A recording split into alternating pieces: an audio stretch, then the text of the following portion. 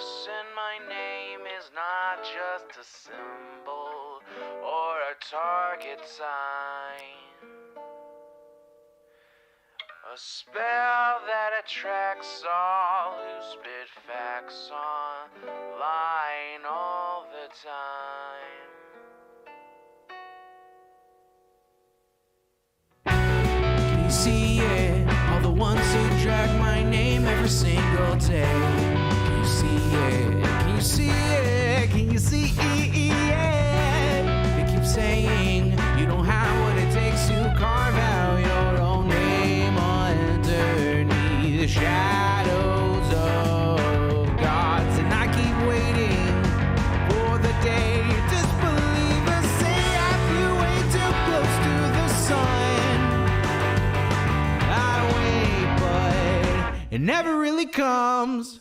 The X in my name is not just a symbol or a target sign. A spell that attracts all who spit facts online all the time. The X in my name is not just a symbol or a target sign. A force that compels all to rebel from all right shackled mind.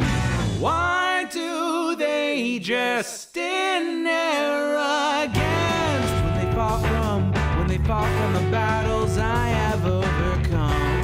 We feel it, feel the cope and the seething tone that they make while I stand up, man among gods. And I keep thinking with my mills, shooting ropes in my cold that faces towards the sun.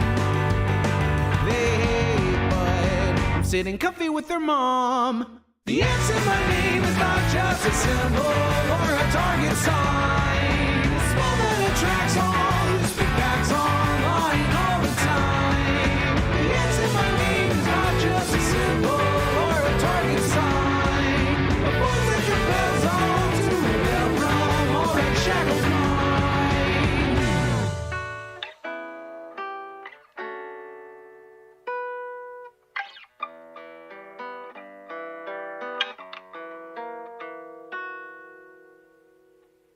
The X in my name is not just a symbol or a target sign. A spell that attracts all who spit facts online all the time. The X in my name is not just a symbol or a target sign. A force that compels all to rebel from all right shackled minds. It's you and me, your mom, it's me. I'll take another hit from my name. You've seen now. Watch me live now. Watch your face now. Let me show you how.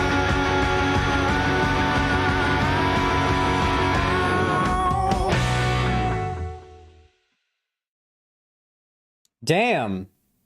The theme song finished almost exactly at 5 o'clock. What good timing. Hello, everybody.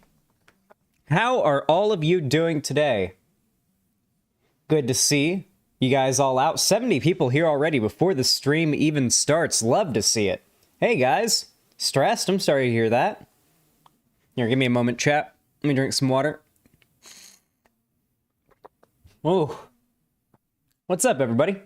Hey, Dingus, how you doing? Oh, whoa. Hello, Florian Agox. Fabsta, what's up? How you doing?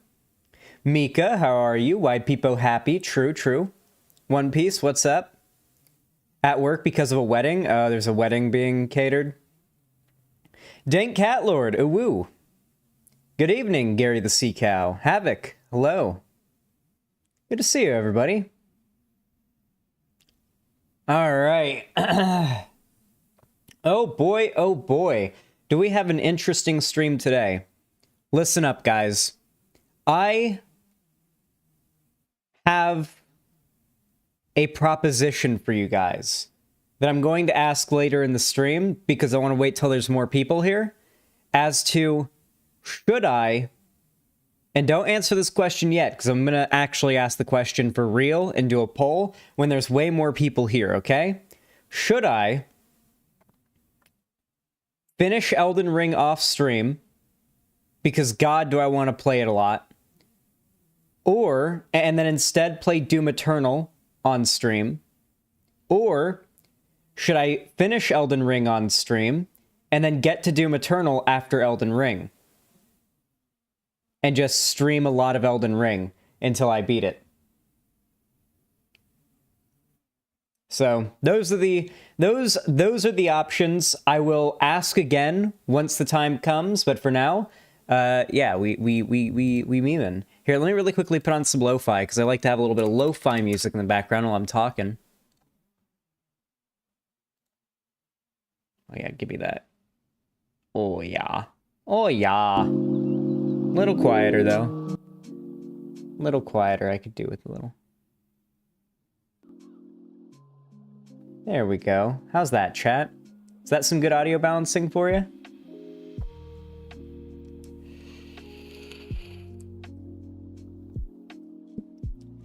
How the flippity flip floppity fuck are you, my guy? Hello, Neural Fire. How you doing? Carbonated peach milk, very quiet, or I'm just high? It is definitely quiet, but it's meant to be maybe half the volume of me, maybe even less. You don't want the music to be the same volume or more than my voice. That would be bad. That would be what the kids in the audio places call bad audio balancing. All right, chat, listen, okay? I had a nosebleed right before stream. I've been having them more and more lately. It seems like they're just getting worse and more frequent, which is not great. Definitely not great. But I had a nosebleed earlier today, right before stream, and the back of my like sinuses are now, at least on the right side, clogged up with clotted blood. And it's not like I can just blow it out, because if I do, it'll start actively bleeding again, and you know, that wouldn't be good. So yeah, I basically have like a bunch of dried, clotted blood in the back of my nose, which might make my voice sound a bit weird, and I'm really sorry about that. Hopefully it doesn't bother you guys too much. Zan, see a doctor if you can? Maybe. Real men don't nosebleed, it's only more jizz that comes out. My jizz has always been red though, so who knows, maybe it is. Could it just be from the dry air? Maybe get a humidifier? It's certainly the dry air, Welcome yes. to capitalism. Oh, shit. Athena Samurai 2, thank you for the tier 2 sub. I really appreciate that. Was that a, do you mind if I ask if that was a 1-monther or a 3-monther? Just so I can know how much to add to the dono goal? Thank you so much for that. It's so kind of you. I definitely should pick up a humidifier, though. That'd be a good idea.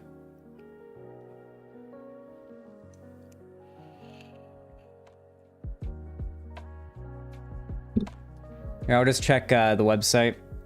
1 month? Okay. Fuck. Thank you.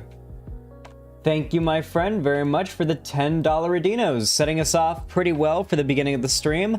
By the way, as usual, if you are watching and you would like to contribute to the stream and support me financially to help keep me from being a poor, destitute little lad, then consider supporting me financially. You can donate, subscribe, or gift a sub on my website, Super Chat, or hit the join button to become a channel member on YouTube. You can also sub or prime sub over on Twitch, as well as gifting subs. You can also donate through a TTS donation or a media share donation through Streamlabs, as well as pledging on Patreon. So make sure to do any of those things if you have the money for it and don't need it for anything else. And of course, if you don't have the money to support me financially, but you still want to help out the stream and the video and the segments and the channel and me anyway, consider just dropping a like on the stream. It helps out a lot. There are 131 of you watching right now. If as many of you as possible like the stream, it does help the stream a lot. Like, it causes the viewer count to go up significantly.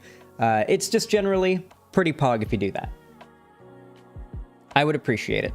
And it's free and takes half a second.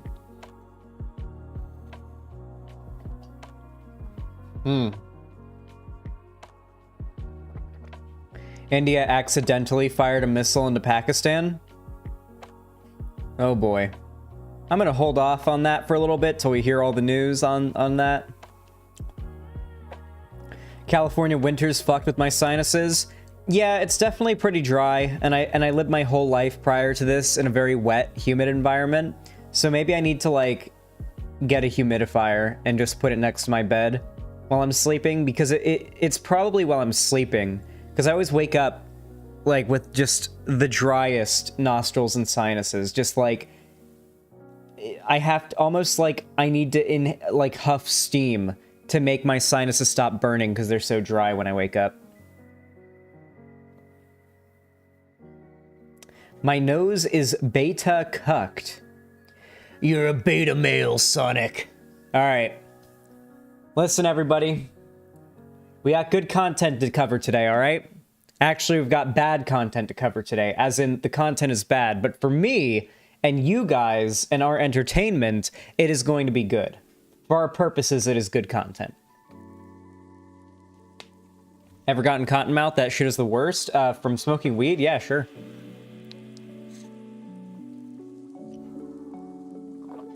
I always just call it dry mouth, but yeah, plenty of times smoking weed. I'm a stoner. You think I haven't had dry mouth before? I'm a stoner. I'm literally hitting my pen right now. You think I don't have dry mouth? Come on. Whatever you do, don't vape when your throat is dry. When your throat is dry or sinus is dry, you would think it would help, but no, it just makes your cough up all your lungs. Yeah, I've learned that the hard way. The first thing I always do is immediately, like, I wake up really thirsty, really dry sinuses. I immediately take a big drink of ice water, keep it in my mouth, and just like really get my lips nice and moisturized for a while, let the ice melt in my mouth and everything, and then I swallow it, and then I gargle, like lightly gargle, like in my mouth, some like ice water some more, and it just gets everything nice and humidified in the morning.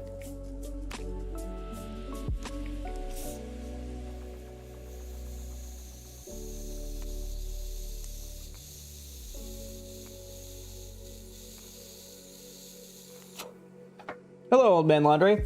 Xanderhal, Iran launched multiple missiles at Iraq about an hour ago. Allegedly, a U.S. military base and consulate were attacked. I heard about Iran hitting a U.S. consulate in Shark 300's chat.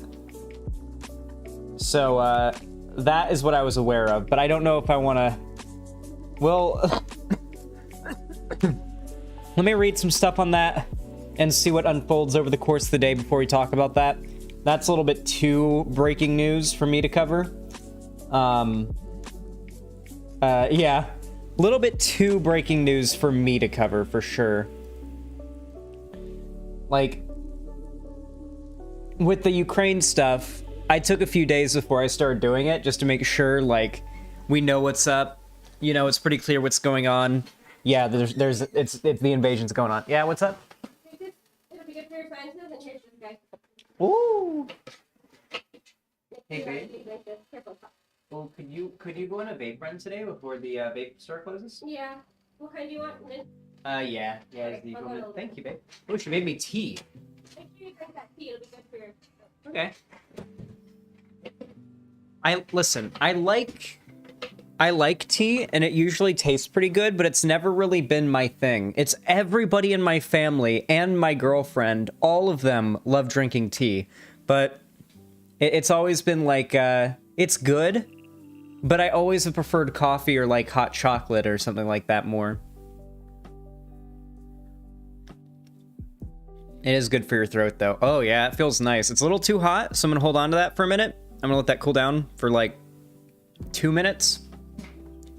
And then pinky out, Zan. Isn't that kind of homosexualist? I wouldn't want to give off the wrong message to the chat.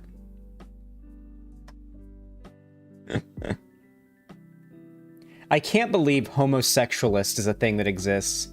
Actual T would have some words for you. Oh yeah, I'm surprised she's not here right now.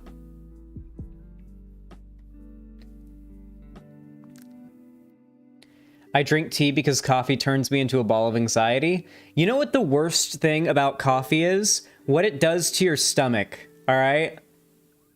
That is the worst thing about coffee, is the fact that you just know, like, oh, I'm having a nice cup of coffee right now, but in the next 5 minutes, you know your guts are gonna feel like there's a fucking Balrog of the deep rolling around in there.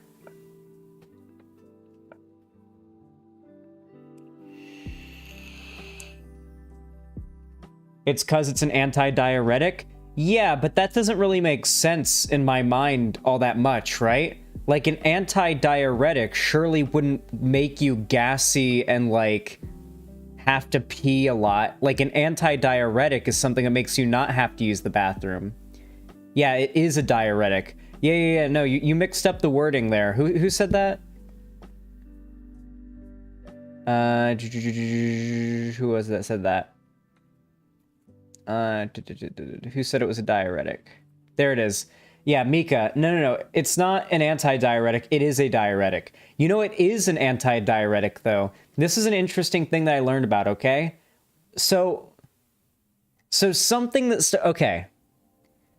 I am a heavy fucking sleeper. An extraordinarily heavy sleeper.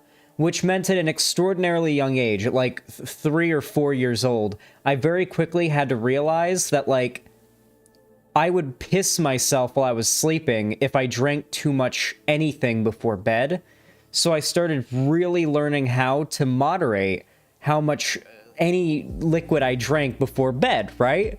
To try to keep that from happening, right? Because nothing wakes me up. Lonnie can confirm this in the chat, right, Lonnie? I'm an extraordinarily heavy sleeper. It is really hard to wake me up.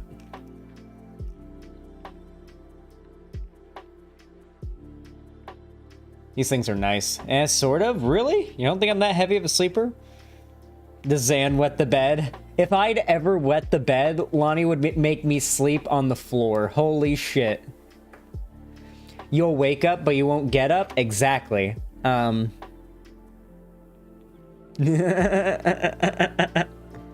I wouldn't. Just go with the joke, Lonnie. Come on. Go with the joke. Anyway, so basically, I ended up learning I had to moderate my fluid intake before bed. But then, like, as I started to get older, and by that I mean when I started to get boners, I would notice that, like, I'd wake up and I'd have a boner and I'd have to pee really bad, but like so bad that it's sheer pain, okay? And it's just like, oh, I got a boner, I can't pee. The morning wood saved me. And yeah, it just turns out that morning wood is the solution to pissing yourself while you're sleeping if you got too much pee-pee in your bladder. Apparently the reason for this is, and apparently on top of that, like just being horny or getting a boner in general helps keep you from feeling like you have to pee or poop for that matter as well. It's because when you get horny, your brain puts off chemicals that are anti-diuretics that make you not have to fart, poop, pee, or anything like that. Have I seen Da Batman? Is it on Da HBO Max yet? Do I have to go see it in the theater? No, it's getting a proper release. I will wait to see it on the HBO Max then. I've heard it's good, but like, I'm gonna wait until it's on HBO Max. I don't want to go to the movie theater.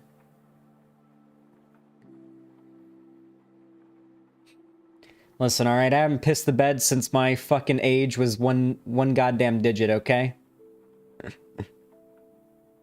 Have you reacted to Clownfish TV? He is extra stupid.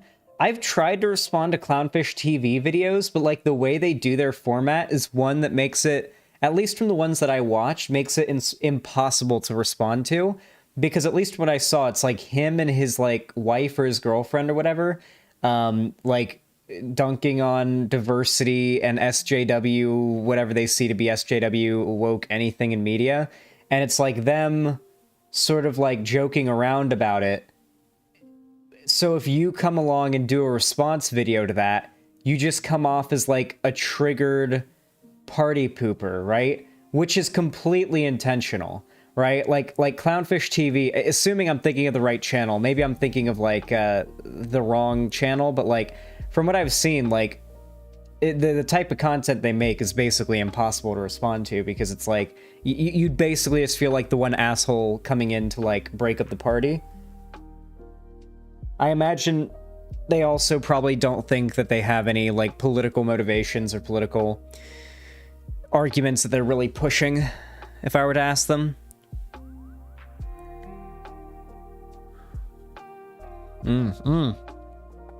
That's very, very hot. It does taste good, though. And it really does make my throat feel better. Damn. Fuck, maybe I should drink tea more. What if Xanderhal's a leap year baby? Then he might still be in single digits. He still wets the bed, all the proof I need. Well, I was born in 1999. Is that a leap year? I googled their channel. Apparently they're left-leaning moderates. Not sure if that's true or not. From what I've seen, though, they mostly just seem to whine about woke media or whatever. Mouthy Infidel is editing Vosh's wiki page.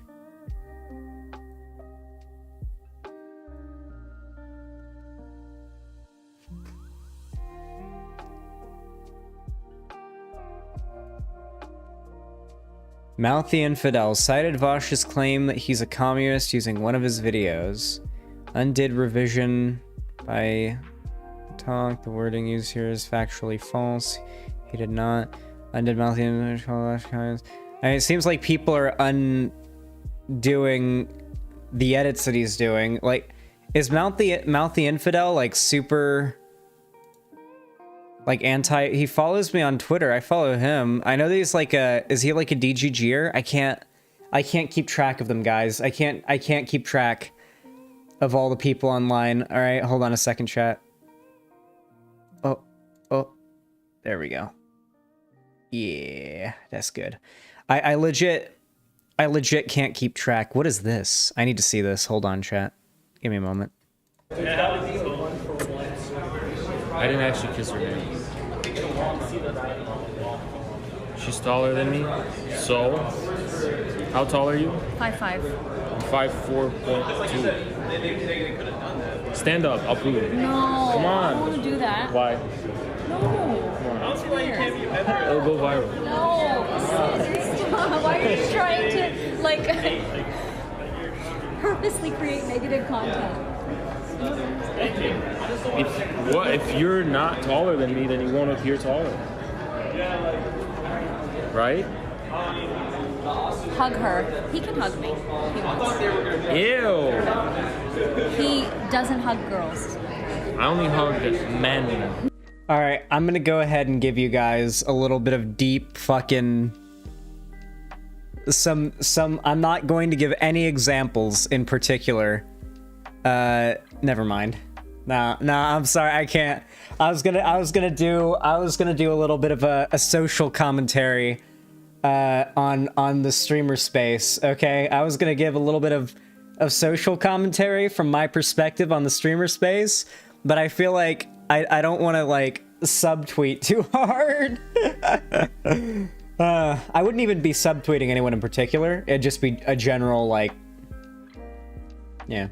I saw a news article that wasn't biased called "Possible Pedophile Vosh Attacks Feminist J.K. Rowling" or something like that, and it totally wasn't biased. Oh yeah, I mean, like I said, the people who jumped on Vosh's shit on the left about the J.K. Rowling thing have only enabled the like J.K. Rowling and the TERFs and all that type of behavior. What is this? Oh my god.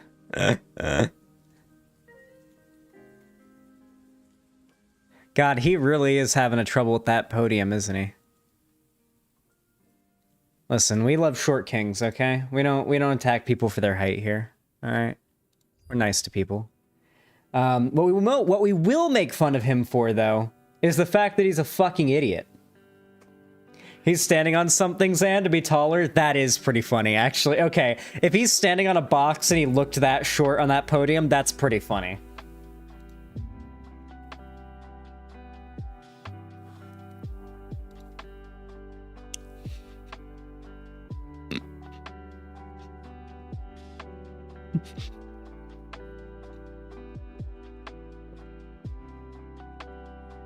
Okay, that could be behind him. To be fair, that could be behind him.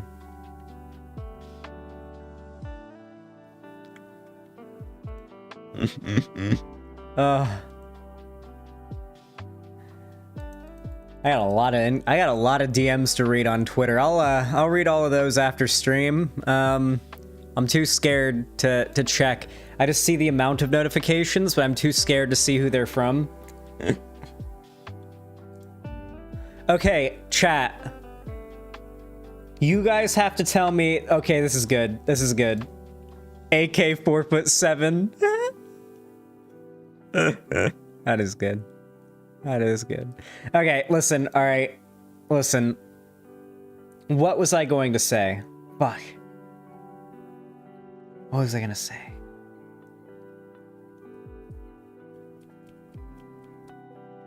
I was gonna say something. What was I gonna talk about? Fuck. I got completely blindsided by clicking that link. You said you guys have to tell Lonnie? You guys have to tell me something. Huh. Yeah, I legit can't get it back. Wow. Okay. Wait, I remember now. Okay, I remember what I was gonna say. Okay, thank you. All right. Thank you. Okay, I remember now. All right. Can I tell you guys something that I'll do? Buffering complete, true. Can I tell you guys something that I actually do? Sometimes when it comes to messages that I get on like Twitter or whatever, sometimes I do this, and I'm curious what your thoughts are on this, okay? Sometimes I'll get a message from somebody that I like a big YouTuber, you know, that I like, and I'll see they messaged me, and instead of I won't like ignore them necessarily, but instead of replying immediately, I'll just sit there and like look at the fact that I have an incoming message from that person. Maybe even just like go get up and do something like, yeah, I got an incoming message from insert big YouTuber left unread, or insert person that I like talking to read, and then I'll read it, you know? Almost like a gift to myself. Yeah, does anyone else ever do that?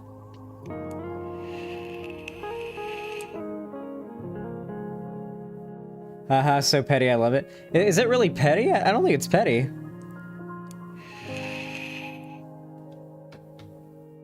I had the same thing when you and Aristocracy followed me. At first, honestly, it might actually be just me being too nervous to DM back some people. That actually happens. It's wild. I think I know what you mean. Yeah, Cherry, you would know, because you've had to, like, reach out to big YouTubers and stuff on my behalf for stuff.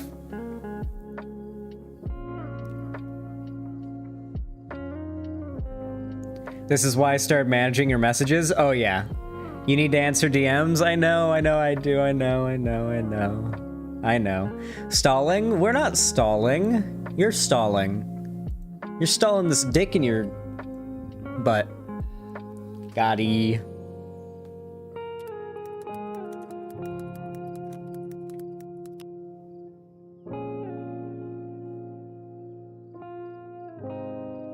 Oh boy. Welcome to the up. Whoa! Shut up, sir. You are cringe.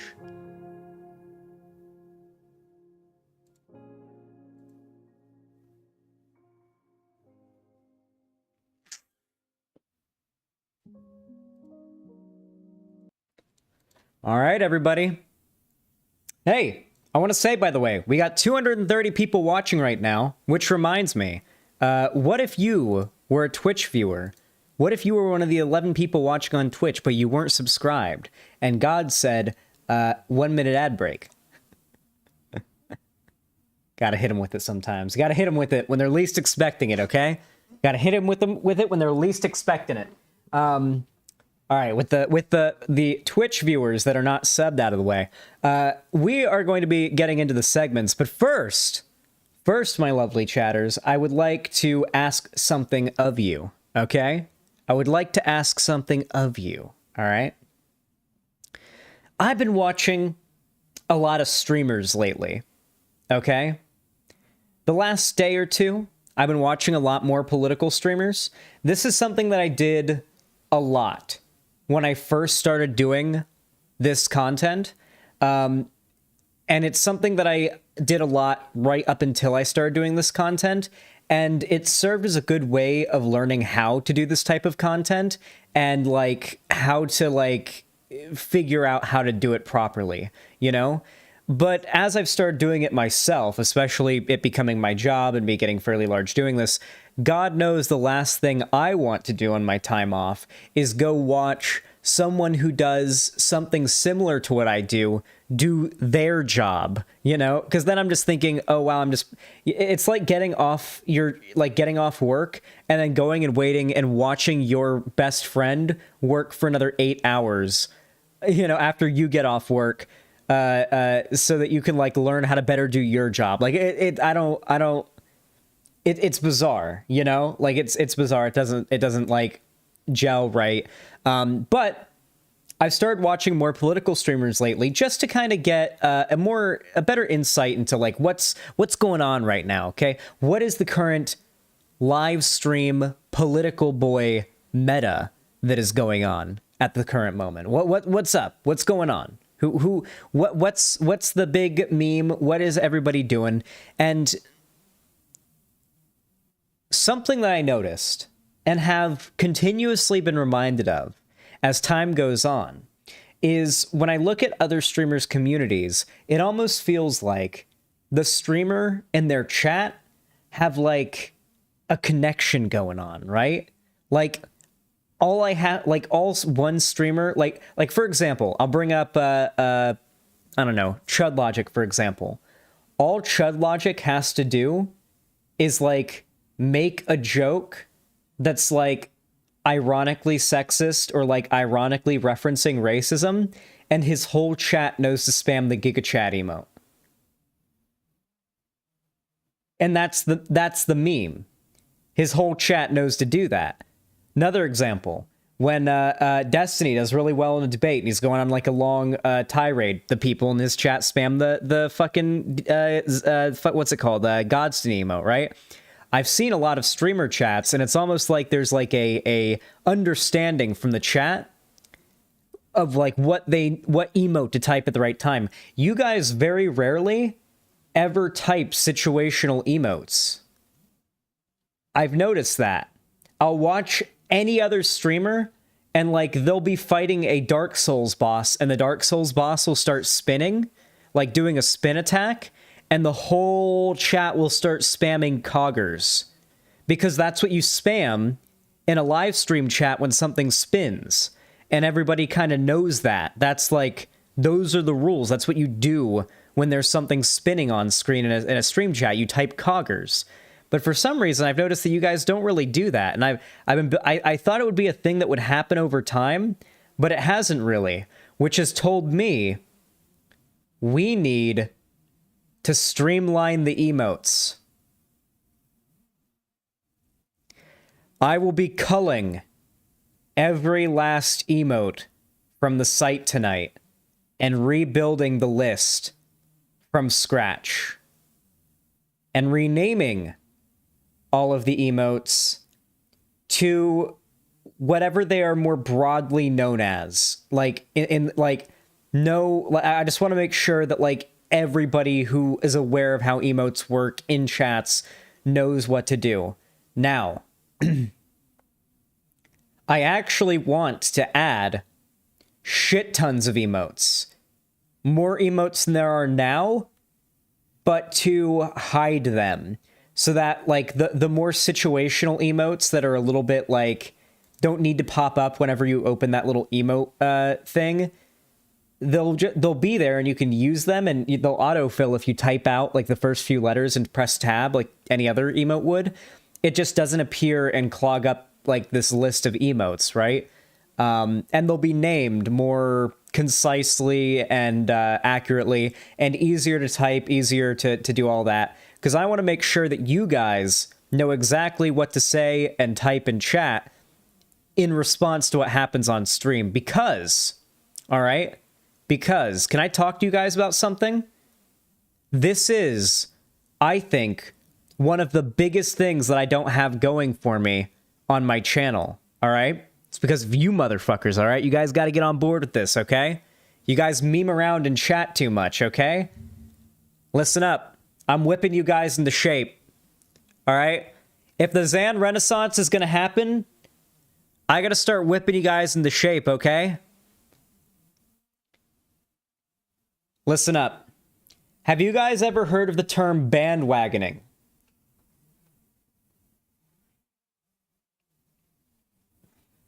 Hypers in chat if you've ever heard of the term bandwagoning.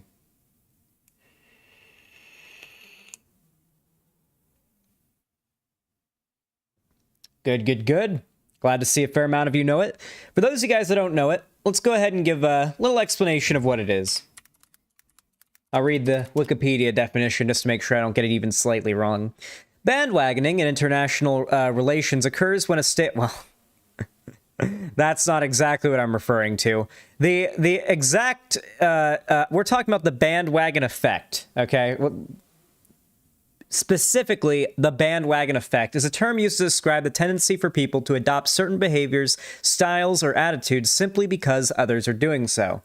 Frankly, it's quite simple, right? Now, many of you guys may be thinking that pressure or just the fact that other people believe something probably doesn't have that much of an influence on how effective that ideology is in the first place, right? Like, it can't really be that strong.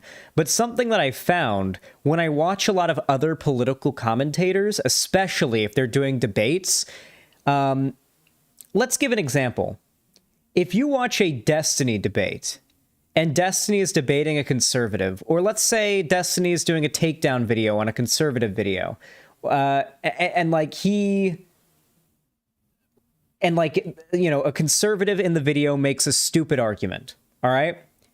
Without saying anything, the whole chat immediately knows to start spamming the dank memes emote, because the dank memes emote is like the response that you have to when somebody says something obviously stupid. Like, it's kind of, well, not necessarily, it's very versatile, but it would be one of the emotes that they would use, right? The nice meme, yeah, there it is, the nice meme, you know, there you go. There's like sort of a language, right? Watching Destiny, I'm bringing up examples of streamers, guys, okay? Now, let's say you've got a streamer, you could put any streamer in here as an example, who ends up debating somebody or doing a takedown video on another content creator who's further to the right, and that goes up on YouTube, and some conservative that you're trying to convince stumbles across that video and watches it. Now, if the whole chat is just spamming like dumb jokes and conversing amongst themselves, or just completely silent or dead throughout the entirety of that debate or covering that video, well, it certainly doesn't do your arguments any favors. But if that person clicks on your video and not only sees you dunking on the conservative content, but sees a chat of a bunch of people agreeing and also dunking on that content, there is going to be at least some level of psychological influence that person is going to have on them to at least consider the arguments of the left-wing perspective more. I noticed that much larger streamers have this going for them easier. It's much harder to do this when you're on the left. You know, it's a lot harder to build up when you're a small streamer and you're on the left. It's a lot harder to build up that audience. It gets a lot easier when you get larger, because you just have that larger audience. The more people there, the more alive your chat is, the more people naturally there to respond. But, you know, there are smaller streamers. There are streamers smaller than me that are able to elicit that response from their audience, right? Demon Mama has an extremely dedicated audience that knows exactly what emote to type at any given time. Demon Mama's fans have this down to a T. We got to get that shit going, okay? We need to get more. I'm going to commission more Xanderhal specific emotes as well, because I feel like having more Xanderhal specific emotes also contributes to that. I'll have to commission somebody a couple $100 to make a few dozen emotes. Is that like a pretty good going rate? I don't know how much like the going rate would be, but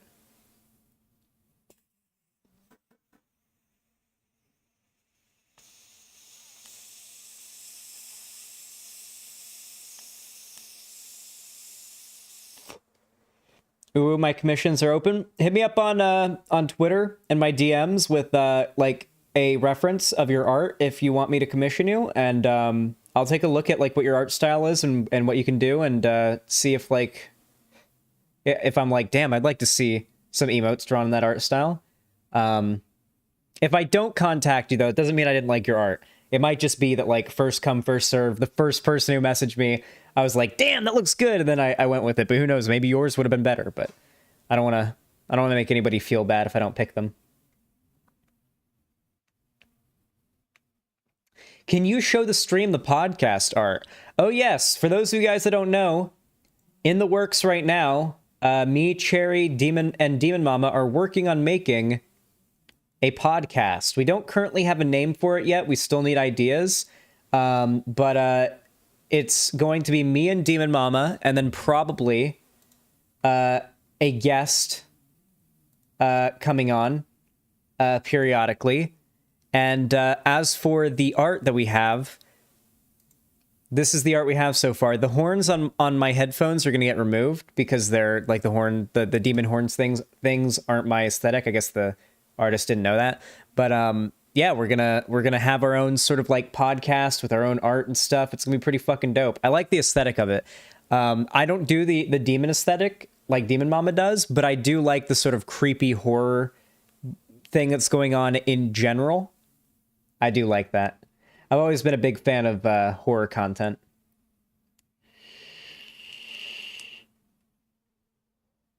Zan, you need red glowing eyes. My Dark Souls character does have red glowing eyes with the white hair. Maybe I should incorporate that into my online persona. Maybe a little bit too LARPy though.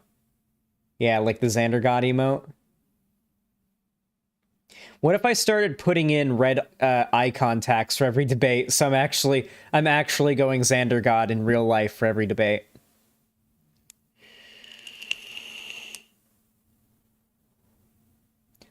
You would hate them? Oh, I'm sure I would. I can't even put in like I can't even put in contact solution or whatever it's called. What eye drops? I can't even put in eye drops without like having to wrench my eyelids open and like pin my head down. It is tough to put in eye drops for me.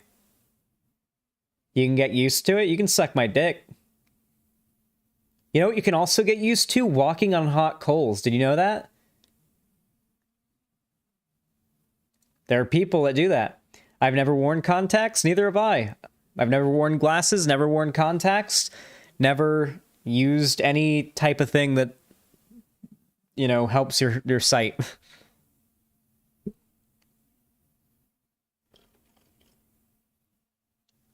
We haven't decided on a name yet on the podcast. We might go with the Outcasts, but I don't know if it's obvious enough that it's a podcast. Though, I guess it would be obvious enough. I don't know. I think, yeah, we'll probably go with the Outcasts. I don't think it's already taken as far as podcasts go. Left Behind podcast? That's actually a pretty good conceptual idea. Here's the thing, though. It's not going to be, like, a purely political podcast. At least that's not what I want it to be. Like, obviously, political topics and what's going on in the political space will be very relevant and talked about. But what will be, like, generally talked about is, like, what's going on, you know? Ideally, it'll be a weekly thing. And we'll do, like, probably 2 hours per week. And probably not streamed. Like 2 or 3 hours every week, probably not streamed. And we'll, like, as the week goes, I guess Cherry can, like, oh, this happened, write that down as part of the list of topics to cover, right? In the next, you know, podcast. And each week, for each episode of the podcast, no, Outzans has, like, too much of my name in it. We don't want the name to incorporate either me or Demon Mama's name into it. Because, like, at least for me, like, so my favorite podcast on the internet is PKA, the Painkiller Already podcast. That podcast was started by Wings of Redemption, FPS Russia, and Woody's Gamer Tag. Now, Wings of Redemption is obviously no longer part of that podcast, so it would have been pretty weird if Wings had like part of his name in the podcast name when they like founded it. It would have made things a little weird, you know? So like sometimes, like, who knows, maybe in the future either I or Demon Mama want to like stop doing the podcast because it's too much work or something, but it's got that name and then it's got to get renamed. I don't know. I want to make sure it has the same name and that anybody could be running it in the future down the road if that need to be the case.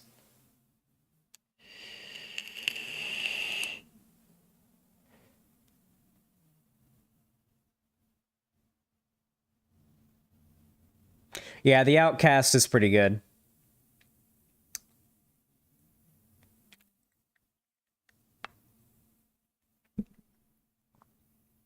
PK makes me so nostalgic for Modern Warfare 2. I'm sure it does. All right. With all that said, you guys, I've told you what changes are coming in the future. We're getting on board with all that. We're leaning all the way in to the building Xanderhal community memes, okay? This is what we're doing, all right? Listen the fuck up. Once the emotes are added and the new emotes have been made and added to the website and the whole like emote deal has been redone, I might do a whole overhaul of the chat. I might change. I've been feeling like doing this for a while. I might change the way that we do name colors and whatnot in the chat. I might change up what color each sub is, and like tier 4 is definitely always going to be gold, but what color tiers 3 through 1 are might change. Lonnie's definitely going to stay pink. I'm also going to do some stuff that fixes there being like 2 wrench cog icons next to Lonnie and Cherry's names, and like there being a ridiculous amount of icons and stuff. I'm going to streamline that a little bit, and then we get to work on making the Xanderhal community memes, okay? Listen up, all right? We need memes in our community. And it can't be bullshit that's like not really a Xanderhal community meme, okay? Sonic is not a Xanderhal community meme. Sonic is Sonic, one of the most popular game franchises on Earth, okay? Sonic is not a Xanderhal meme, all right? We need original Xanderhal memes. And I think a good way that we develop these Xanderhal memes and start getting them spread around is, yes, the sex cult I think is a good one. I think we need to lean into a few of the memes that have been made about me so far, okay? I think we gotta go all in on them, all right? The Xanderhal prophet meme and the sex cult meme, all right? We got to go all in on those 2 memes, and then this is what we're going to do. I am going to do monthly Okay Buddy Xander segments.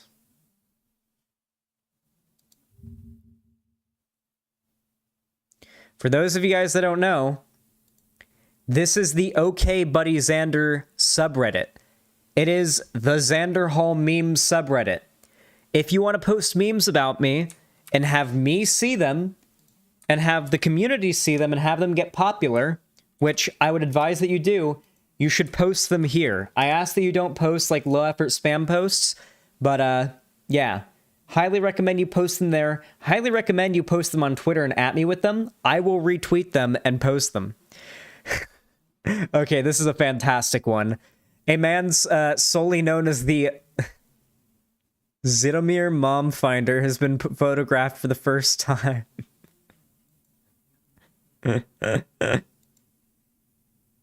God damn it.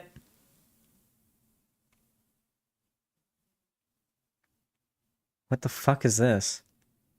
We need to get some proper moderation going on in here. Okay, guys, we are gonna figure out the site as well. Can I show you guys something? I don't often show it because it's so... There's a reason why I always link the live stream chat over the website, because if you click on just my website, you get this, which is like pretty good. You know, we have my probably outdated social media. I don't know if these are updated or not. I put this together, although this was White Nervosa. White Nervosa added the here's my most recent uploads and stuff like that. we need to get like a banner that looks better here. And then we got to get the merch set up. We got to get the merch going and like this is my old Pig Puncher like branding. We got to get this updated. I've been putting it off for too long now. We got to get on that shit. Can I make you a new banner? Yes, you may, Lonnie. I would love for you to make me a new banner. As a matter of fact, if you would like to make like generally like an icon and sort of like logo for the site up in the top left as well, that would be pretty cool as well, Lonnie. Hey, Hunter Avalone, thanks for the raid. I really appreciate that, homie. Hell yeah. Thanks for backing me up on Twitter when Gothix was talking shit.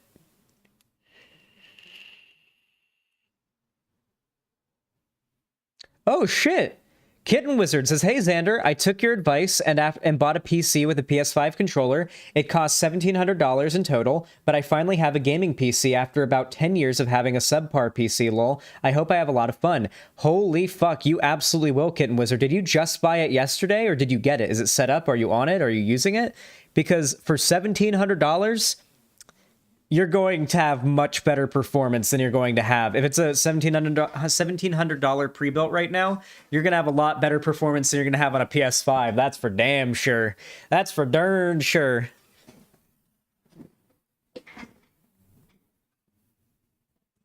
That's for darn sure. I'm glad you took my advice. Bought it today. I hope it arrives soon and undamaged in shipment. Xanderhal, recommendations on where to buy a pre-built?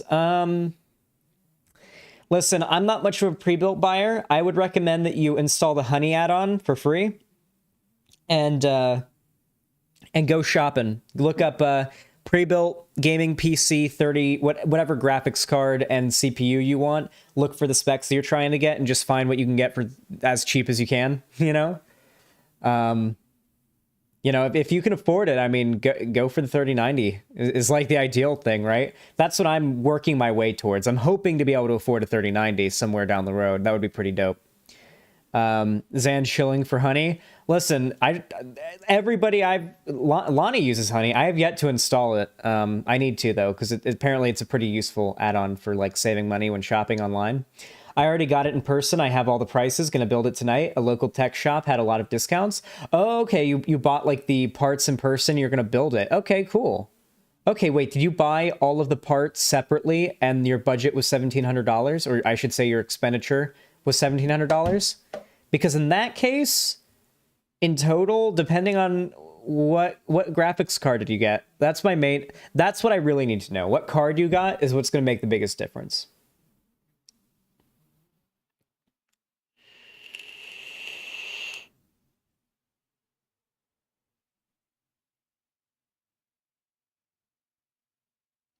I'm going to be real. I really don't care about any companies stealing my data. What are they going to do with my data? I'm really curious.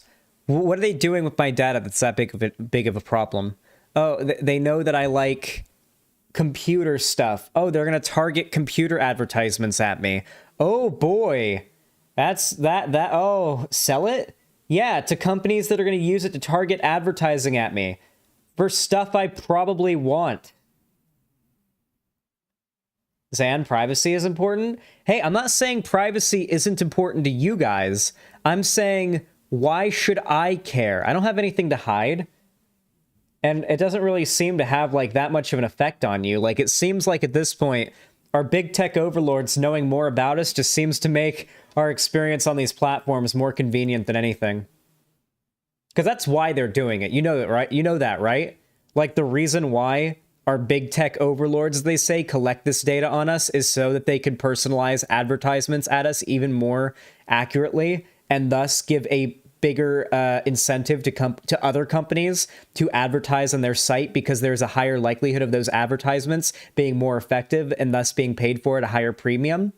That is the reason they collect your data, so that they can target you with advertisements more effectively for things you will more likely want.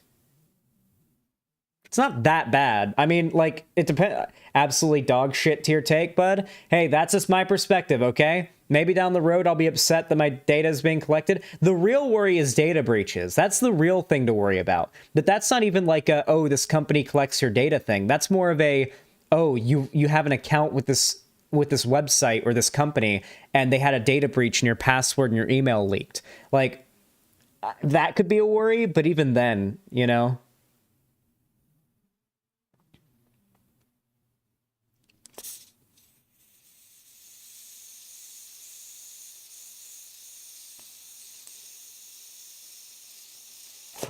You have a VPN, Zan? Yeah, for people on the internet. Yeah, for like other people on the internet, I don't want them knowing like anything or like having my info or my IP or like my address or anything like that. Like other people on the internet are fucking weirdos and crazy motherfuckers, okay?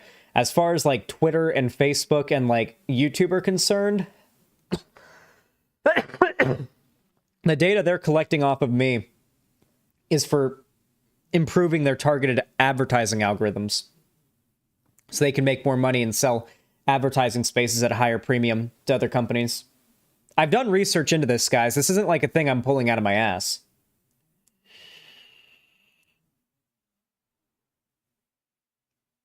Oh, if you want to learn more about this and just generally a lot of stuff about like online, like just this whole space, because it's relevant if you're a YouTuber, the whole like advertising thing. I recommend checking out Devin Nash, the YouTuber. Makes pretty good content. He's a streamer on Twitch, but he uploads his segments to YouTube. And at least for me, I find his content to be very good. His content is almost like exclusively for people who want to be content creators or who already are content creators. Like if you don't have any aspirations to make content yourself, you're probably not going to care about that content much. But if that is your goal, then that is a must-watch channel as far as streaming and making content goes. Iran bombed the U.S. Embassy in Iraq. 5 bombs. 5 bombs? All right, let's chill it with the breaking news here. We'll talk about that tomorrow after a little bit more has come out. Targeted ads may not be a big deal to folks who are well off, but if you're struggling and technologically illiterate, they can push you to do terrible things in the most unethical ways. That's the biggest concern about targeted advertising, right? The Florian Agox is people who have like advertising as it gets better and better is going to only improve at targeting the parts of people's brains that makes them more compulsive when it comes to their money spending, which can be very dangerous for their finances and their well-being. And that's quite the concern. You know, freemium games do this a lot, right? Where it's both a legal loophole and a psychological loophole, right? If you're transforming your real money into a virtual currency, which you're then spending on in-game perks, then you're not really seeing, oh, I'm spending $20 on pixels. You're saying, oh, I'm spending 2,000 V-Bucks on pixels, you know? There's a reason why they do that. It's both a legal thing and a psychological get people to spend more money thing.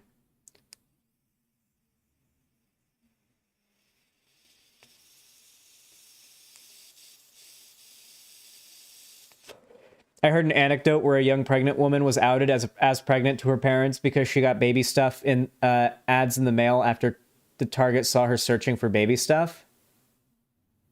I feel like that is a situation where some quick thinking could easily get you out of that, though, right? Like when junk mail would arrive to my house as a kid, when I was a teenager, that was addressed to me, and my parents would be like, is this like anything you would? I'd be like, no. And they'd be like, okay. Because like, why? I don't know. I feel like you'd easily just be like, I don't know what the fuck that is. Like, easily just play dumb and be like, why are you freaking out? I don't know what that is. Like, it's just fucking junk mail. Like, that's what you could literally just say it's junk mail.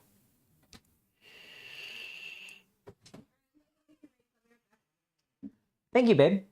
That Target thing, she didn't even know she was pregnant. Target figured it out before she did, just based on like her internet search data and stuff. And then that's how they found it. Yeah, Target knew before she knew. Target knew because the food and stuff that she was like searching, she wasn't. How much you want to bet it was because Target knew that she was buying food that women tend to buy when they're pregnant, and she like hadn't bought any pads or tampons for like a few months, and like how much you want to bet it was that, and that like Target was like, pregnant and then start targeting pregnant advertising. God, that shit is really, really, it's scary in concept, but in practice, it's yet to be scary. I'll admit that for me, it's yet to be scary, but maybe for you guys, it is, you know? Listen, that's just my opinion, all right? I'm not particularly worried about, like, companies collecting my data, but maybe you guys are. And if you are, then you should use a VPN. All right. Pepe Mod's bad take. Guys, this isn't a take. Guys, this is another... Oh, chat! I'm ringing the bell. We need to... Hold on. We need to get a system for this, okay? We're whipping you guys into shape, all right? We're laying down some rules, okay? Here's what we're going to do, all right? Every time you guys break a new chat rule, I tap this empty Monster energy can with my pocket knife. All right, this is the... Can we... Yeah, we need a gavel. Exactly. We need a gavel. This will do for now. Yeah, that's like kind of like a bassy noise, you know? All right, listen up. Listen up, guys. What I just did on stream just now was express an opinion. All right? Hey, Lonnie, could you please mute the TV? It is so loud I can hear it in here and the mic's picking it up.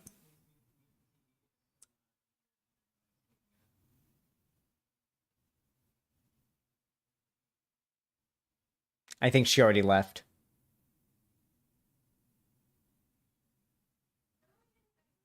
Oh, okay, thank you, babe. Okay. All right, listen up. What I gave there was an opinion, all right? And you guys got to stop freaking out if I say, oh yeah, this is how I feel about a thing. But if you feel differently, that's okay. You guys got to chill the fuck out and relax if you disagree, okay? This is a problem that does actually make the left look pretty bad. It's a tendency among lefties. Sometimes it truly is just an opinion. You got to chill for a minute, okay? Because if you freak out too much, you just look crazy. Well, I forgot to say, Lonnie gave me an idea last night that we're going to be doing as well. Lonnie mentioned it there a minute ago. Listen up. We've had to ban a lot of people over the years. From the Discord, from the chat, from YouTube chat, from Twitch chat, all that kind of stuff. So we're going to be putting together a ban appeal form. And every once in a while, we will be doing a ban appeals stream where I will be reading through the ban appeals and judging whether or not I unban those people. I will also have a gavel and like to smack like whether or not I deem them guilty and continue to keep the ban going, or I deem them to be released and unbanned. So yeah, that's going to be a thing coming in the future as well. Should be good content. Keep an eye out for that. It's going to be fun. All right, in the meantime, though,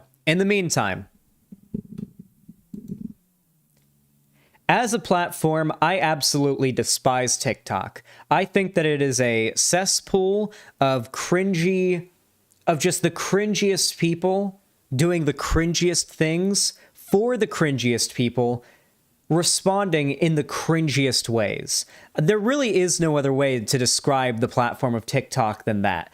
I'm not saying there isn't good content on there, but broadly, the content on TikTok is quite cringy, okay? The political content on there is cringy. The non-political content is cringy on there. Everything on there, for the most part, is pretty cringy. However, that is nothing new, my friends. TikTok is a platform with large appeal to young people. And any platform, especially on the internet that's had large appeal to young people, has basically been a dumping ground for all of the awkward, strange, weird behavior and shit that you do when you're a cringy young teenager. And it just becomes a cesspool and a dumping ground for all of that, where it kind of stays there forever, if I'm being honest. Let me give you guys an idea. Back in the day, the equivalent of this would probably have been like Tumblr or even DeviantArt. Hey chat, how many of you guys have an old DeviantArt account somewhere with some old scribbles you drew that are just cringy as fuck. Either the art's really bad or what you drew was really cringy, and it's just yeah. Like tons of people have that kind of thing, right? Or like maybe have some like fan fiction you drew like as a kid hidden somewhere in your room or some shit like that. Like that type of cringy behavior, as time has gone on and as our technology has become more advanced and more accessible to young people, we've basically only platformed more and more that cringy, awkward phase of these young kids' lives who are existing on the internet, and in many cases then bullying them for it.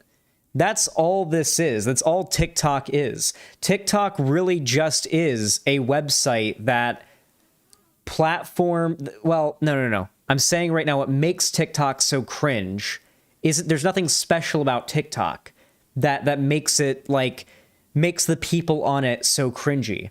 All it is just a platform that makes it so easy and accessible to put out content, even for a very young audience. In fact, it is marketed towards a very young audience that, like, if you're a young, cringy kid and you have, like, a spur-of-the-moment, cringy little idea you want to throw together, you can easily do that and upload it for the whole world to see.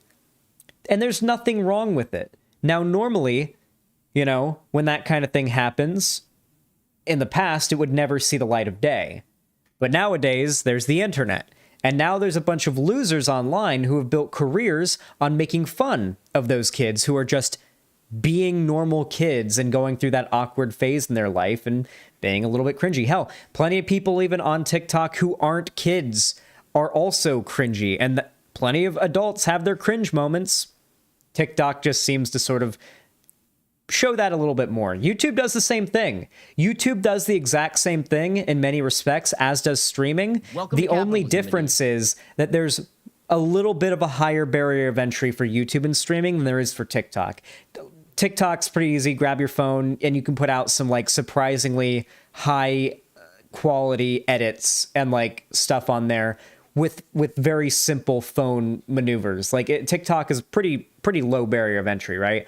So you can just very easily like film something. And so basically this has resulted in TikTok becoming like naturally almost like a new version of Tumblr, only instead of it just being pictures and text posts like Tumblr, there are actual videos with audio and motion and talking, which just adds a whole new layer of personality to it than old, like, cringy Tumblr posts. So yeah, basically, TikTok has become the new Tumblr. It's nothing new. There's nothing special about it.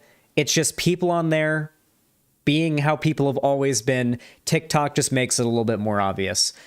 However, we're going to be watching a video today by Upper Echelon Gamers, who is a conservative, I guess, YouTuber who did a video called "TikTok is Destroying a Generation," and what a title that is. It has 1.083 million views on YouTube, as you can see. So certainly not doing too bad for itself at all.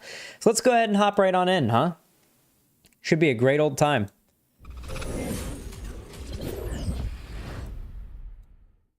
Okay, finally back from vacation, so it's time to start back in with a somewhat normal routine. First things first, I'm thinking about changing the channel name to just Upper Echelon instead of Upper Echelon Gamers. Please do. The content wouldn't be changing at all, Please just the do. name, so let me know your thoughts down below.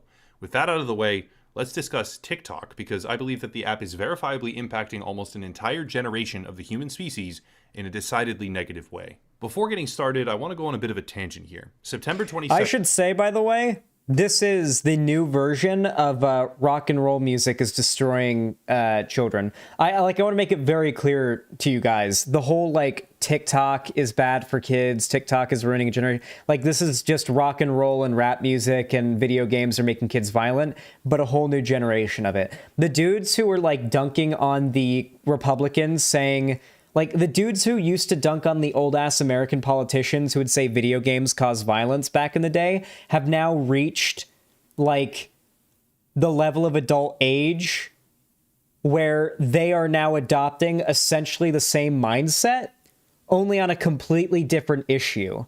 They have the same boomer dumb fuck mindset, and they're applying the same exact logic that people that I imagine guys like this, and this guy himself probably once would, make fun of, but they're just applying the same logic to a different issue, and they don't see it. It's just fear-mongering. It's a moral panic. That's what this is. That's the word for it, a moral panic. 2nd, 2020, I posted a video to the channel titled Why I Hate TikTok. Now, ordinarily, this would have just been like any other video, but this time, it actually wasn't. When posting content on YouTube, there is a number of different viewership patterns that can occur. The most common format is a large initial spike and then eventual plateau when the content has been viewed by your subscriber base, subsequently dropping out of algorithmic favorability afterwards. That's the most common format for this channel in particular, and for many others on the platform as well. Sure. However, the most common format is not always the most desirable. The best viewership pattern is usually called evergreen content, and it occurs when a video becomes embedded in the algorithm and ranks highly enough in popular search terms or general browse features to continue gaining traction over time in a very reliable way. This type of content is effectively the holy grail for us creators because it can result in hundreds of thousands or millions of views over the span of years. Some of my Red Dead Redemption 2 guides way back in the day achieved this level of indexing and are now crossing the multi-million view threshold with reliable results for the past 36 months at least. Making content that achieves this level of tenacity is not exactly easy or predictable. And It really isn't. You'd think that'd be really easy to predict when a video is going to do well or not do well, but it really is hard to figure it out. The algorithm is like it's impossible to figure out the algorithm because it's always changing. The second you think you figured it out, something has changed and you immediately have to adapt. The second things, you think you figured it out, you've got like a few days before you have to adapt and change things up again to keep in the algorithm's favor. It's pretty wild. But yeah, evergreen content, pretty hard to achieve. As you said before, that's content that consistently maintains interest in the algorithm for a long period of time. Basically, like a good example of evergreen content is FPS Rush's channel. We brought him up last stream, but if you go look at his channel, his videos are still getting thousands of views per day, despite him not uploading in 5 years, because it's all so well done and good content that it's still worth watching and it's timeless. It no matter what time in history you're watching, it's still going to be worth watching if that's what you're into. It's hard to make content that way, and it can be difficult to predict when a video will be that. For me personally, it's only happened a handful of times. One of those times was September 22nd, 2020. The video I posted, the video titled Why I Hate TikTok, pushed beyond my average view count on the channel and continues even now to climb well beyond most of the other content that I've ever posted. Normally, I wouldn't even notice, but over the past few weeks, a variety of different factors have aligned, which made me realize why that occurred and spurred me to once again discuss the topic, this time defining why I believe that TikTok is effectively a viral form of societal poison, and it is well on its way to destroying an entire generation. It all starts with the... Okay. It should be immediately disqualifying when you're making a YouTube video to talk about your opinion on a social media app and you're using catastrophic language like an entire generation is being destroyed. This is a societal poison. This is propaganda. When people use words like this should set red flags off to you immediately. This type of hyperbole, to me, should be indicative of two things, okay? Either someone is being hyperbolic for the sake of comedy and satire, and you shouldn't take them seriously, which clearly isn't the implication of this video. You are very clearly supposed to take this video seriously, or they are making propaganda. Which of those two options do you think this is? Absurdist satire that you're not meant to take seriously, or propaganda? The advent of internet dominance. Early-stage internet usage and functionality was largely relegated to scientific research, military-industrial projects, and fail-safe protections during the Cold War, but in the early 1980s, something changed. At the start of 1983, a new protocol was established, TCP/IP, which allowed different kinds of computers on different networks to communicate with each other. Okay. We're speeding this up, homie. We don't need to learn about IP addresses, okay? I know what IP addresses are. This is widely regarded as the unofficial birth of the modern internet age. Because I have yours. And this fundamental building block is what allowed nearly everything else we know today to become possible. The internet became a staple of modern life. Commerce, accounting, security, entertainment, all of it. Okay, But guys, in all seriousness, the website, if you make an account on the website, it does have your IP address. But to be completely honest with you guys, that isn't much. That isn't much. It's not much at all.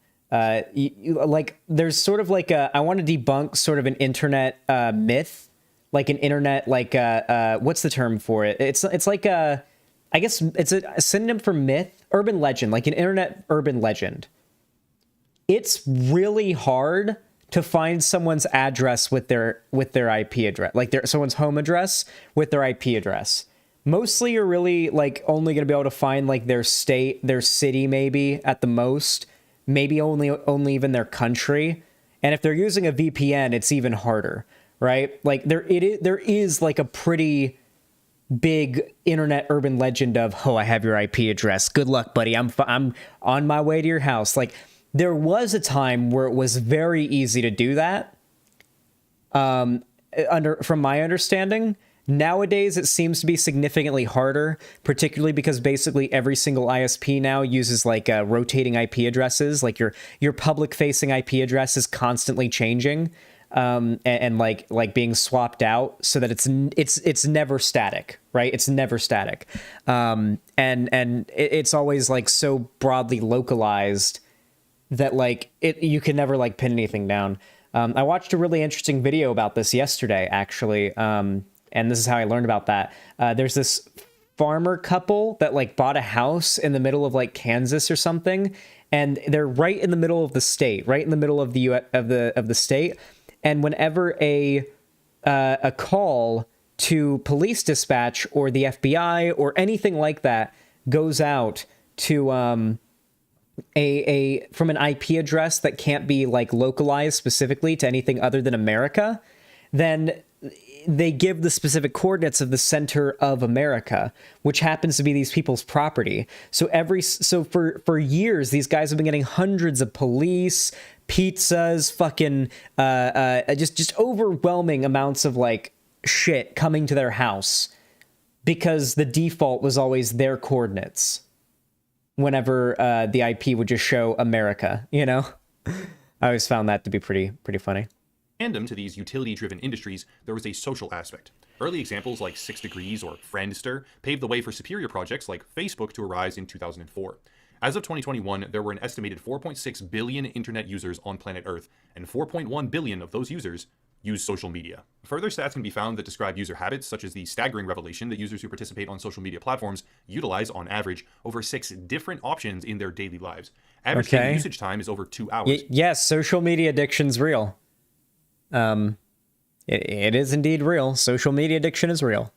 And if someone began their social media journey at age 16, for example, using the platforms until age 70 or thereabouts, they would spend nearly 6 years of their life on these websites. All of this is to... That little? From the age of 16 to 70, only 6 years on those websites? That's so little time. I'd expect at least a decade. Like, at least a decade. Like for me, it's got to be way more time than that. Like, because what is considered being on Twitter, for example, right? Like, for me, Twitter is always open on my other monitor. If I get a notification, I see it on my other monitor, usually, if I'm at my computer, which is almost always, because my job's at my computer, my social life for the most part's at my computer. You know, like we're in a pandemic for the last few years, so I don't go out much anyway, because of that. I imagine my fucking time on Twitter must be significantly higher. Or on any tech platform, really. establish one crucial idea. Social media has become an integrated part of our lives, and when the average user, one of over 4 billion people, is spending more time on social media than... Listen, I really do feel like the whole, like... Something I've found that I have a problem with is that, like, certain people online will take a thing that's a real issue and worth being concerned about, but exaggerate it to the point of basically becoming, like, a conspiracy theory, right? And it makes things really frustrating, because then I can't tell, like, if I'm talking to... Especially because populism tends to be, like, pretty nonpartisan, it seems. Like, you'll meet, like, a left-wing populist and a right-wing populist who agree on a bunch of, like, populist talking points, but completely disagree on a bunch of, like, actual, like, social political positions, like whether or not gay people should be allowed to live. And then they'll, like, prioritize those populist beliefs over anything else. And it's like... You know, that guy thinks that, like, we should have conversion therapy for gay people, right? And then the left-wing populist is like, yeah, but he thinks capitalism sucks. And it's like, come on. Really? That always frustrates me. But one thing I've noticed is that big tech, okay? Big tech is worth worrying about, okay? Big tech is called big tech for a reason. It's because they're big. They're getting a lot of power. They have a lot of money. They have a lot of influence behind them. And most of these tech platforms, from Twitter to Facebook to whatever, have basically become the new public square. They have a ridiculous amount of power. So much so to the extent that you could almost argue that they have become like the government too, just as corporations all around the country are, right? Like, they are the second most powerful thing behind the government. I don't think that's a controversial statement to make, right? Like, even, I don't even think a liberal watching this who's, like, really, really capitalistic, like a full-on neoliberal, like, capitalist type, who's watching this, I don't think they would disagree with the statement, the second most powerful entity in this country behind the government and its institutions are probably corporations. Because they're aggregations of very wealthy people, lots of individuals, lots of money, and lots of resources put together, acting as institutions in and of themselves. They are probably the second strongest thing in this world to the government, right? It is probably worth being worried when the second largest institutions in the world, besides the government, are gaining a bunch of power, mostly unchecked. It's worth that, right? When they're collecting your data, which I did give the opinion earlier that I don't have that big of an issue with personally, when, like, Twitter or whatever collects my data for targeted advertising. It doesn't bother me. But for many people, it does. For many people, it's a concern. And there are good reasons that it's a concern. However, for some fucking reason, you get people like this that have to over-exaggerate it, who have to say that when people get banned from Twitter, that it is the narrative of the secret agenda of lefties who've taken over. Sometimes they say it's the Jews. It's basically like there's the JQ and then there's the JQ light. Those are the two things that all right-wingers believe in, okay? So there's the, like, far right-wing people who believe that the Jews control the media and, like, all the institutions to push a left-wing narrative. And then there's the moderately right-wing people who believe that left-wing people have infiltrated all the institutions to push a certain left-wing narrative. It's the same thing. It's just once you get far right-wing enough, you just start saying it's the Jews instead of it just being left-wing people. Like, they have to turn it into a conspiracy theory. Like, there's a very completely acceptable and reasonable issue to take with big tech, but then it has to become a conspiracy theory about brain chips and, like, whether or not we're going to have, like, collars on us that are going to, like, track our locations so Elon Musk knows. Like, that might be a little bit too wild when we can have a real conversation about real existing things that these companies are doing to break the privacy of their users. They do eating or drinking combined on a daily basis.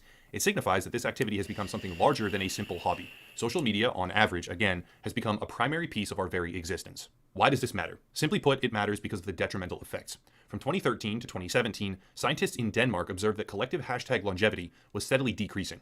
In a study titled Accelerating Dynamics of Collective Attention, it was discovered that the average duration of a hashtag's trending dominance in the top 50, for example, had decreased from 17.5 hours to 11.9. This alone does not constitute definitive proof that our attention spans are... This is the 24-hour news cycle. This has been going on for like since before the internet was a thing. Like since before the internet existed, since well before the internet existed in the state it exists now, in which YouTube was a thing and you could just upload videos to YouTube and live stream current events to Twitch. The 24-hour like news cycle was a thing. You flipped on the news and CNN had the news 24/7, constantly breaking news. This just happened here. Like that has been a thing for a long time. As the population of the Earth has grown, our technology has advanced, and our ability to collect information about what's going on in the world at any given moment and very quickly get it out to the people has only grown. Our attention spans have gotten shorter. We've gotten spoiled with our ability to always know what the fuck is going on in the world, even on the other side of the planet at a moment's notice. A building could explode in Japan right now, and I could find out if my friend who lives across the street texts me instantly. I know a building across the world blew up because my friend texted me from across the street to tell me instantly, right? Like that could happen. You know, like you can watch the news and see live updates on a war that's happening in another country, like in Ukraine, on the other side of the world. Like this is a thing that naturally is going to happen as humanity progresses and our population grows and our access to technology and our ability to spread misinformation, our ability to spread information in general becomes more easy. Shrinking, but in a further study titled Abundance of Information Narrows Our Collective Attention Span, that connection was well established and properly examined. Social media was contributing, and is contributing, to a reduction in average attention span. That's very important to understand because a low average attention span can come with a variety of risk factors: poor academic performance, communication struggles and relationship difficulties, or neglected health as a result of one's inability to practice reliable habits. These problems are not universal, but they absolutely do exist, and they're not... These are real problems with social media addiction. That is true. It does, like, contribute... These are real problems that exist with social media addiction. You should, like, actually moderate your social media presence. Like, but this really is like nobody disagrees with this. Like, this is like what I find so strange about this type of content. Doesn't it feel like he's arguing as if someone disagrees with this? Who disagrees with the idea that like social media makes your attention span shorter, and thus shortening your attention span can have detrimental effects on your work and school life and your relationships? Like, who disagrees with this? Nobody does. Zuckerberg pretends to disagree with it because he was getting grilled about like his website and children. Or it wasn't even him that was getting grilled about it. It was like one of the high-ups at Facebook. I will admit, do you remember that one? Oh my God, we have to watch this. Can we... The biggest problem that we have right now is that, or at least I feel like, is that, God, I fucking blanked. God damn it. Chat always fucking distracts me whenever I'm thinking. Fuck, what was I gonna bring up? I was gonna bring up a video that was related to this. Fuck. What was I thinking? We need a Zanbrain emote. Facebook. Oh yeah. Hold on. The biggest problem right now is that our government is not like capable. Like the people running it are too fucking old. Can I just show you guys this video? For those of you guys that don't know, a Finsta account is a alt account that teenage girls make that their parents can't see on social media. That is what a Finsta is, for those of you guys that don't know. For those of you who are not fresh out of high school and don't know the 3 years ago Zoomer lingo, that is what a Finsta is. So let's go ahead and watch this clip. Will you commit to ending Finsta?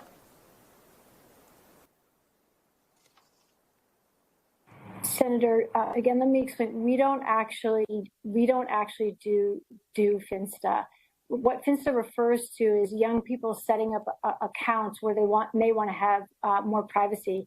You refer to it as privacy from their parents. What in my interaction with teens, what I found is that they sometimes like to have an account where they can interact just with a smaller group of friends. Well, Finsta is one of your.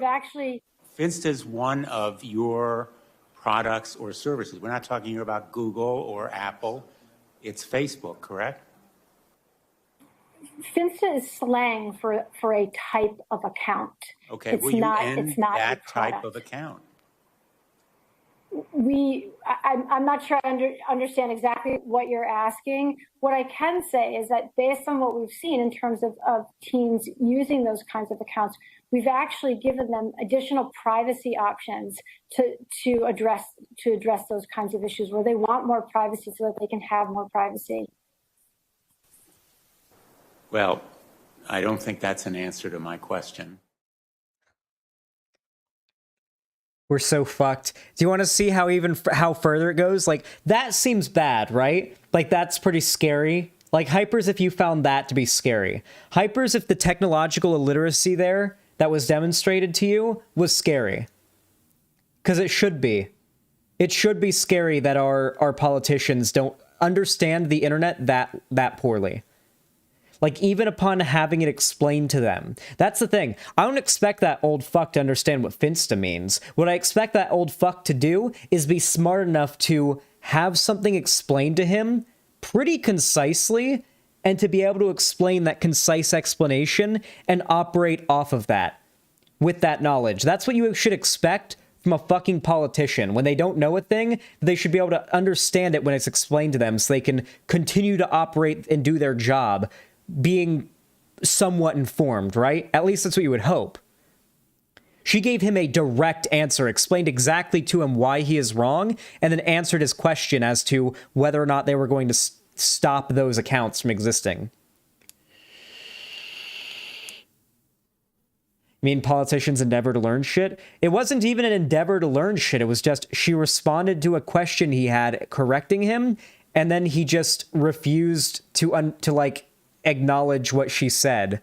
I'm sure some aspect of it was the fact that she's a woman. I mean, most older men I've found will like, listen, I've actually watched my uncle, I won't say which uncle, but I've watched one of my uncles, who I find to be the more misogynistic one personally, have a woman explain something to him, and he'll like go, and then she'll walk away, and then he'll be like, don't listen to anything she said. She doesn't know what she's talking about.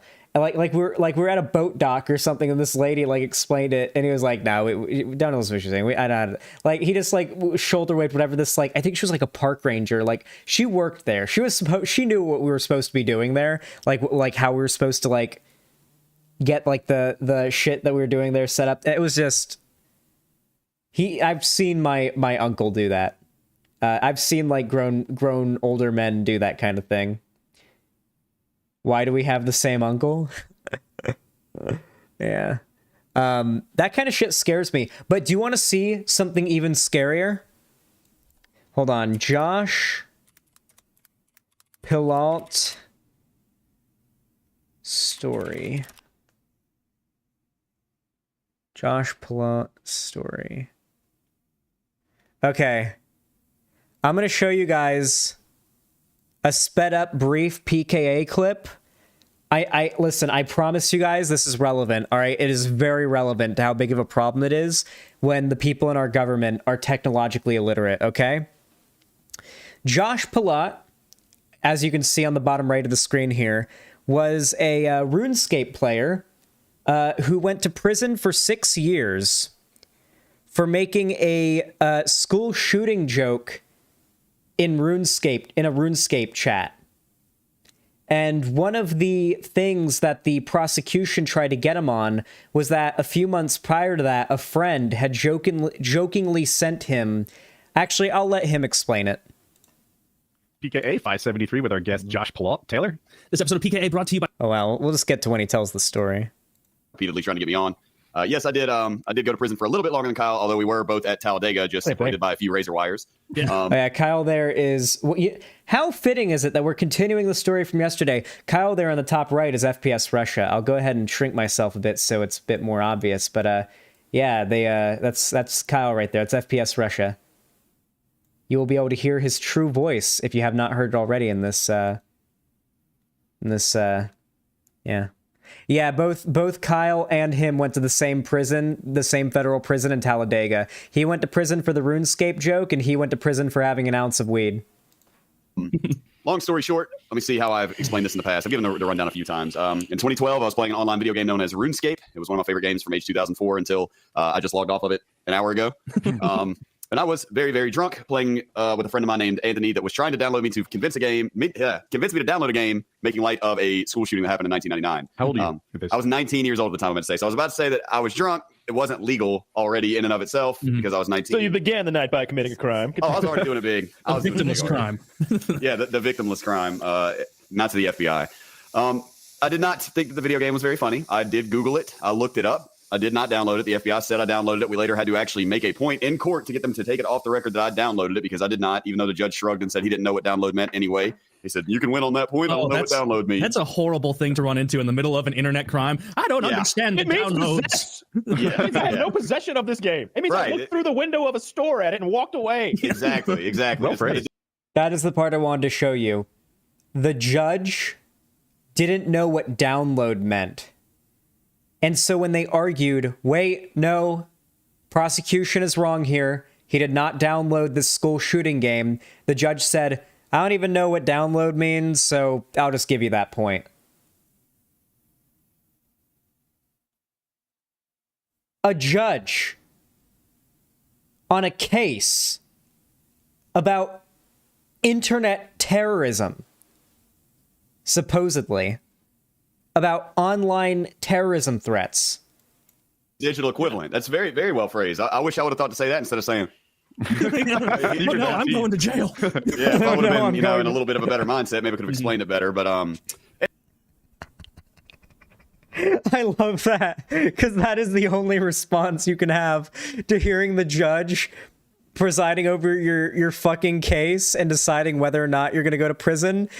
Say, I don't even know what download means. I had no possession of this game. It means I looked through the window of a store at it and walked away. Exactly. Well It's the digital equivalent. That's very, very well phrased. I wish I would have thought to say that instead of saying, no, I'm going to jail. Yeah, if I would have been, in a little bit of a better mindset, maybe I could have explained it better. But anyways, me being drunk and in those days, admittedly being a little bit more hairy on the neck, if you will, I decided that a third party busted in and told me I was a dumbass for discussing this particular massacre at all, for even mentioning the name of it, and encouraged me to call him on the phone and end my life with him on the phone. Now, if I'm not mistaken, that's a crime, but I don't think this guy got in trouble because my drunk ass decided, I love that particular school shooting. Man, I'm obsessed with it. I'm going to do it myself. Ha, ha, ha, ha.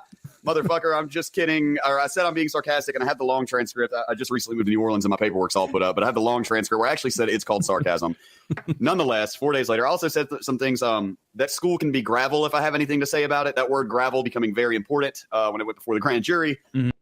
Well, we don't need to watch more of it. But yeah, basically, he made some edgy fucking jokes in RuneScape chat and went to prison for 6 years.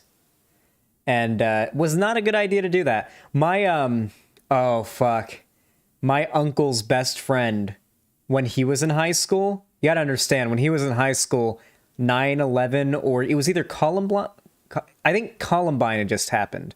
I don't think it was 9/11 that had just happened. It was Columbine that had just happened. Columbine had happened like 4 months before, and my uncle and his best friend were at, I keep hearing uncle and I go, my uncle and his best friend were like, I remember the story, them being like on the basketball court inside the school, like indoor basketball court. And he made a joke about blowing up the school. And the teacher heard it. He got expelled. Permanent expulsion from the school.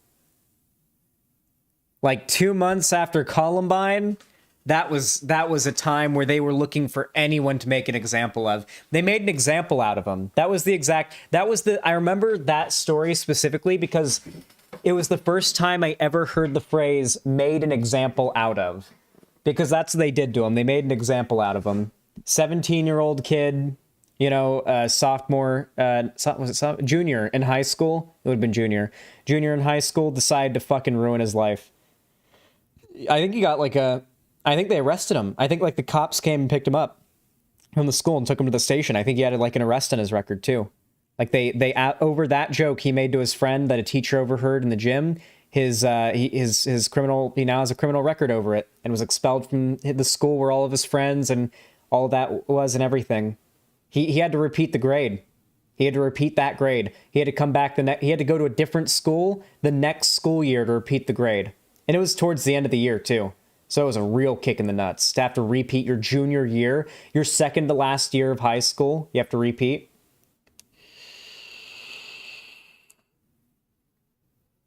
One of my classmates got expelled for writing something that sounded like a bomb threat on a piece of paper. They go here in America, when it comes to anything like that, jokes and any writings, art, depictions in your textbook, anything like that, they are zero tolerance as fuck. School shootings, bomb threat, anything like that. You are GONE gone.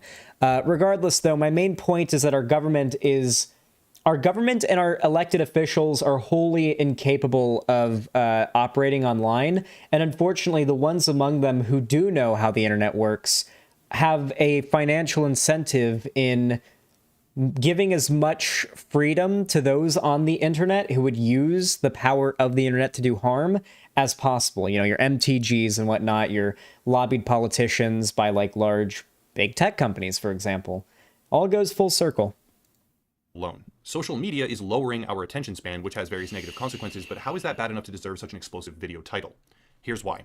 In 2021, Curtin University published research indicating that individuals with a short attention span are at a significantly higher risk for psychological distress and related mental health issues as a result of high social media usage. This research delved into the idea of attention control impacting one's resistance to advertising, among other things, just as one example, and highlighted how those with a decreased attention span were susceptible to increased emotional manipulation, unattainable ideals, and exacerbated... But what does this have to do with TikTok? Everybody knows this. Everybody knows that social media is toxic, and especially websites like Facebook and Instagram, where people are always posting their real nice pictures with the good lighting and everything, and all their fun times, give off an impression to everybody else their life sucks, and give unrealistic expectations and standards to each other. Everybody knows this. This has been known about. I've known this since I was 12. Okay, this would not have been considered a hot take to me when I was 12 years old. Okay, and I'm 22. This is not you're not breaking new ground. You're not breaking ice here. You're not treading new ground. You're not charting new territory. Feelings of depression or anxiety as a result of the content that they watched. However, this is a wider concept stretching beyond TikTok alone, so why is the focus primarily there, at least for this video? The best explanation is that TikTok has a remarkable ability to influence youth behavior. In June of 2021, research began to emerge about how tics, as in facial tics or behavioral tics, were spreading through the platform, and a few months later, medical research began to appear, indicating that there had been a dramatic rise in tic-like behavior, physical... We've already seen this study. We've already seen this brought up. Do you want to know what this reminds me of? There's a reason why I did my big tirade at the beginning of this segment, because a lot of the things that these people complain about being a problem on TikTok, well, they're just perfect analogies to point back to with other websites.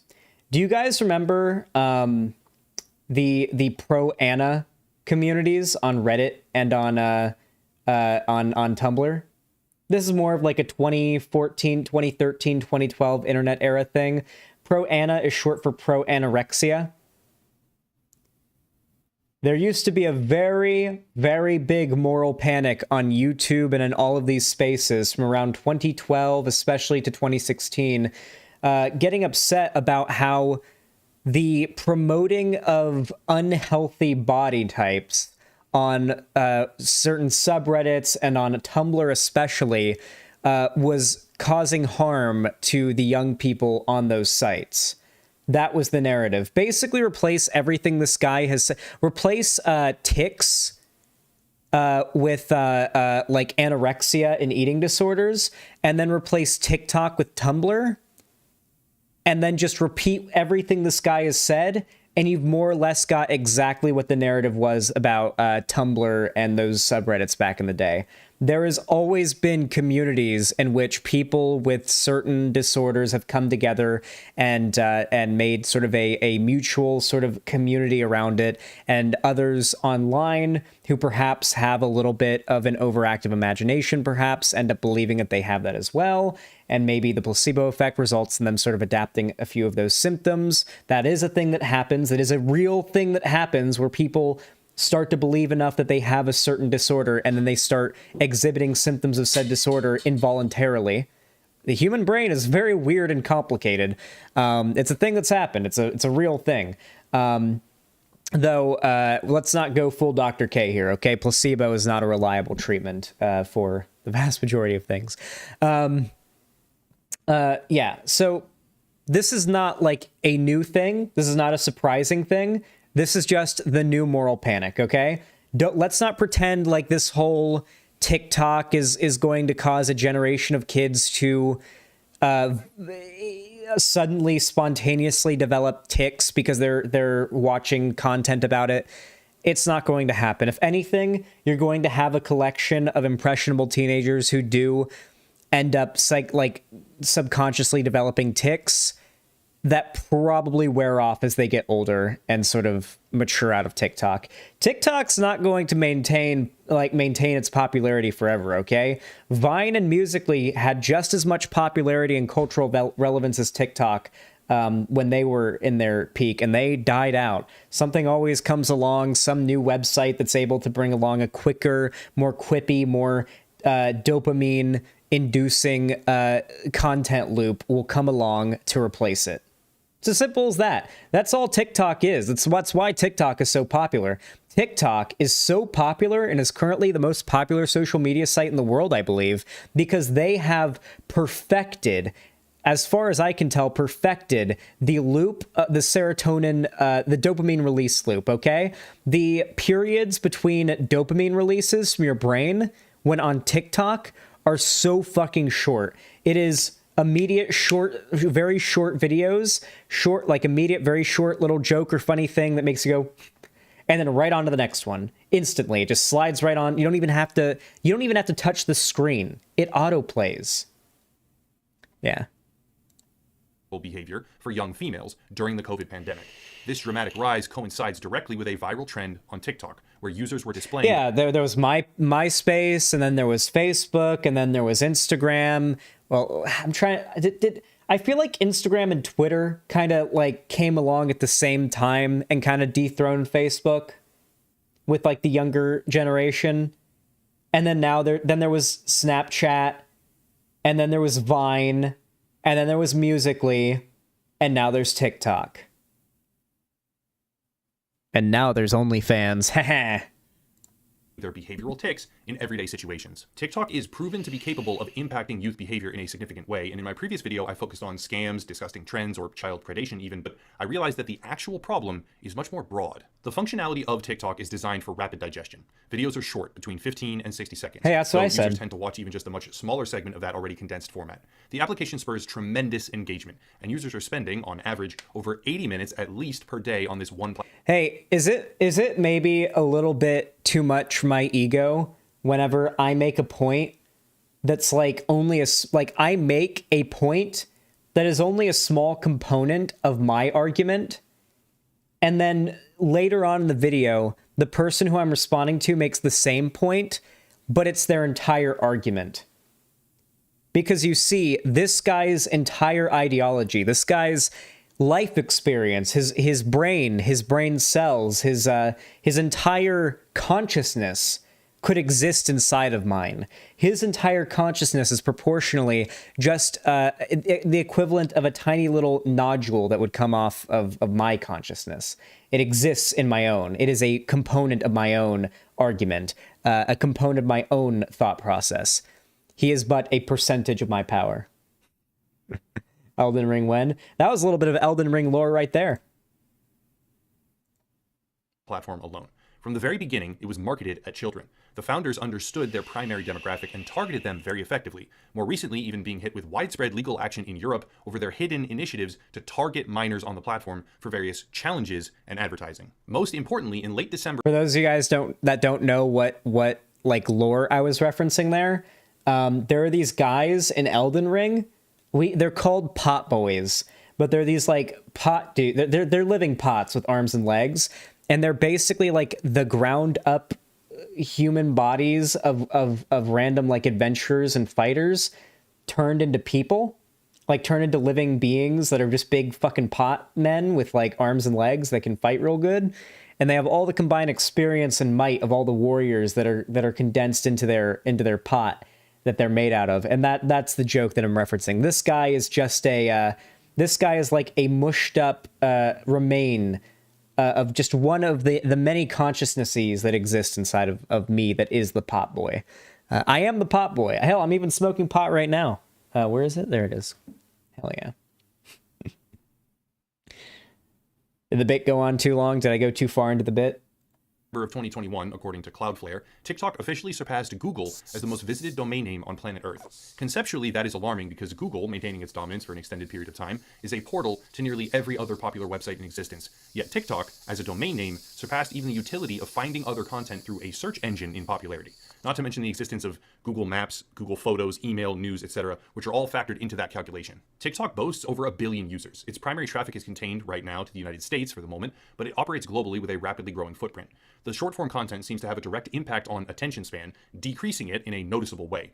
The application has been aimed at a youthful demographic since day one, very deliberately, and successfully influenced their behavior, their physical behavior, on more than one occasion, up to and including movement disorders like behavioral tics. Okay. I don't like articles that are written like this. These are generally not a good source for any, like, this is not a good source to back up a scientific claim. Insert claim professor says, or insert claim study says. Like, these are usually not the kind of sources you want to go to. If anything, you want to go check the study itself. But like, you ever like go on Facebook and you're scrolling through, it could literally be any professor. Yeah, it could be Professor Jordan Peterson who said TikTok rewrites your psyche. And that would be the article. And, you know, this looks very, you know, professional. You know, you could probably send this to somebody and if they just looked it over, they'd be like, looks professional enough to me, looks credible enough to me. But like, you should look out for titles like this because no study ever says a claim. Anytime you see an article that says study claims blank, immediately just throw that article away. Throw it the fuck away. No study says anything. No study claims anything. Studies are simply, well, aggregations of data and information collected from a study that was done. The way that you get a conclusion out of that is when that data is synthesized, organized, and people peer review it, scientists peer review it, and derive a conclusion from that data. So while this does say a professor says this, it should say scientists say or something like that. And then it should have, you know, linked studies. That's usually what I look for when it comes to, does this look like a good source to get to like go off of? Like if it's an article, this is an op-ed. This looks like it's written as an op-ed. That's the vibe I'm getting from it. Physical behavior on more than one occasion, up to and including movement disorders like behavioral tics. Shorter attention spans increase the relative risk for users of social media, which means, right, and bear with me here, that TikTok simultaneously decreases one's attention span, impacts their behavior, and serves as a platform where the social media risk factors of a decreased attention span can be experienced and realized. TikTok exacerbates, then fulfills the problem at the same time in a closed loop, and the average time that children spend on the platform is rapidly increasing every day. This is every single social media platform. This is YouTube as well, my friend. I'm sorry. You will never hear dudes like this shit talk YouTube in this way. But like every single one of the people who watched this video probably went and watched another YouTube video right after. You know, most of the people who watched this probably spent the next 2 hours watching YouTube. most people who are watching content like this on YouTube are probably just as addicted to YouTube as they claim these kids are addicted to TikTok. Believe me, they are. I'm addicted to YouTube. The thing I'm probably most addicted to in the world is probably YouTube. I don't watch TV or movies or TV shows much. Most of the content I watch, most of the entertainment I get is from YouTube. And if I was asked, would you rather have YouTube forever and never be able to watch any new movie or TV show or anything else ever again, only whatever's on YouTube and new stuff that gets uploaded there, or or vice versa, I would pick YouTube every time. To me, there is so much more entertainment value already on YouTube. Even if nobody ever uploaded again, there's more entertainment value existing on YouTube at this very second than there is or in my lifetime ever will be on TV or in movies. Simple as that. Dethroning even Google as the most popular website on the planet. TikTok has become an epicenter of provocative trends. Remember how the company is under fire in Europe, legally speaking, for its targeted advertising at children and the challenges? Yeah, I'm talking about those. Recently, even including a widespread threat of violence in the United States. The trend started as a plea for children to stay home from school in mid-December because there might be something going on, and evolved to include bomb threats and other inflammatory content, triggering an actual police response all across the entire country, which equates to a legitimate, measurable, and significant waste of resources. TikTok trends and activity challenges have included things like... How? That's not an argument in favor of what you're saying, though. Kids have been swatting each other since like Modern Warfare 2 and before. People have been swatting each other since CS Source. Welcome to the internet. People harass each other, dox each other, swat each other, make bomb threat jokes that cause international incidences. You ever watched Wavy Web Surf, the YouTuber? Listen, Upper Echelon Gamers, if you ever watched this YouTube video, I highly recommend you check out the YouTuber Wavy Web Surf, because if you think that TikTok has been the onset of this crazy type of shit happening online, you are wholly mistaken. In fact, I'd argue that the kind of shit that's happened because of TikTok is baby shit compared to the old internet. Like the Blackout Challenge, where children were tasked with holding their breath until they fainted. There was the Penny Challenge, where kids were pushing pennies behind partially plugged-in phone chargers, which can have many dangerous results. Or even the Tooth File Challenge, where videos went viral of children filing their own teeth and causing permanent damage. More so than... Okay. This guy cannot make the argument that, like, something that started out as a joke and people said that they were doing it ironically, but then people thought it was serious and then started doing it unironically. You can't say that's a problem. And then I guarantee this motherfucker would disagree if I said, yeah, so when you make certain types of jokes about insert, minority, do you think maybe that can lead to, like, people actually believing that for real? Because they start to take it seriously? Guarantee this guy will be like, no, it's just jokes. No, you're taking it too seriously. Come on, man. No. Like, guarantee that's what this guy would do. Guarantee that's what this guy would do. Every single time I watch a content creator in this section of the political space, that is the argument they make when it comes to how their humor could have a certain effect on their audience. They always hand wave it. But now he's making the same argument, using the same logic that we do. I wonder if he'd be consistent on that. I don't know if this guy's ever made that argument. I don't know if he's ever made that argument. But I'd be curious if he would. Zan just admit that TikTok trends are especially dangerous. Are they especially dangerous? I mean, I don't know if it is, because, like, I'm just thinking back to all the dumb shit that kids on the internet were doing on YouTube now. I'm thinking back to, like, the Cinnamon Challenge. Do you guys remember the Cinnamon Challenge? Like deadly challenges that were fucking stupid have been a thing since before TikTok. Wasn't the Tide Pod thing before TikTok? I'm pretty sure the Cinnamon Challenge and the Tide Pod thing were both before TikTok. Yeah, this is not a new thing. Why are you guys so fixated on the idea of these being a new thing? And I'll be honest why you guys think it's a new thing. It's because TikTok is the newest, most fresh, spiciest, and annoying, cringy platform to dunk on. So having any excuse to try to argue that not only is TikTok cringy and like annoying and the people on it kind of obnoxious, not only is it annoying and obnoxious, which already drives clicks when you're making fun of it, it's actually detrimental to society.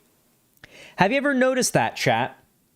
The best way to get more attention from people online, especially as a YouTuber making videos, is to escalate your mocking of someone who you think is ridiculous to then claiming that their behavior is a threat to society. That's what they did with the anti-SJW movement. Do you remember? At first it was, haha, we're making fun of the SJWs. Aren't they such a joke? Haha, look at them. And then it evolved to, well, now they actually have power, so we're actually fighting against an enemy that is very powerful. And then it became a fear-mongering fest about how dangerous this enemy really is.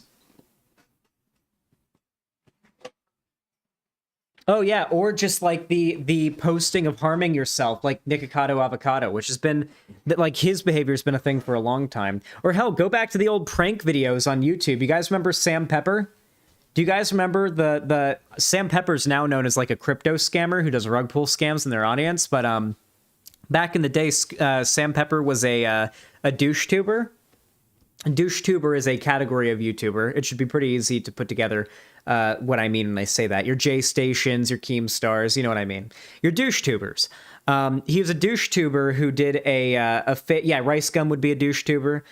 He did a prank video where he basically pretended to be kidnapped along with his friend, and then had a friend of his pretend to be the kidnapper, and then fake a murder in front of his friend, like putting a gun to his friend's head, it had a blanket in it, I think it was like he put a gun with a blank in it to the head, pull the trigger, and then he like falls over, and then it's like dark, so I don't think the friend tied up in the chair who wasn't in on it understood.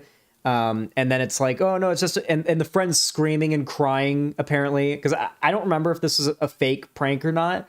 People thought it was real, and that's what caused all the drama back in the day. But like the guy's crying and screaming, and he thinks he's gonna die. He thinks he just witnessed his best friend dying.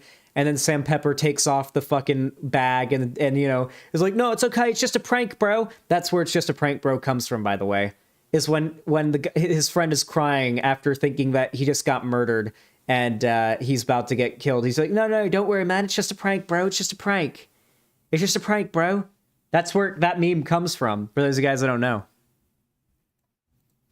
Probably any other social media platform entirely, TikTok is capable of modifying behavior. At the same time, it shortens attention spans and then triggers the intrinsic dangers of social media for those with attention control issues, making it a one-stop shop for nearly every single thing that should not be happening online for 100 million children. In fact, as per the most recent numbers that I could find, TikTok's user base likely contains something like 600 million children, including 63% of American teenagers ages 12 to 17, actively using the platform. All of this ignores other fundamental problems with the app, like an unregulated and highly sexualized environment that awards behavior that any good parent would rightly condemn. But rather than talking mostly about specifics this time, I want to focus... Can we talk about... Okay.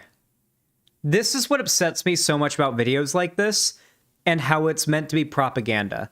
The implication through all of this is that, you know, TikTok is certainly a more left-wing platform. The people he is targeting with this message...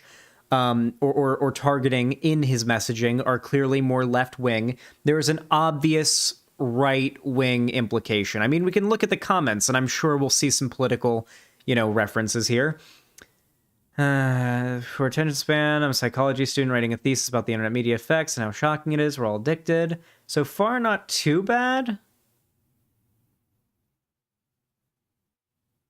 Okay, this is fine. Okay, this is some weird, like, the Reddit, or sorry, Tumblrite type shit. Yeah, this is kind of like referencing that. For the most part, I'm actually pretty happy to see the comment section seems fine. Honestly, I'm surprised. The comment section doesn't seem to have, like normally, if I'm trying to gauge whether or not I think a video had, like, a harmful effect, I'll look at the comment section. If, like, all the top comments, or most of the top comments, are like, heh, fucking 1350 Jews, the Sheckler, whatever. Like, yeah, like if it's stuff like that, when I look in the comments, that usually gives me a pretty good perspective. But if it's just like nothing all that problematic in the comments, I'm like, okay, doesn't really seem like the video had that much of an effect. I will say this guy has made lots of videos that are pretty clearly like right-wing politically motivated, and no doubt that is where he is being motivated from. And the implication throughout the video is obviously that this is a lefty TikTok issue, right? This is a lefties on TikTok are causing this problem. My question is, what is the solution? I'm of the opinion that kids really shouldn't be on the internet. Like, if I had a kid, I probably would really manage how much they're on the internet. I think there's a lot of parts of the internet that I would never, ever deny my kid. Like, for example, I would never deny my child, if I had a kid, the same, like, upbringing I had on the internet at the same time. Like to the same, maybe in some respects, I would cut down on things. But, like, for example, I'm glad that I grew up watching YouTubers who, like, were really raunchy. I watched a lot of like FODs and Skitscape, Uber Haxer Nova. Like those were like some of my favorite YouTubers growing up. You know, when I was younger, forming my sort of personality, my sense of humor, etc. Right, watching that content, probably a bit younger than I should be watching content with that much, you know, sexual innuendo, swearing, etc. And yet, I probably wouldn't change that, and I wouldn't want to take, or Smosh, for example, but I wouldn't want to take that away from myself because, holy fuck, would that be sad, you know? But at the same time, we do need to limit, like, we do need to start limiting our kids' access to the internet. Like, that is a thing that needs to happen. The problem is, like, I can make that statement all day, right? Like, I can say, we need to do this, we need to do that all day, but, like, practically, what good is that if I don't have a policy that I can suggest, right? You guys know what I mean? Like there's no policy I could suggest to solve this problem that wouldn't be an absurd infringement on Americans' privacy. It would be insane. Like banning kids from having access to phones would be ridiculous. Like, we should want kids to have phones. Like, shouldn't a kid be able to call their... Like, we should want an 8-year-old to have an iPhone. Because you should want an 8-year-old when they get lost to be able to click call mom on their iPhone and call their mom. But you shouldn't want your 8-year-old to be able to go on 4chan and get groomed by some Nazi pedophile. There's a decent middle ground there. So what do I think is the solution to this? What do I think is the real solution to the TikTok and social media problem? Well, I think targeting the real issues is the real problem. Talking about the fact that social media is addictive doesn't change anything. Let's fight the issue of people doing drugs by going to drug addicts and telling them, hey, you should stop doing drugs. They're pretty addictive, you know? Yeah, it's really, yeah, you're telling people on YouTube that social media is addictive? That's like going to a crack den to tell people that crack is addictive and they should stop because it's addictive. You're kind of already going after an audience that's far gone, too far gone, my friend. How about, since humanity is already hopelessly lost to social media addiction at this point, and there really is no getting the world off of the internet, it's only going to get more and more on the internet as time goes by. How about we start focusing and targeting the aspects of these social media platforms that are such a huge problem? For example, instead of harassing and bullying and shaming kids who are sexualizing themselves on TikTok, which admittedly is really weird and not something I'm happy about, how about instead, we start targeting the predators and the content creators on these platforms that are facilitating that content and even grooming these younger creators and users on the platform into producing said content. For example, I guess I'm allowed to say this, acquaintance of mine, The Right Opinion, he follows me on Twitter. If you guys want evidence, I can show you. He doesn't link his... Hello, ladies and gentlemen, and welcome to The Right Opinion, the home of a twat with too much free time. And honestly, on this channel, the topics we've covered of recent have been pretty serious in the grand scheme of YouTube things. I like to be serious. I'm a serious, brooding person. I am the Batman of YouTube, minus the excessive riches. So I thought... Wait! I'm sorry. Hold on. God damn it. Wait! He does not link his Twitter in his YouTube, which is cringe, but I will search it on Twitter. Last I checked, he did follow me.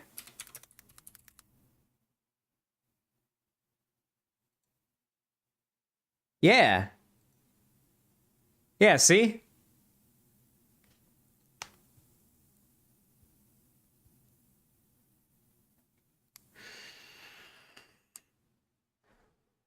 If he follows me on Twitter, I can say he's an acquaintance. Those are the rules.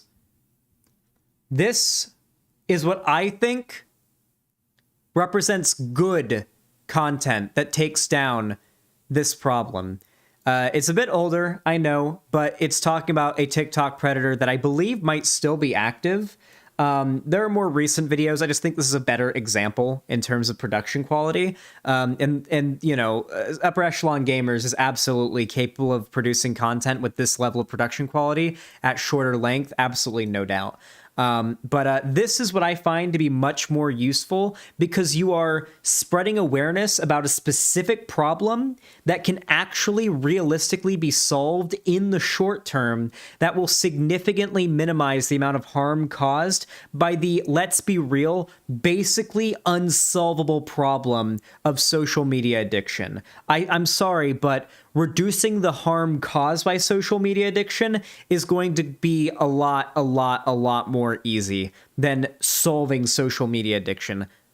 I don't think solving social media addiction is even possible, frankly. Not without like some authoritarian 1984 level government overreach, like involving like phone and internet curfews or something, like some China level shit, like beyond what China is doing. Hello, ladies and gentlemen, and welcome to The Right Opinion, the home of a twat with too much free time. And honestly, on this channel, the topics we've covered of recent have been pretty serious in the grand scheme of YouTube things. I like to be serious. I'm a serious, brooding person. I am the Batman of YouTube, minus the excessive riches. So I thought, you know what? We'll do something more fun. Something more upbeat. Something that the child-friendly twats at YouTube would endorse. TikTok. I mean... If I were to compare myself to any like superhero as a YouTuber, I'd have to compare myself to Spider-Man because he's broke as shit and depressed. And that's about as relatable as it gets. I mean, what seriously can be said about that? It'll get me rated E for every single little git who wants to click on my videos. Yeah, I'm looking at you, little scallywag. You're watching The Right Opinion now. Yeah, today we're pulling out all the stops to get Susan's endorsement. Who remembers Team 10? Who remembers Team 10? Your Miles Morales who was more broke though, Miles Morales or Peter Parker? I feel like I never thought of Miles Morales as being that like broke of a character, you know? Like Peter Parker, you know, that motherfucker is broke as hell. I feel like Miles Morales kind of like had more going for him. Miles' dad is a cop, he's working like but not like Spider-Man gets evicted once a year. I don't know. We're not stun locking on the superhero shit. Anyway, I find content that specifically targets actual like people and issues like that exist in the space to minimize the harm caused by the, let's be real, unsolvable problem of social media addiction to be far more effective than just pushing out propaganda that's meant to implicitly blame the crazy libs of TikTok for making the young lib teens into trans fake disability having SJWs. Because that's, I know that sounds harsh what I just said, but that is actually a perfect paraphrasing of what these people believe. I'm sorry, but it is. That's what they believe. They believe that like these TikTok teens are all mentally ill, and that mental illness has been pushed on them by the crazy, radical LGBT groomer adults that are pushing fake mental illnesses on them and fake eating disorders and fake mental disorders and whatnot onto them because they think it's trendy, and making them trans and gay. And like that's genuinely, unironically, what these people think TikTok is doing. If you could peer into their minds, into their deepest, darkest opinions, that is unironically what they believe. Do you want to know how I know that, though, chat? Do you want to know how I know that? That's what I believed Tumblr was back when I was a reactionary. I know exactly how these people think, and TikTok is basically just the new Tumblr.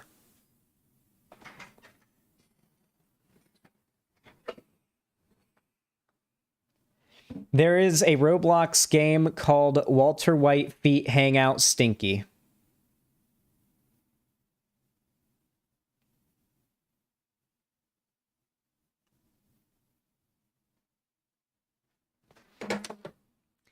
I will be right back, chat.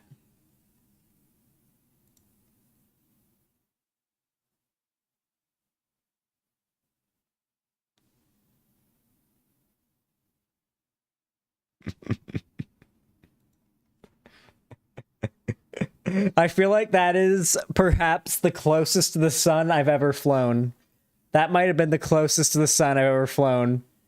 That might I don't go back and rewind the VOD and rewatch very closely if you didn't get the joke there. For those that don't get the joke, this is the thing that I was holding. It's a pocket knife. I was like, I picked it up and I was like, I'll be right back, chat. And then the joke is that I was going to kill myself off screen. Anyway, if you enjoyed this segment, please consider leaving a like. I would really appreciate it if you did. It helps both the segment, the video, my channel, and me out more than you even realize. It's completely free. It takes like half a second. So definitely please consider hitting the like button. Definitely.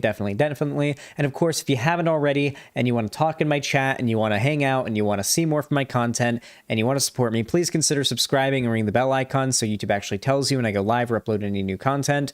Also, don't forget to follow my social media, all linked down below. And of course, if you want to support me financially, you can donate, subscribe, or gift a sub over on my website, xanderhal.com/live. You can donate, subscribe, or gift a sub over on YouTube, Twitch, through Streamlabs, or you can support me through Patreon. But no matter how you support me, whether it be through a like, comment, view, or even a financial donation, I really do appreciate it. Thank you so much for watching, and have a good one. I'm bad at talking.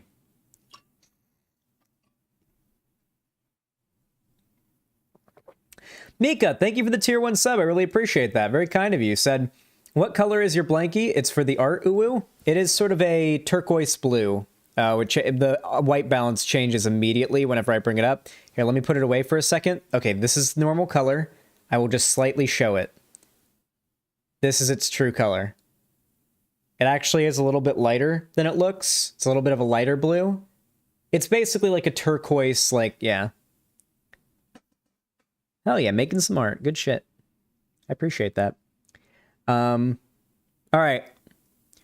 I have another segment to do, okay?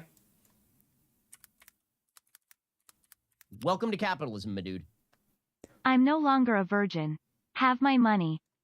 Topiary, thank you for the $75, and congratulations on getting either your pussy or your dick wet. Congratulations. And thank you so much for the $75. That is extraordinarily generous. I really appreciate that. You are fucking awesome. Let me update the dono goal really quick. That puts us at 90 out of 300 to put me in the Shadow the Hedgehog onesie. Fuck yeah. And Adante Asai, thank you for the tier 1 sub. Says children should not be on social media. True and true. Indeed. Before the segment, what webcam do you use? A Logitech Brio. B-R-I-O.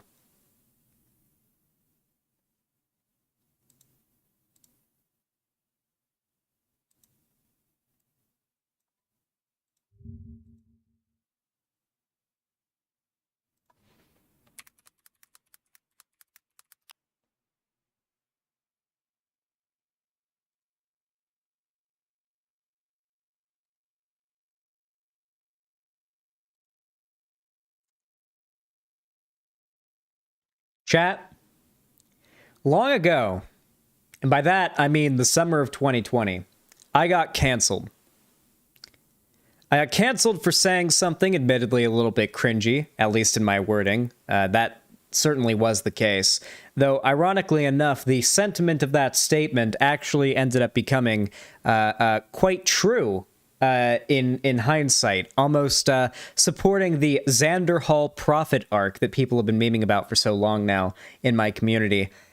And that is, back in the summer of 2020, I made a statement about how I wanted to, and I quote, infiltrate the drama community.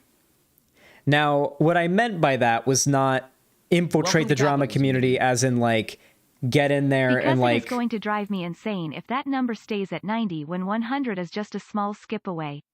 I know that feeling. I saw some of your content back in the Pig Puncher days. Glad to see you're still making content. Sorry your sex cult got shut down. XP. Thank you so much. I really appreciate that. And thank you for getting us up to 100. Thanks for the $10. By the way, if you want to donate and have the robot lady read your donation like that, you can do it from the donate button, which should be like right here. You click that button, and then whatever message you type out, the robot lady reads it. It's pretty dope. Anyway, what was I saying? Fuck. You threw me off. Oh, yes. I was talking about my wording there. My wording was a little bit bad. I did not mean that I wanted to infiltrate the drama community as in, like, sort of clout shark and get, like, become friends with all the drama YouTubers to get, like, views and stuff like that. That kind of seemed like how it came off when I said that. Wasn't actually the sentiment behind it. I actually ended up having, of all people, Optimus, a fairly large commentary drama YouTuber, I guess you could say. There's kind of a crossover there. You could say either or.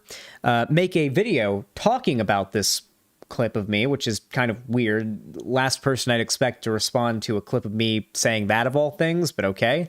Though, ironically enough, 2 years later... Hell if it didn't work. The infiltration of the drama community has been successful. Augie RFC's new video, uploaded today, The Vosh Problem, Nonstop Drama. We're going to watch this in a minute.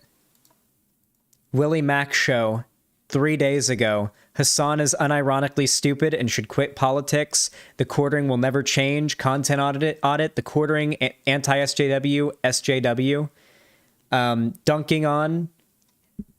You noticing a pattern here? You noticing a pattern? We did it, boys. We got them in. When I said I was going to infiltrate the drama community, I didn't mean that I was going to infiltrate the drama community. That was not good wording. That was poor wording. What I should have said was, I'm going to drag the drama community into the politics community. And here we are. Here we are. All the drama boys got to talk about all the crazy shit the political motherfuckers on here are up to. It's great. It's so great. Like, listen...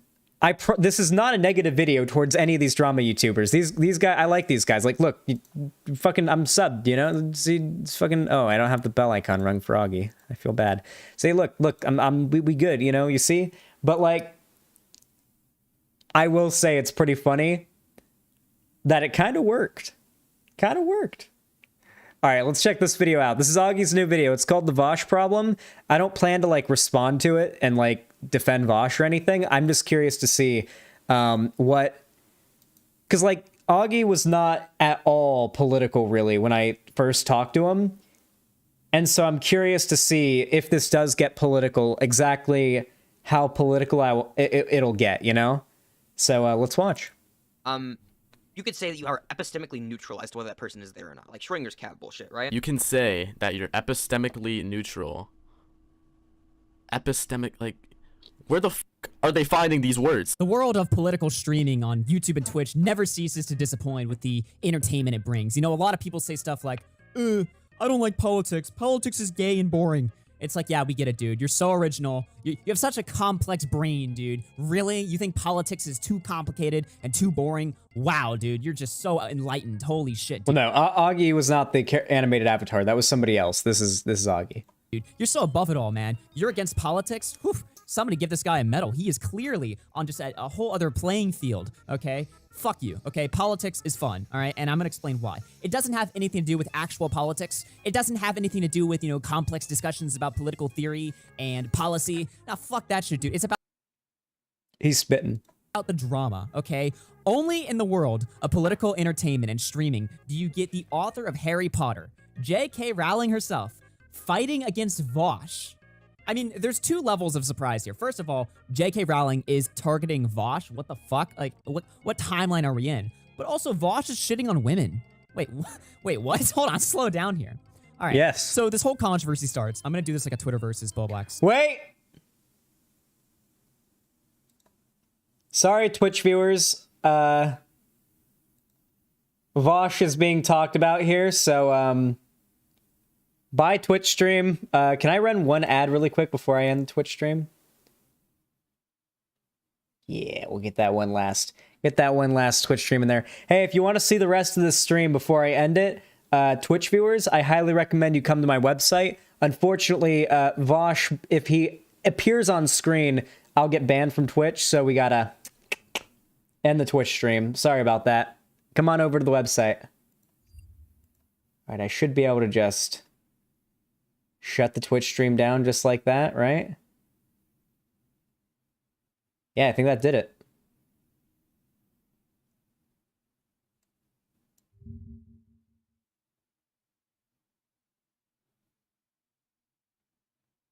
Yep. Okay, cool. I'm glad to know that I can end either stream at any time. Okay, we are now safe. We are now safe from any potential bans for showing Vosh. Okay. Oh, hey, chat. Hey, chat. Guess what we can say now? Cracker. Haha. Video. I'm gonna be like, okay, guys, so the first tweet we have here is from Vosh. Vosh says... No, I'm not gonna do that fucking voice. Fuck that shit. So Vosh tweeted, and he said, all J.K. Rowling had to do was shut the fuck up, and she could have been almost uncritically beloved for like a century. Women be quieter and start apologizing challenge. Now, first of all, Vosh engaging in some good old misogyny brings joy to my eyes because it proves that everybody, every man at the end of the day, even women, but especially men, enjoy misogyny, all right? Everybody wants it to... Misogynistic humor is objectively funny. I'm sorry. There's a few things in this world that I consider to be objectively funny, but misogynistic humor is most certainly one of them, as long as it is actually ironic. And as long as you engage in it responsibly. You have to be careful. You have to be careful. You don't want to make people feel as though it's not a joke anymore. I have noticed, and I'm not going to call anyone out in particular, but I have noticed that even in progressive spaces, progressive people that I know can make some, like, can go a little bit too far when it comes to the kind of poking fun at, like, being a woman or poking fun at being part of a certain race. Like, it's not, like, super overt, but it's just, like, constant tiny things, and I'll notice it being done to other people. Never happens to me. I'm a cis straight white guy. But, like, when I see it happen to other people, I'll be like, do they want me to, like, stop this person and say, hey, stop making that cringy joke? Like, do they want me to, or am I just going to start a scene? You get into situations like that sometimes, even in lefty spaces. Sometimes people take it too far and just make it feel uncomfortable. You have to know the right time and place to do it. And you have to be ready to say, my bad joke, wasn't funny, I'll stop, sorry, if people don't respond to it right. Like, that's really what, like, a lot of conservatives, I feel like, just need to learn how to do when it comes to their humor. Like, sometimes if like, they make a joke and a bunch of people get offended at it, to just be like, oh, it's a bad one, sorry, it was kind of flopped on that one. Like, they feel like they have to, like, die on the hill of defending their humor if people, like, thought it wasn't funny or offensive or whatever. It's like, kind of pathetic to get mad that people thought your joke was offensive. Deny it. Everybody wants to act like they're above it, just like with politics. Nah, dude. At the end of the day, everybody loves to bully, everybody loves to be mean, and this is just proof of that. That Vosh, somebody that considers themselves a feminist, would get tired of women's shit. We've all been there, buddy.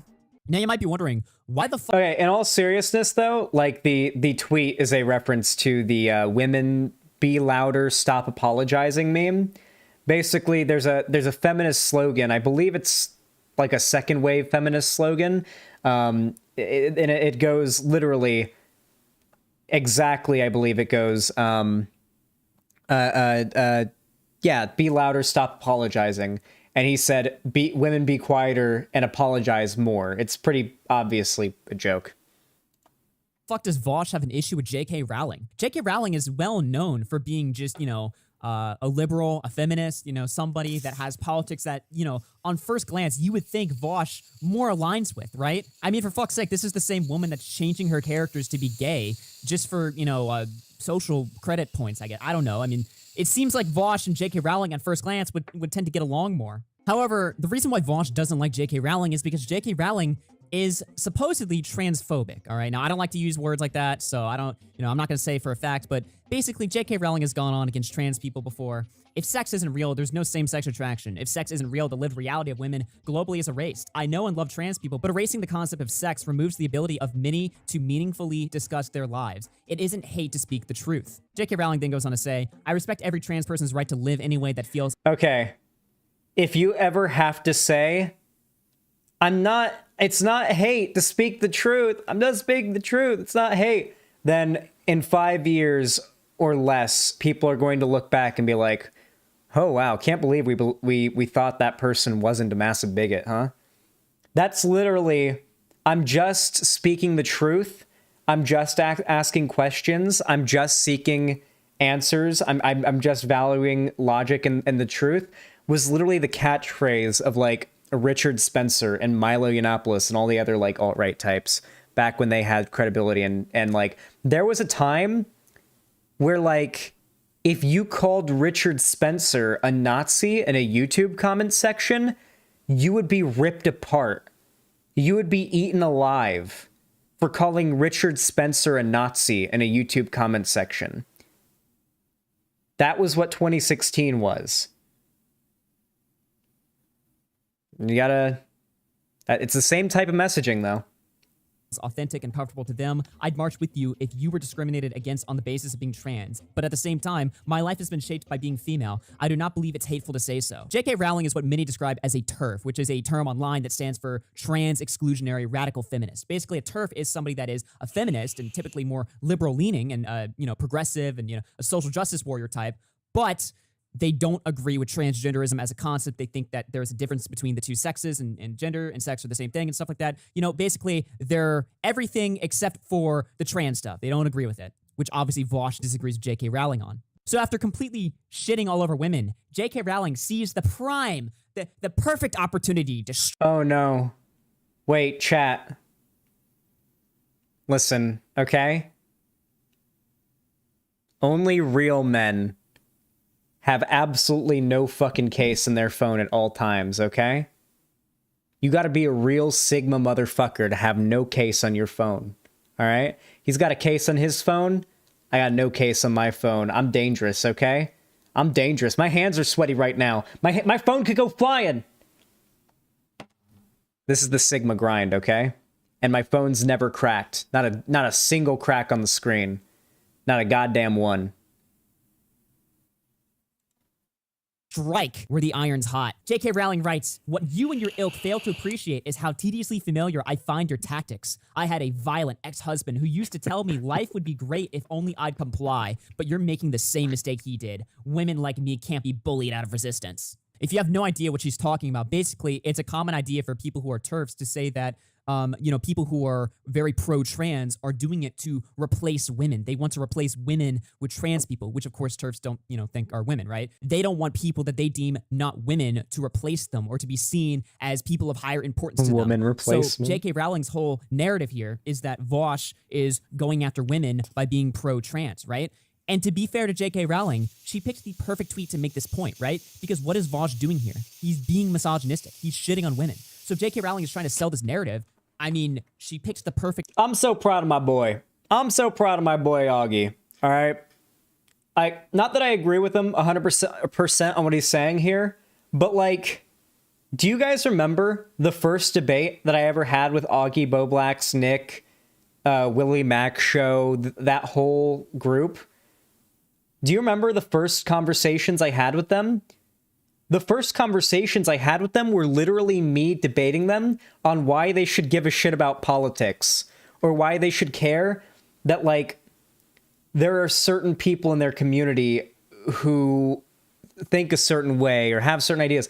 And, like, since then, especially recently, at the very least, I've seen them become more engaged and interested in politics. He's demonstrating a clear, like, education on politics here. Like, he at least knows, like, what turfs are. He understands, like, the context of this situation fairly well.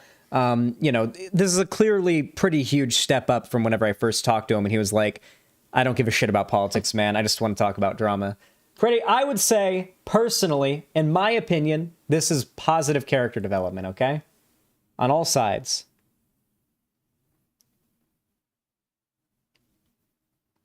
I'm really glad they're getting into the politics community, though, because that was a huge part of my motivation back when I made that, like, cringy statement about infiltrating the drama community.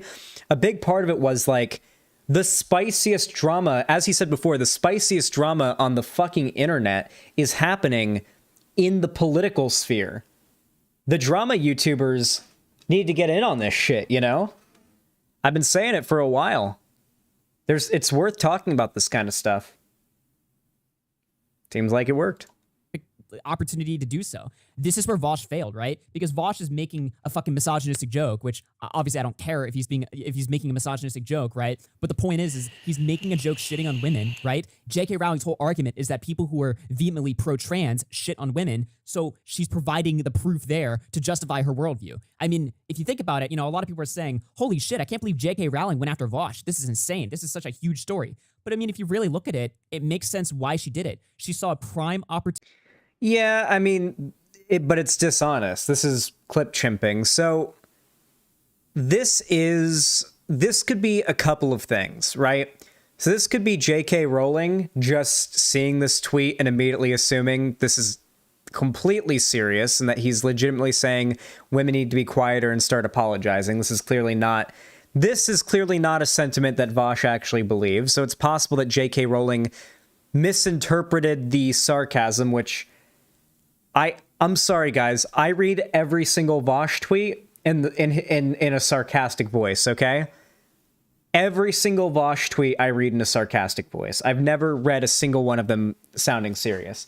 By the time I reach the tweet, if it doesn't sound like it makes sense being sarcastic, then I'll reread it seriously. And that generally helps a lot. Yeah, it's ironic that the writer is kind of illiterate when it comes to reading.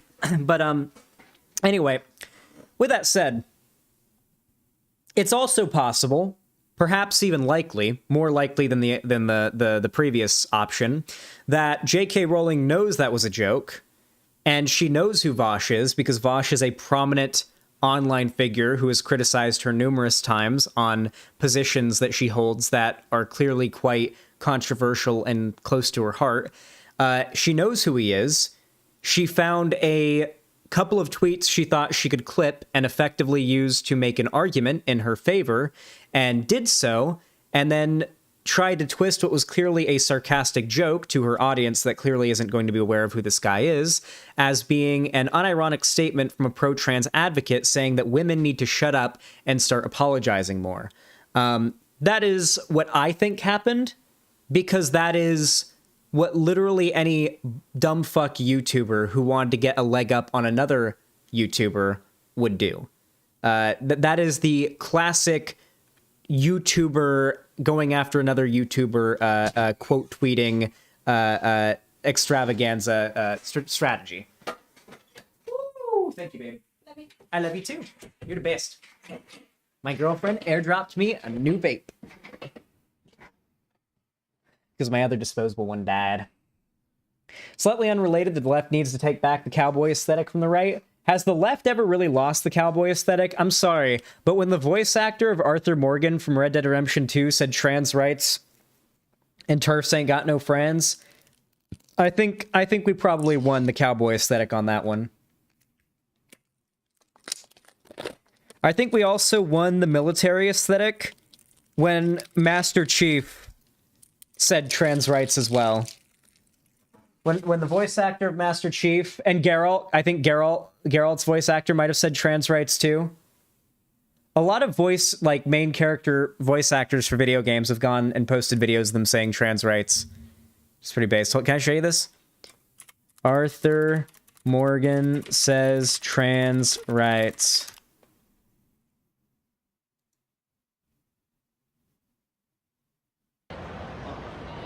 Hey there, cowpokes. Arthur Morgan here. Be beautiful to each other. Keep loving Red Dead. Keep loving everyone. And don't forget, TERFs ain't got no friends. Trans people are people. Be beautiful to each other. You'll be all right.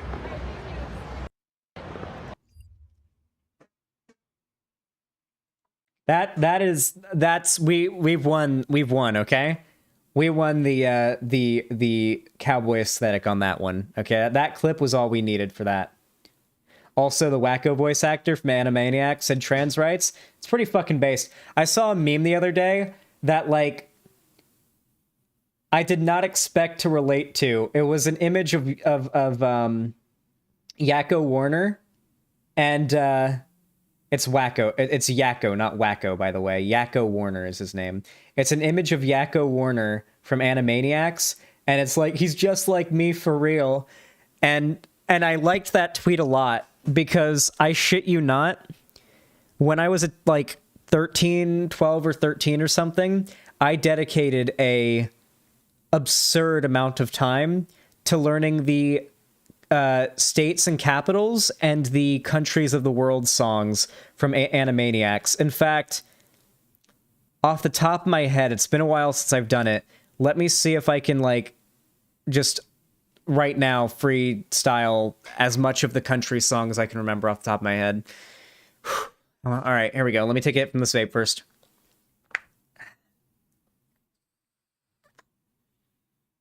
Let's see how much of it I can remember. United States, Canada, Mexico, Panama, Haiti, Jamaica, Peru, Republic Dominican, Cuba, Caribbean, Cuba, El Salvador 2, Puerto Rico, Colombia, Venezuela, Honduras, Guyana, and still Guatemala, Bolivia, then Argentina, Ecuador, Chile, Brazil, Costa Rica, Belize, Nicaragua, Bermuda, Bahamas, Tobago, San Juan, Paraguay, Uruguay, Suriname, the French Guiana, Tobago, San Juan. There's Iceland, Finland, and Norway, and Sweden, and I can't. If I listen to it once, I could do it all over again.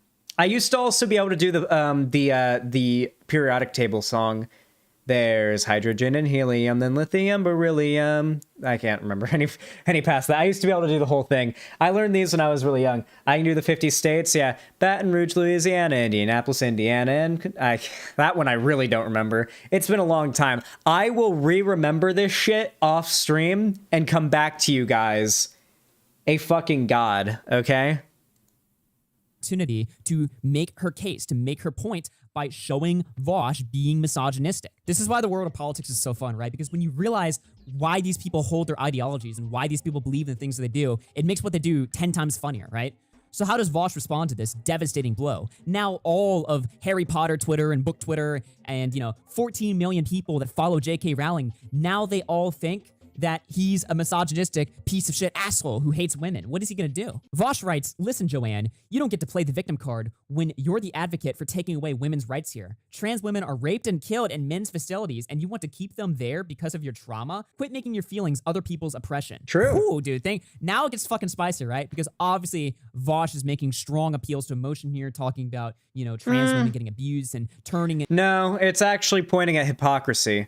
Not an appeal to emotion. Close. It is a argument thing.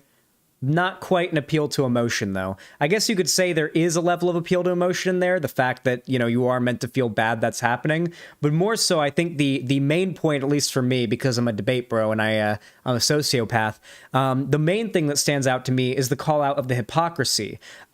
J.K. Rowling is making a huge deal about how cis women may be predated on by trans women who could be predators.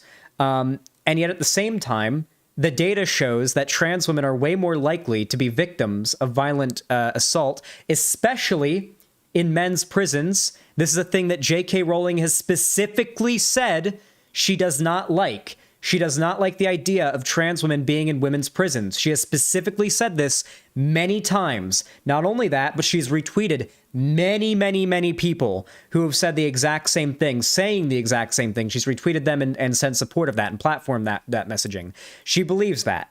Vosh is calling out the fact that the data does not align there. She is playing victim in a case where she is using her platform to advocate for the rights of an entire demographic that is statistically more likely to be the victim of violence than the demographic J.K. Rowling is accusing of actually being more likely to be a victim of violence in this situation. He is calling out the fact that she's not only wrong, but that she is hypocritical and that she's kind of being a cunt.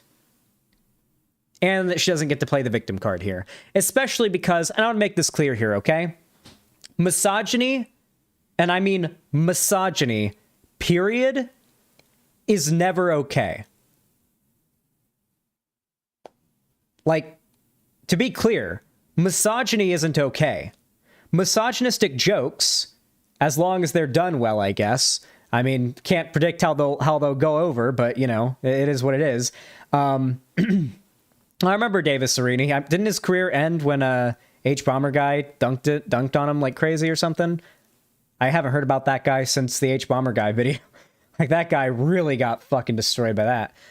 Anyway, as I was saying though, it just seems like but Xanderhal, you think people on Twitter are gonna dig that deep? I don't think it's necessary to dig that deep. Literally all you have to do is read the tweet and be aware of J.K. Rowling's position, which if you follow J.K. Rowling on Twitter, at least some amount of the 40 million people that follow J.K. Rowling on Twitter or whatever have to know that, you know, she doesn't think that trans women should be in women's prisons. Like, I don't know.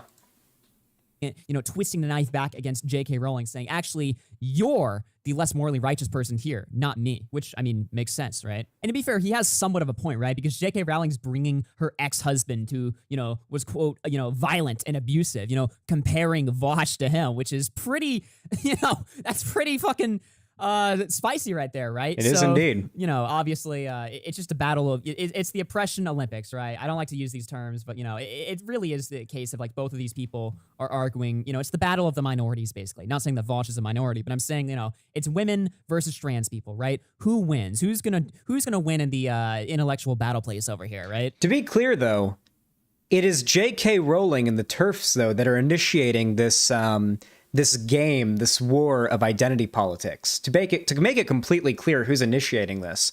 The trans people, for the most part, really just want to be acknowledged as the identity that they identify with and just to have their rights and stuff.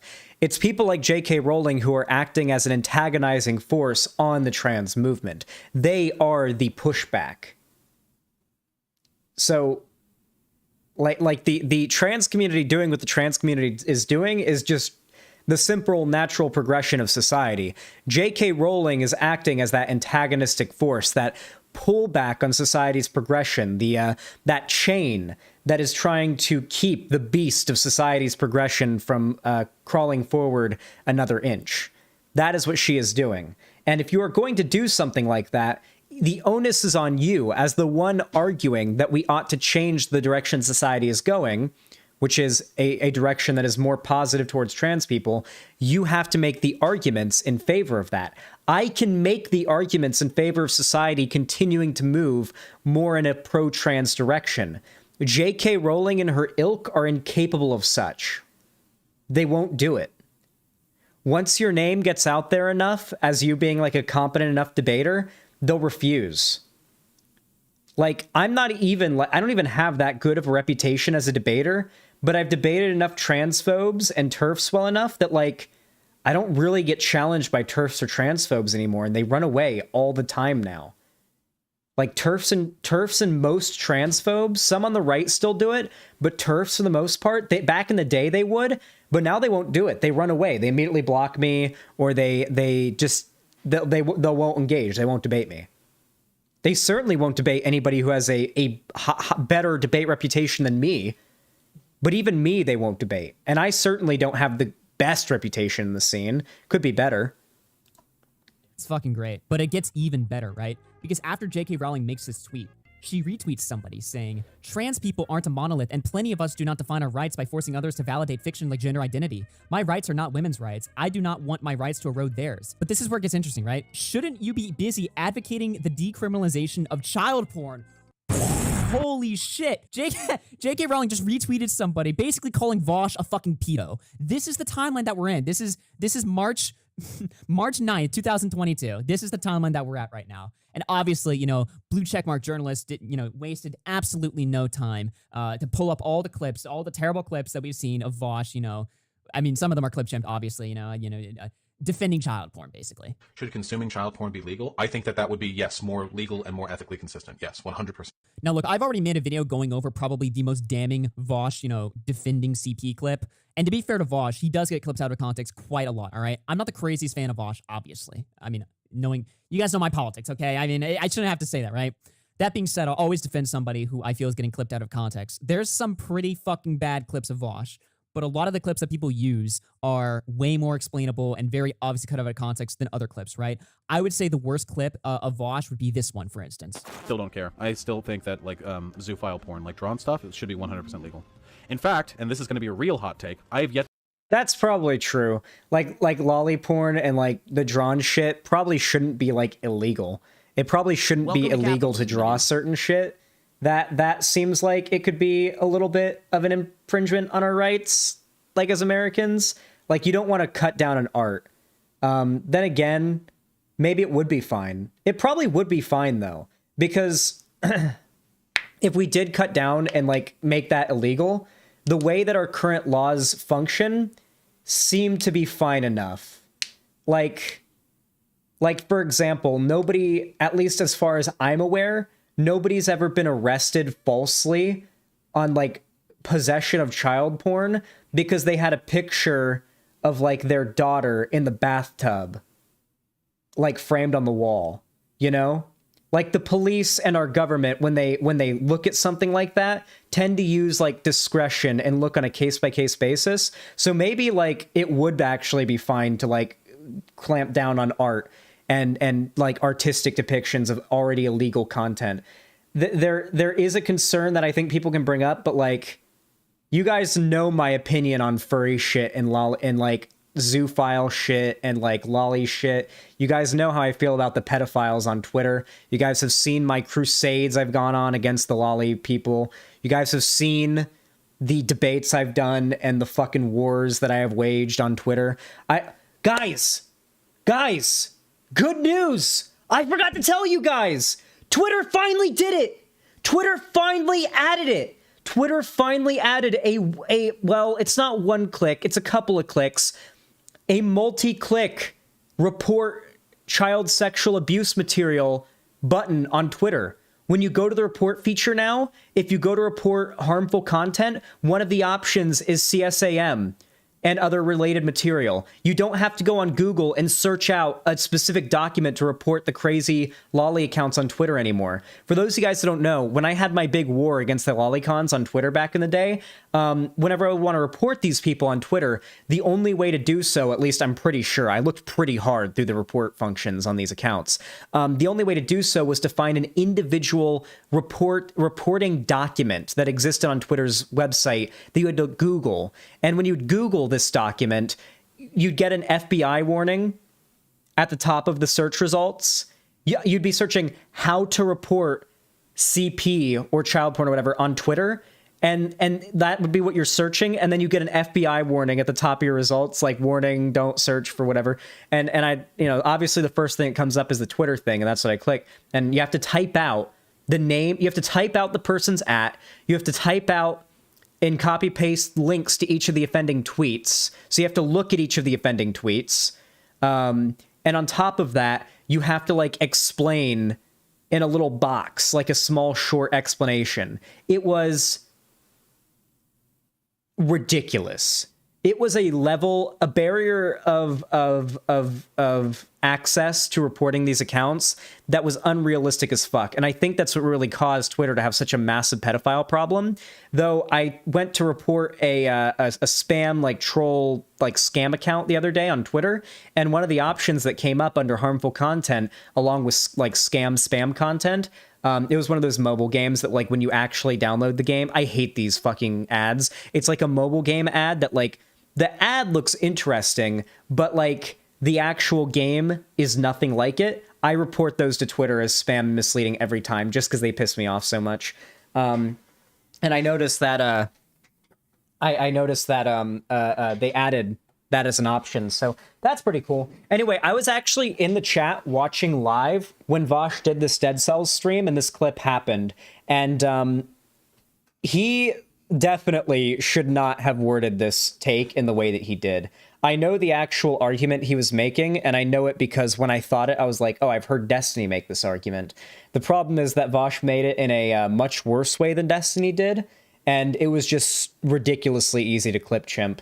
Admittedly, I don't think he expected that in, like, what was it, like, I feel like it was a 30 or 40 viewer gaming stream he did back when his channel had, like, 30,000 views, like, subs. I don't think he ever expected a poorly worded take like that to ever, like, be an issue, but now you know. You got to be careful how you word things.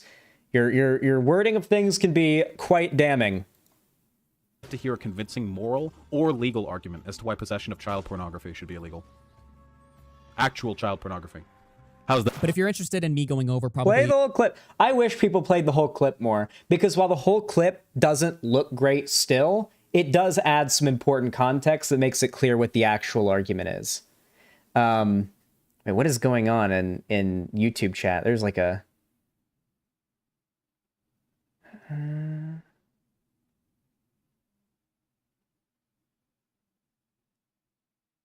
Okay, there's like a weird fucking argument happening in YouTube chat. I'm trying to follow it, but it looks like it's been going on for a lot longer than I feel like reading back to. Jesus. Anyway, basically what he argues in that clip, just to sort of like help a brother out, you know, basically what he's saying in that clip is that very few people... You guys remember the incest debate that Destiny had with No Bullshit? Basically, the idea of that was to demonstrate how many people have the correct position on an issue. For example, that child porn is bad or that incest is wrong. But if you really grilled them on it, they couldn't actually explain why it's wrong. Really, it's just the fact that society has taught them that's wrong is why they believe that, which is worrying. When there are certain things that are bad that people believe are wrong, you want them to be able to understand why they're wrong, because if they don't understand it, then they can be easily convinced that it's not wrong, and that's a problem. You don't want that to happen. So in the case of this, a lot of people have the opinion that child pornography and its possession is bad, which is the correct opinion, and yet they aren't really able to explain it on a philosophical level. Vosh has had this take multiple times and said this take, and every time he gets canceled. I guess it's just his wording every time is bad, but I guess I'll magically word it in a way that doesn't get me canceled, because I've literally reworded his take before and never once gotten canceled for it. I guess because I worded it a little better, but we'll see. Basically, what he argues is that there is a double standard, a squad W double standard in our society when it comes to certain things that cause harm. So look at any clothing, electronics, or product that is made through child slavery. Some percentage of the things you own, unless you're one of those crazy people who make sure that everything that you own is like bought from co-ops and like made from like ethically sourced, whatever. Like if you're one of those people who goes through that much effort and everything, kudos to you, and you do not apply here. But most of you, the vast majority of you, probably have something in your possession that was made through child slavery and suffering and exploitation and blood. Pretty fucked, huh? But we're kind of okay with this, right? Like, at the same time, even though my graphics card that I'm using to stream right now might have been made with materials that were mined from a fucking by slaves somewhere, who knows? Like, despite that, we still kind of look past it and like continue to consume the product. Chocolate, a lot of chocolate we consume is produced through slavery, child slave labor included. I could go down a list of examples of things that we commonly consume that are very commonly produced through child labor and child slavery in other countries. I don't need to do that, though.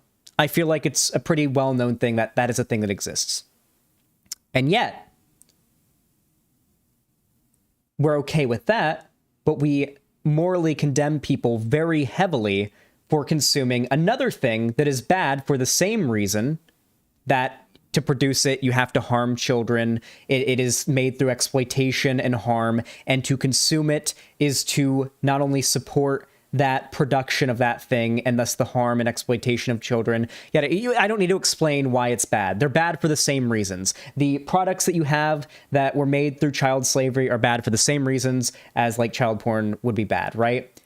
We're willing to kind of turn a shoulder to one thing and not the other because, let's be real here, child porn's disgusting. Or as I like to call it, child sexual assault material. I think CSAM is a much more useful term for it because child porn the word porn implies consent. I don't like that. A lot of people don't like that. A lot of people in the community the community trying to push against like sex trafficking, child sexual exploitation, all that, they've adopted the term CSAM. With that said, the reason for that is because it disgusts us. It disgusts us. When we see a pedophile, we are filled up with rage because we imagine the thought of them trying to hurt a child and it makes us angry. We imagine them as these disgusting perverts, right? As they are. But, you know, I don't think I need to dunk on pedophiles for 20 minutes here. That goes without saying. But like, we view that there's a very strong emotional attachment we have to that we don't really have with the graphics card made with materials mined by dead child slaves, right? You know, like there's a level of separation you can have there. And what Vosh, or the argument Vosh was making there, very poorly in his wording, admittedly, he has admitted this himself, was that a lot of people are completely incapable of making an argument against the possession of child porn because they don't understand why both of those things are bad. And we need to encourage people to understand why things like child porn or products made through the exploitation of child slavery are bad, because once we understand why they're bad, well, now it's easier to argue against people who think it's good. The problem is that he worded it very badly. So yeah, let's resume the video. Let's see if any of what I said there gets clipped and ends up getting tossed around. How does porn imply consent? You'll have to ask all of like the institutions and like nonprofits and like movements trying to fight child sex trafficking and child sexual assault and child sex exploitation. Like, you'll have to ask them. They're the ones who've made that decision. Hey, by the way, 360 people watching right now. Please like the stream. It helps the stream out a lot more than you even realize. It takes half a second. Like the stream. Just do it. Why not? Like the stream. Come on. Hit the like button. 360 viewers. Come on. Hit that like button. Helps out more than you realize. All right. One of the more worst clips of Vosh and explaining the logic. I made a video. You can go check it out. It's a very good video. You should go watch it because I thought it was personally just kind of interesting. Yeah, porn is an industry. Sexual assault is an act. Exactly, JTuber. Perfect.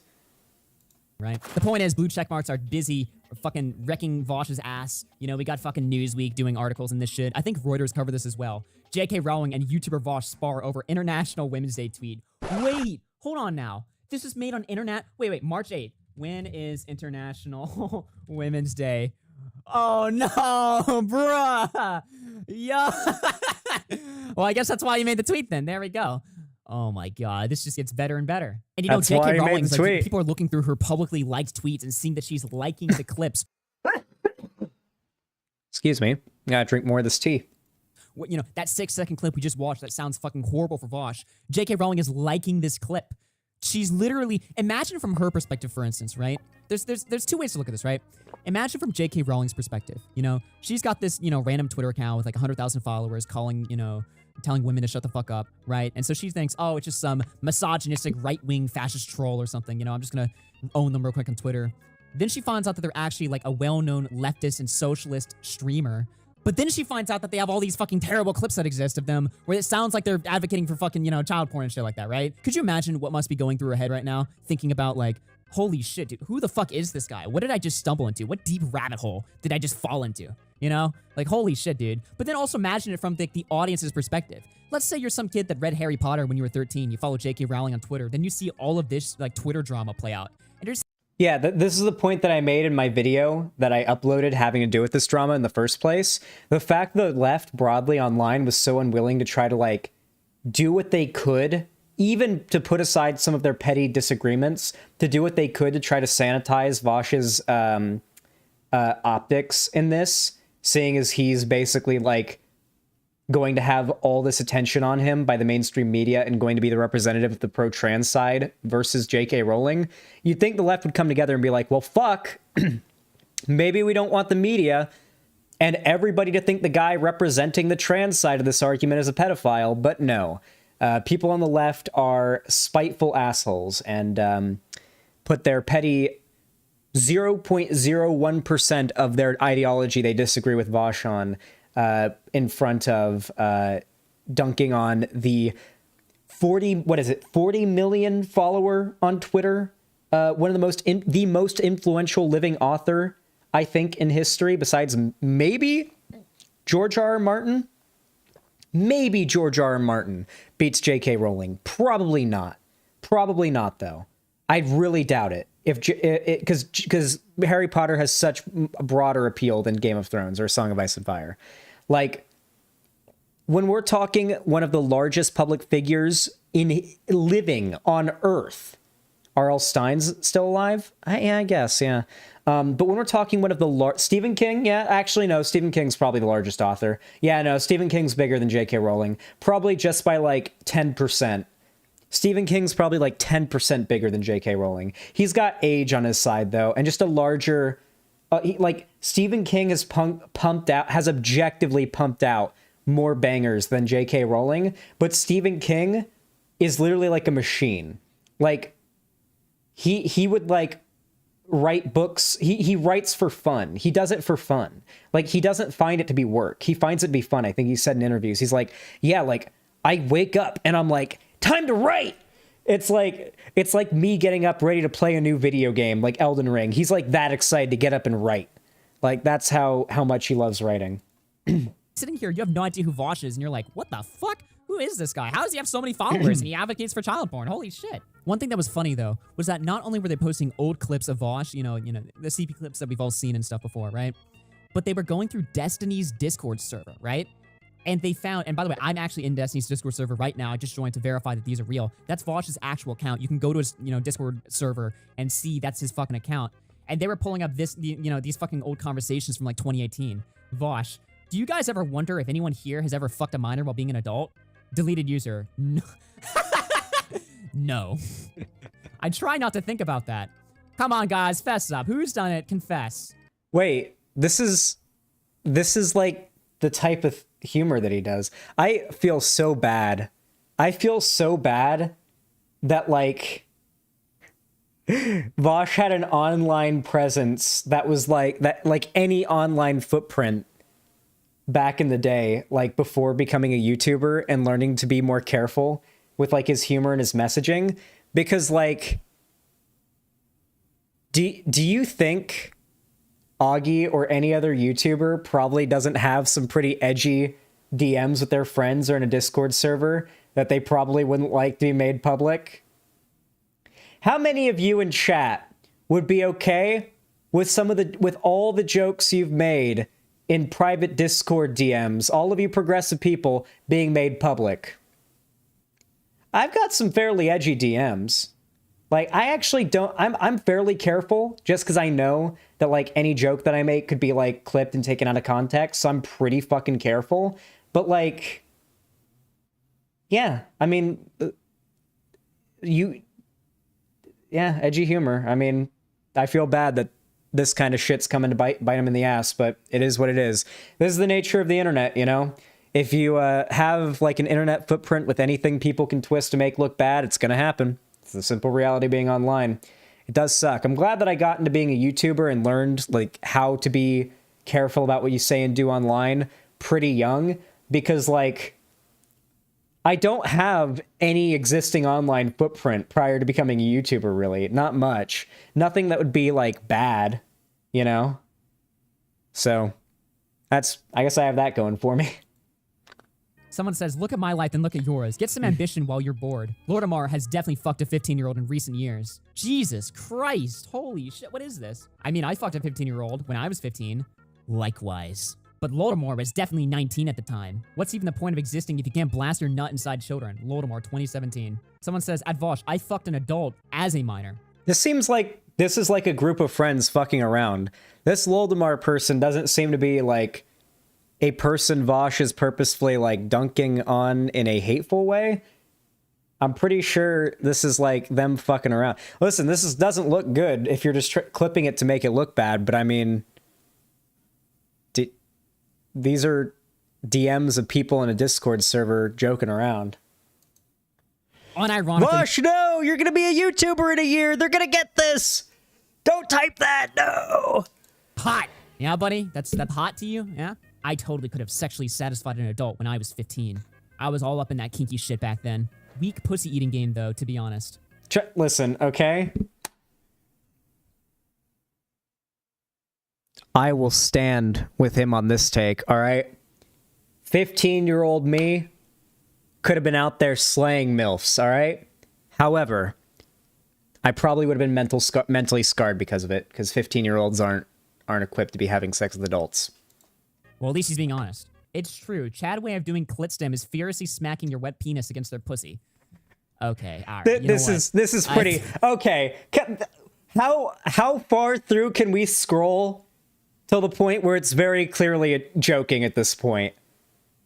Do we actually think he thinks the best way to stimulate a clitoris is to smack a wet, flaccid penis against the vagina? Do we actually believe he thinks that? Or do we think maybe these might be memes? I think these messages might be memes now, guys. I think it's starting to look a little obvious. I think I've had enough. I think that's gonna about do it for this video today, all right? I don't know if I can take much more of this shit, okay? Look, I'm not trying to fucking cancel Vosh over here, all right? Demure fucking little girl, and all the big boys are gonna whoa, what do we got? Pause on there. Wait, I need some context on that one. Confidence, okay? Insecurity is not attractive. You can get away with it if you're like some cute, demure fucking little girl, and all the big boys are gonna run in and be like, ooh, no. Whoa, why? I don't like this. I feel like I'm getting violated listening to this. I'm just having a little fun on the internet, okay? We're just having... What's that supposed to... Is that supposed to sound bad? Is the wording... Is it because he said little girl? Is that supposed to imply... I mean, maybe it could. I don't know. That didn't even sound like he was sexualizing anybody. I don't know what that was supposed to be. A little bit of fun here. Yeah, it sounded like he was talking about like uwu shit, right? Like the uwu, rar XD, cute, look at me, puppy, like kind of aesthetic that exists online. That's the impression I got from that clip, but I don't know what that was. Look, I'll say this, all right? There's a lot of bad clips out there of Vosh. There's a lot of clips that, there's so many clips of Vosh that exist to the point where if you genuinely are like concerned... My throat is so fucking phlegmy today. Jesus Christ, this tea is actually a good call, Lonnie. Hey, if you want to get me a refill in a few minutes, because I'm actually almost done with it, I might actually be down for more tea. I don't drink tea often, so I'm down to drink more. It's actually kind of making my throat feel better. About him or think that he might be someone a little bit more devious than he claims to be. I'm not necessarily going to fault you for coming to that conclusion. I'm just big on defending people when I think they've been taken out of context. And with Vosh, I think a lot of people definitely do take him out of context a lot. That being said, there's also a lot of bad clips of him that exist where I sort of understand the argument that he's trying to make, at least in some clips, but either the argument is completely retarded or I think that there's no possible way he couldn't have seen what it looked like he was arguing for. And because of that, it's kind of difficult for me to feel sorry for him. It's kind of difficult for me to feel sorry for him when people are like, thinking that he's some like monster and he's willingly, producing clips out there. Or at least you know what I would have done or well, it's not what I would have done, because I probably would have done exactly what Vosh did in his place, because I would have been as freaked out by the situation and worried for my career reputation as him in that situation if I were him. But like, what he should have done in hindsight, probably when that clip came out and he got canceled for it, should have been like, yeah, I'll defend it too. Come on stream and debate me on it. And then just debate, literally just make it into content. Keep debating people on it and defend it well. Defend his take well. Like, the clip may have been badly worded and may not have been well represented, but people are going to come on expecting the worst. And then when Vosh comes out with a take that is completely reasonable, that's well worded, and they come on to debate, it would be a complete... He could have flipped that whole drama into something completely different. That's how Destiny did it. Like, Destiny had multiple, like, pedophile accusations against him back in the day, and he never, like, apologized or walked it back or anything, which is what Vosh did with the bad wording of those arguments. He doubled and tripled down on it, and now nobody brings that shit up anymore, because nobody cares. Like, in hindsight, it probably would have been better to double, triple down, challenge every single person who accuses him of being a pedophile to come on stream and debate him on that topic, to reveal exactly how stupid and wrong they are. That would have been the best way to do it. That would have been the best way to go about that. Not that, like, what actually probably happened was he was like, as I would have been, as anyone would be in this situation, was probably like, holy fuck, I can't believe someone's taking this thing I said out of context in this way to try to make people think I'm a pedo and ruin my career.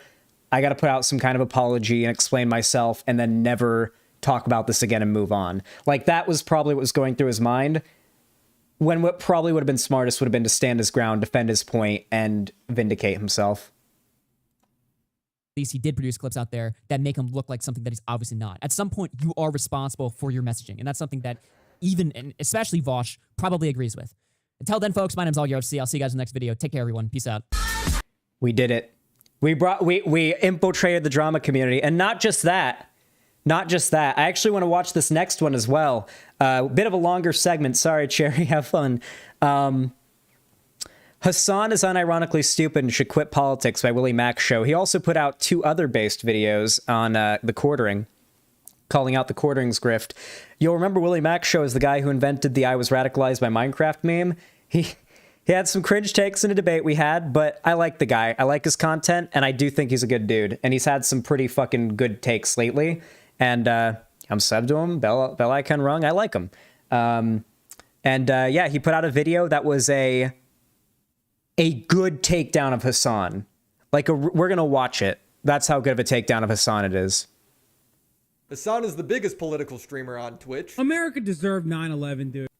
We fucking totally brought it on ourselves, dude. Holy shit. He's a socialist who routinely criticizes the rich while spending money on extravagant luxuries of his own. La, la, la, la, wait till I get my money right. He owns a $200,000 luxury Porsche, living in a $3 million luxury home. Hassan often relies on using other people's content to entertain his viewers, either when he's too tired to entertain, or he's cooking, or eating. When people confront him or offer solutions on how to go about in the future, like pausing the video when he's not there, or giving proper credit to the creator while reacting, he dismisses it, using over-the-top exaggerations to make the concessions seem unreasonable. Dude, what am I supposed to do? Hey, you want to know something? Like, an easy way to help give credit, like, when you're reacting to a video?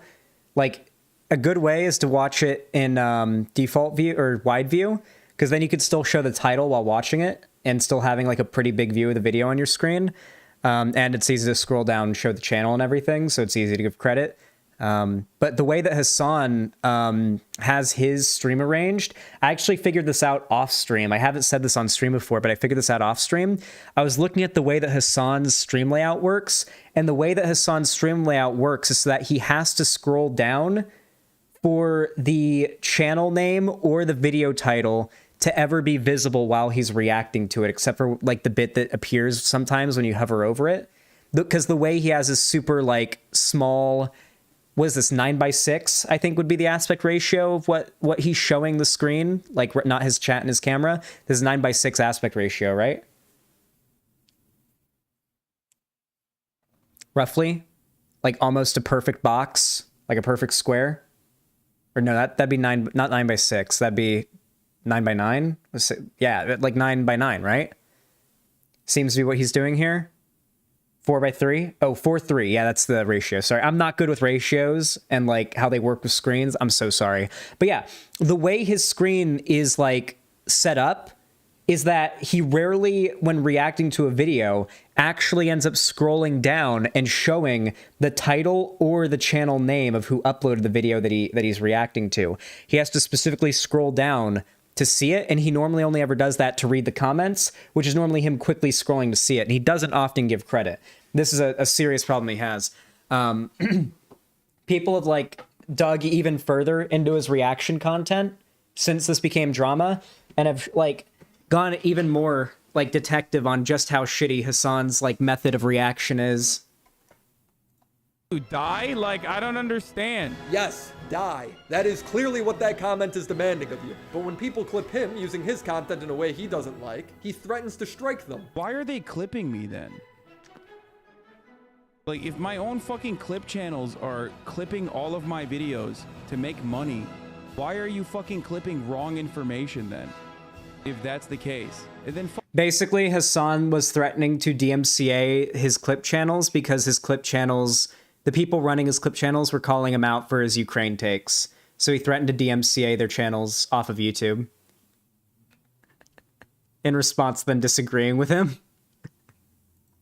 Fuck you, dude. Don't make me DMCA your bitch asses. Everything I said about Biden is true, you fucking idiot! It's always... Do you think black people... What a fucking liar, dude! When I compared the quartering to Hassan, I wasn't exaggerating. They're both people that will pander to their team at all cost. Two sides of the same coin. It's like looking into a mirror. Seriously, you should do it. You need to. I'm a big guy. I get sweaty. You know, you get that crotch rot. Well, don't stress, Jeremy. I have the solution for you. Scentbird is... The comparison between the quartering and Hassan is actually scary. Because I never thought about it that way. But then I started to think about it. And I was like, fuck. Not exactly wrong. Crotch rot? Oh, yeah. Holy shit. My man Jeremy must really not be showering much because, like, swamp dick or swamp crotch is one thing. That's what you get after you go for a run or you've had a long, heated, sweaty gaming session. You know, swamp dick is one thing, but swamp dick turns into crotch rot after weeks of not showering and repeated sessions of doing those things, okay? This motherfucker's got crotch rot, okay? Some amount of, like, rot? If things are rotting, then you're in trouble.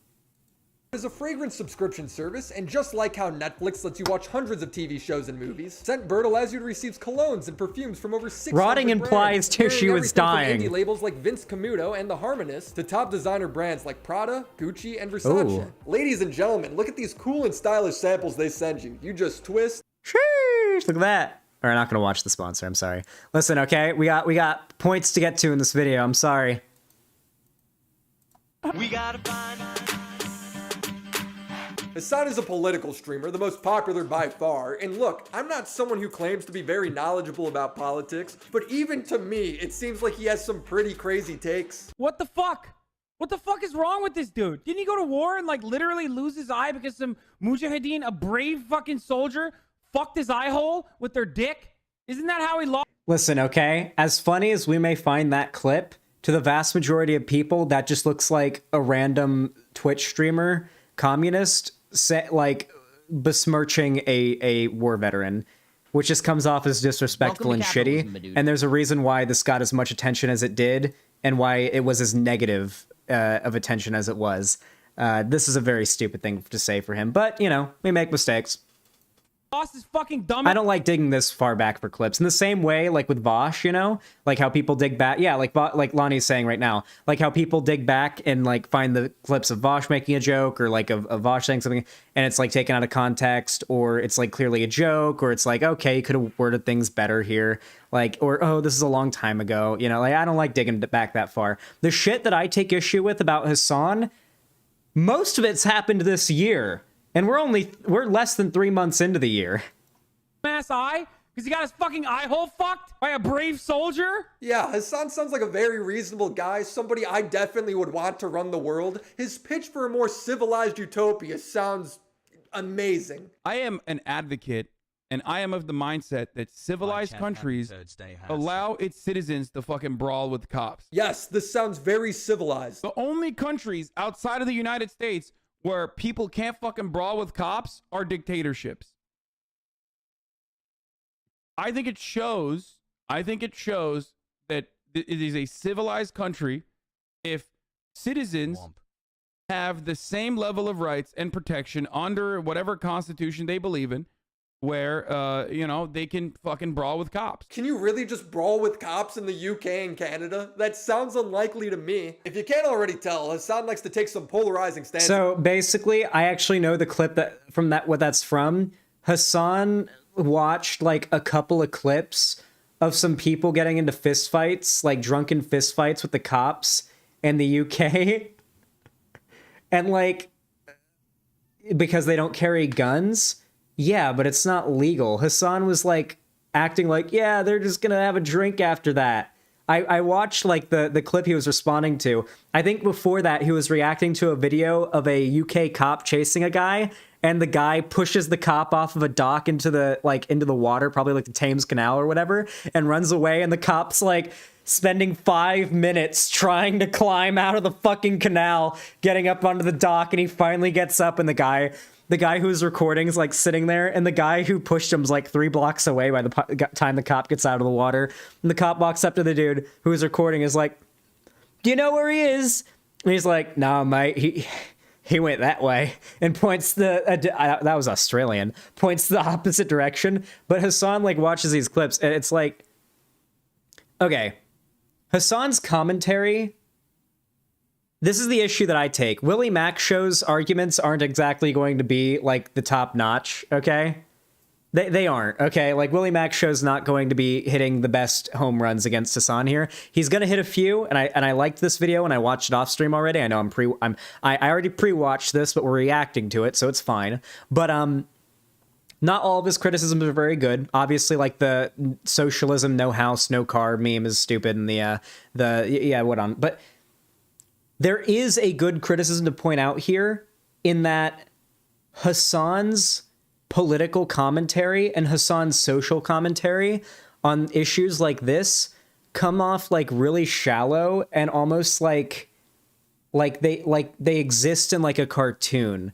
Like, imagine thinking you can get into a fist fight with the police in like the UK and it's not going to be an issue. Now, most cops in the UK don't carry guns. There are cops in the UK that carry firearms, though. I know that, like, there are special units that carry guns. There are obviously, like, there are units that are stationed all around London that always have guns. Always. And they're standing there on the street with guns in their hands. People try to walk up to them and fuck with them. They're like the guard or whatever. Like, there are law enforcement in the UK with guns. You should not... The way that Hassan talked about it, I remember watching that original clip, it comes off to me as Hassan existing in a childishly cartoonish parody reality of what he thinks the UK is really like when it comes to their police. Because he thinks that, like, UK police, you know, "Oh, mate, you can't park there. Oh, I'll park wherever I want, mate. All right, put your fisticuffs up. Whoever wins gets to decide who's right here. All right, mate, let's go. Oh, I'm fucking you up, mate." And then they fight, and then whoever wins gets to decide who's in the right. If the guy wins and the cop... There was literally a news story Hassan retweeted on Twitter recently where, like, an Australian cop let a drunk driver off Welcome to capitalism, of a ticket because the drunk driver attacked him and won the fight. And Hassan retweeted it and said, "This is what cops in America need to be more like." I'm pretty sure that was a tweet from Hassan. Was it not? Can somebody check me on that? Because I'm not 100% sure on that. But, like, I'm pretty sure that was a tweet from Hassan. I know he retweeted that. I know about that clip or that story because of Hassan. But, like, that demonstrates to me and maybe this isn't like the worst criticism of Hassan ever, but it demonstrates to me like one of the issues that I have with Hassan's like mindset. It's like he's got like a parody conception of places that aren't where he has like personal experience with, you know? It's the same thing with Russia, right? He has like a very almost real life Flanderized idea of Russia in his mind, you know?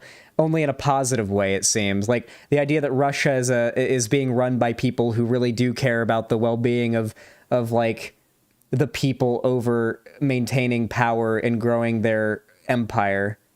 He seems to unironically believe that Russia has like anti-imperialist sentiment in their government, which is insane. Or strong anti-imperialist sentiment in their government, I believe was his sentiment, or is what he said. I don't know, this is a dumb thing to try to dunk on Hassan for. This is what I'm dunking on him for. William Mack Show is it. I'm not even dunking on him for it. Thank you, Mr. Krabs.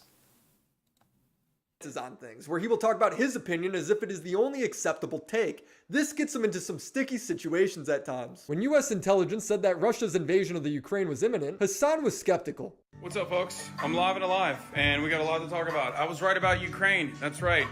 War is not imminent. Oh, shocked to find out. Anyway, we're going to talk about that and a bunch of other stuff, so get in now. But honestly, saying Hassan was skeptical is completely underselling his verbiage. You would have thought he had his own intelligence agency feeding him information with how confident he sounded. I think maybe I'll tell my editors to do this, but I think I'll just change I'll change this every day to Ukraine has still not been invaded by Russia every day. Change it to Russia still has yet to invade Ukraine.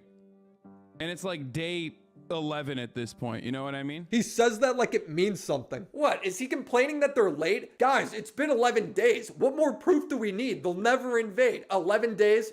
Too long. He was posting J-Station memes, making fun of people who were worried about imminent war, and when Russia finally did it, making his coverage look utterly ridiculous, you'd think he'd apologize for going about things so arrogantly. And to be fair, he kind of did. The video was titled, "I was wrong about Ukraine." So does he actually admit that he got stuff wrong? Yeah, I mean, he's got little choice, but in the same video, he simultaneously continues to make claims about the conflict that he has no way of knowing about, and ultimately would be proven. Willie Mack is missing the mark so hard in this video, making it clear how little he knows about the topics.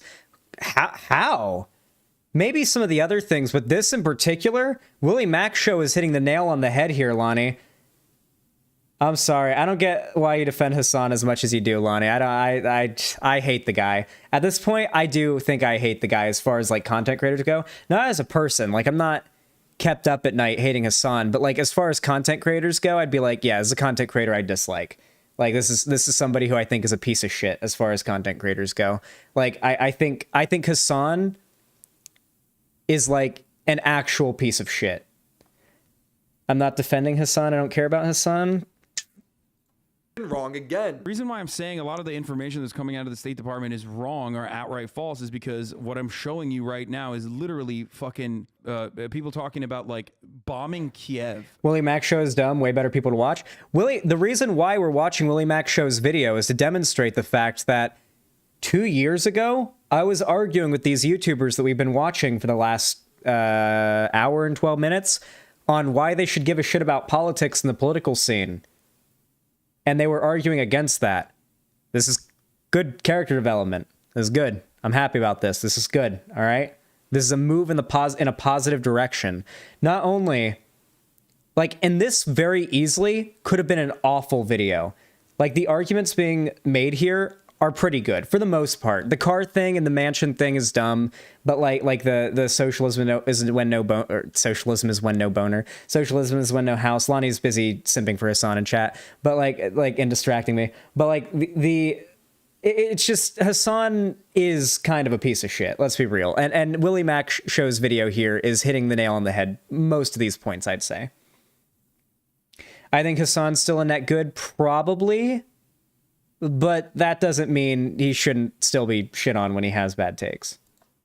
Okay. Their take was Ukraine is going to be invaded. Kiev is going to be invaded by Russia. That is insane. That's psychotic. So in his apology video for his arrogant and baseless predictions on Ukraine, Hassan makes more arrogant and baseless predictions on Ukraine. Only Hassan, dude. He's also taken weird stances like condemning his chat for comparing Putin to Hitler. You feeling bad about the Crimean annexation does not change the reality of the Crimean annexation being a completely justifiable fucking act by the Russian government, okay? So that's it. That's fine. And Hitler invaded countries based on Germanic ties at first? Yeah, dude. Talk to me when he's fucking throwing Ukrainians in a fucking... What are you talking about? Talk to me when he's throwing Ukrainians at a concentration camp, okay? Hitler wasn't fucking bad because he decided to invade Austria. He was bad because he was fucking killing Jews, okay? That was the problem. He wasn't like, oh yeah, we're gonna fucking annex territory with like Germanic people in it. That wasn't the main problem with Hitler, I think. Who says this? He seems more passionate about this than the actual invasion. That wasn't the main problem with Hitler. That's the thing that actually I feel like is a better argument here than even like who says this is he seems more passionate about this than the actual invasion. It's true. He actually does seem more upset that someone in his chat compared Putin to Hitler than he is that Putin is invading Ukraine. And it's funny because Hassan is not afraid to get super emotional and virtue signally about things that, like about his political opinions, you know, like he'll yell and get angry and go on long rants like this about how angry he is about a political thing. It doesn't really seem like the Ukraine thing bothers him much. I think that was like maybe 8th down the line. Well, I'm glad we cleared that up. I made out with so many girls. Made out with every This part of the video I think is kind of If dumb. you can't tell, Hassan is very stubborn. He likes to argue, so he often gets caught up on weird, seemingly insignificant things. You see, cracker is a really important word to Hassan. He spent an awkward amount of time trying to explain why it's a cool word to use. Okay. Willie Mac show in this clip, in this segment, does not argue that cracker is like a slur or bad to use. I don't think he does, at least, not from what I remember. What he mostly shows in this clip are some really, really cringy instances of Hassan that I wasn't even aware of during the cracker arc, that when I watched this video off stream this afternoon, I actually, like, you ever get like that, you know how Hank Hill, like, goes, whoa, when he cringes? Because that's what that is. That's him having a physical cringe reaction. I did that. I had a silent whoa moment when I watched one of the clips. It gave me that spine tingle that made me involuntarily kind of like squirm in my boots, was how cringy the clip I saw was. We're going to get to it very soon. Wait, first I have to ask you guys for context. Do any of you guys know who TSM Myth is?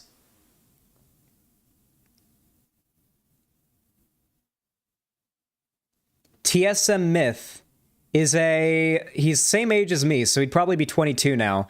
Maybe, I think he's probably like 20 or 21 now. He was a bit younger than me. I don't know. I remember he was like, I liked Myth a lot back when he was really getting big because he was the same, like really close age to me. He's in TSM, which is a pro gaming team, and he was like really big on Fortnite back in its popularity.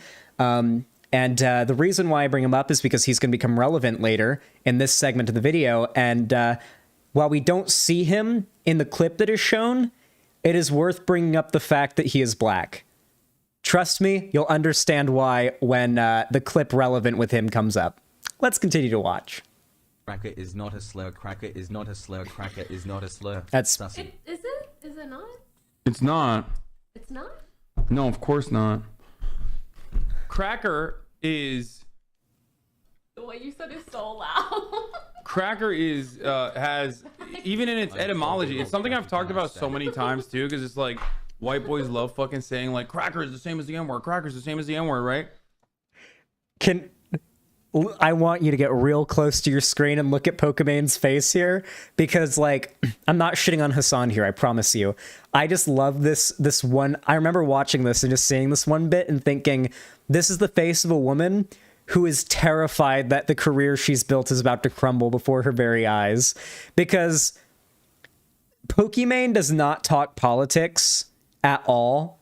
Like, her whole branding, from what I can tell, is being as inoffensive and broadly like broad appeal as possible. And she's not really into the whole political thing much. She's probably left-leaning on her politics, if I were to guess. But you know what I mean, right? So she's like... not used to people even mentioning the N-word on Twitch. That's not a thing you talk about really as a streamer. And so she's like terrified right now. Like, what is he doing? Like, what is he doing? This is not a thing you do as a streamer in the sphere she comes from. In the political sphere, we're like, okay, can I tell you guys something?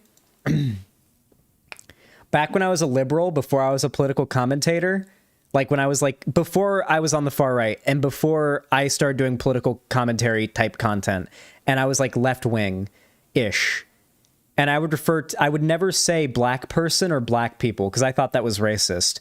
I thought it was racist to say that. I would always say African American or African Americans because I thought saying black people was racist. And it wasn't until I became a political commentator and just got like more into the space that I realized, oh, not even like woke POC consider like black people or black to be racist as a descriptor for black people. Like that is like that, like, or even saying, or even if I reference the N-word, it's not a big deal. It's not like, it's not racist for me to be white and to reference the N-word. I don't know. It feel like that would have been the thing I would have shied away from at all costs back when I was an apolitical normie that was marginally left-leaning, which is what I feel like is happening with Pokimane here. And she's just like, are you sure about this, Hassan, bro? We don't talk like this on my side of Twitch. It's really stupid. It's not like the etymology of the word is different. Like cracker means literally whip cracker. It comes from whip cracker. So the power still is in the hands of the white person in that situation. It's true. Us white people, we love being called crackers. I feel completely empowered by it. Jokes aside, Hassan would use the word in a way at times that could be interpreted as hateful. Did I say, oh my God, saltine cracker? Like people are just bitter because it's saltine cracker. That's not what I said. You dumb cracker bitch. I don't give a shit if he calls people crackers. I just think his logic is hilariously bad. This tweet of his is one of my all-time favorites. Absolutely insane. Twitch banned 2 of my mods for using the word cracker. One is black and the other one is brown. Does Twitch actually believe cracker is a slur? What is the logic behind pointing out that they're black and brown? I feel like that makes it worse. Like if they were 2 white guys, I get it. That makes more sense. But that is true. It would make more sense not to bring up their race at all. He went through this phase where he tried to act like all these creators agreed with him on it when they clearly didn't. What do you think about the word cracker? The what? The word cracker. What do I think about the word cracker? 2 of my mods got banned for saying cracker. I can't yesterday in a sequence of like 3 minutes. I can't look. I don't use it personally. Oh. I'd rather describe people with things that aren't just broad stroke derogatory terms based off the color of their skin. Pokimane had to bait him into talking about something else. I can't watch this part either. Riled up about it. I've been a sub to Hassan for more than 2 years. I can't watch this part either. The community's bubble got popped. The whole "you can't be racist towards X group" argument isn't perceived well in the real world where we actually live in the struggle, bro. Have you seen this one video on YouTube? No, this person No. has literally never been around black people. Video. I promise you. Here's a person who does not have a single black or brown friend. Okay, what is it? What Hassan did right there is how he dismisses every argument that disagrees with. That last one was the one I really couldn't watch. The myth one wasn't as bad in hindsight, but the Pokimane one, that was the one that really, like, that is social ineptitude if I've ever seen it. At the very, like, that's all that was. That was social ineptitude. I'm not gonna dunk on Hassan too hard for that, but that was extraordinarily cringe. Like, it was pretty clear there that she didn't want to talk about it. Can I give you guys an analogy from my own personal experience as to like when you should know not to, like, as a streamer in another streamer's space or with another streamer around, to try to keep the other streamer's sort of like feelings in mind, was a few months back, I was hanging out in another Twitch streamer's chat. Her name is Pixel Smixel. And I was talking in the chat, and one of the chatters brought up the sex cult drama and was like, really sorry thoughts, because she was reacting to a Thought Slime video, and someone brought up this Thought Slime sex cult thing. This is before the recent Vindication arc that happened with all that. And she was like, sex cult drama, what happened? And I was like, basically thought slime, and she was like, okay, if this is drama between two people, I don't want to platform this. And at first I was a little upset, like, oh fuck, I want to be able to like explain the situation before, because like the way that this explanation ended kind of makes me look and sound a little bad. But it's probably a good thing that I didn't disregard this streamer's request not to discuss that drama, because this is another streamer asking me to keep a controversial drama from my community out of their space and out of their presence, because they don't want they don't want any part of it. But with Hassan, that was clearly Pokimane saying, I don't want to be here for this tirade you're about to go on, because this is about to get you into some drama, and me being next to you is going to get me roped up in it. Clearly multiple times trying to change the topic. Don't do that. Don't do that. Keep an eye out for clear social signs in situations like that. With him. He exaggerates, refuses to actually engage in the conversation, and usually just shoves words in the other person's mouth. Here's a person who does not have a single black or brown friend. You dumb cracker bitch. What are you talking about? Talk to me when he's throwing Ukrainians at a concentration camp, okay? I don't think he's ever engaged in a good faith argument. He's perfect for politics. On the bong and the dope, I'm on this bomb. I'm smoking that Viacom. I've already touched on Hassan's lack of understanding when it comes to copyright. He will play other people's videos on stream when he's not even in the room. He does this so often, people are able to make 45-minute compilations of his chair, or him just eating, not transforming the video at all. He usually won't even provide proper credit for the video. His excuses are laughable. I don't know. Maybe because I'm live for fucking 8 hours, and sometimes I'm not literally in front of the camera while the fucking video's playing. And when people like JXE give honest arguments for why they think that's wrong, Hassan, in usual fashion, will be quick to dismiss the point entirely, using some of the most brain-dead logic I've ever heard. On him, how is it any different than him just watching a YouTube video off stream? It just rubs me the wrong way. Like, how do you think of your viewers to just stream your break? Dude, what am I supposed to do? Die? Like, I don't understand. This is Hassan. It doesn't matter if it's a serious... Hassan does argue like a child. He does. That is child argument logic. issue like Ukraine or a simple complaint about how he reacts to videos. He will always dumb down his critics' arguments to such a laughable level where it's hard to tell if he's being dishonest or if he's actually just that stupid. You could leave a sign saying gone for a dump back in 5, or could just give credit where it's due and actually react while he's in the room. Doesn't seem like a lot to ask. These motherfuckers are like, dude, peanut bottle, dude. No, you fucking glue eater. Just pause the video till you get back from the bathroom. Engage with it. Give proper credit. This stuff is so simple. When Hassan makes false equivalencies, sometimes people in his chat call him out for it. Even when he reads it, though, he doesn't engage. He just chooses to ignore them then. I'm right and you're wrong. Okay? I'm right and you're wrong if you don't recognize that. Now, is there a difference between playing a video game on stream and playing a TV show on stream? Yes. Not really, no. Yeah, but a video game's point is the interaction. Watching a video doesn't give that. Great point. I wonder how Hassan will answer that. Yeah, but a video game's point is the interaction. Watching a video doesn't give that.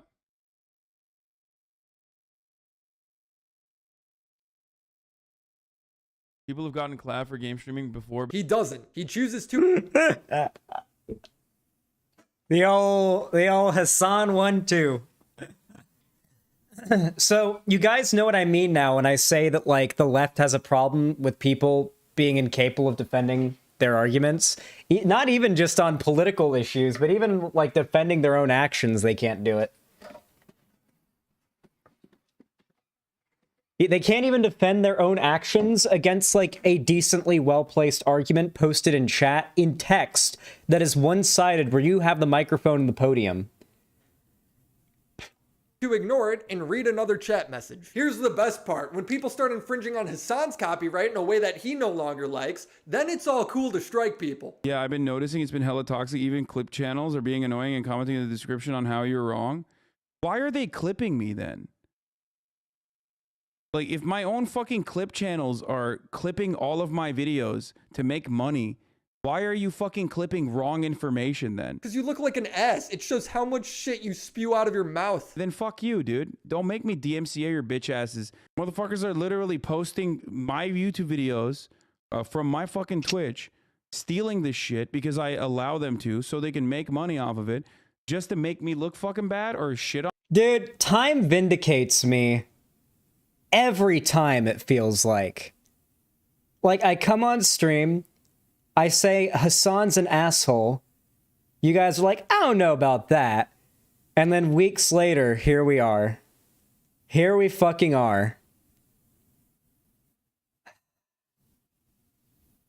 Doesn't always vindicate me. I've been wrong plenty of times, okay? The times that I'm right just end up getting platformed and talked about the most.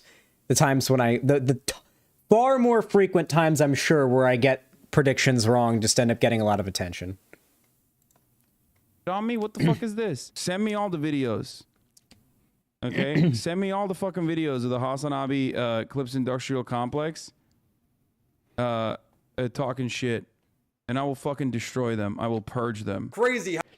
Lol, he's fine with clip channels taking his stuff until he disagrees with them. Yeah, I mean, that was pretty explicit in the clip. It was him responding to someone saying, yeah, it's so annoying. Even your clip channels are saying that you were wrong. And then he says, oh, I'll DMCA them then. He's been fine with them for all this time. He's had he's been okay with them all this time, but now they disagree with him, and now he's going to DMCA them. Please predict me getting a clingy goth yandere GF, and let's see if it comes true. Sodabit, by the end of the year, you are going to have a clingy goth yandere GF with big old titties and a fat ass. How he's all for getting rid of copyright laws until it starts affecting him negatively. Fucking classic. But she's so nice, but she's so nice, but she's so nice. Nicholas Diorio has been making a full-fledged documentary breaking down Hassan's career, and when I told him I was making my video, he specifically sent me these clips to use. So I'm not going to, for instance... this just goes into like the classic Hassan memes and everything. It's just like the dunking on him for a bit. If you want to see the rest of this, I recommend you go and you watch the original videos. Obviously, the original was from Ongi RFC, and this is from Willie Mac Show. If you want to go drop some support on the video, which I recommend you do, because as far as takedowns of Hassan go, even if you don't agree with everything Willie Mac said or agree with Willie Mac and everything, it's a pretty damn good takedown of Hassan. It's worth getting more attention on it.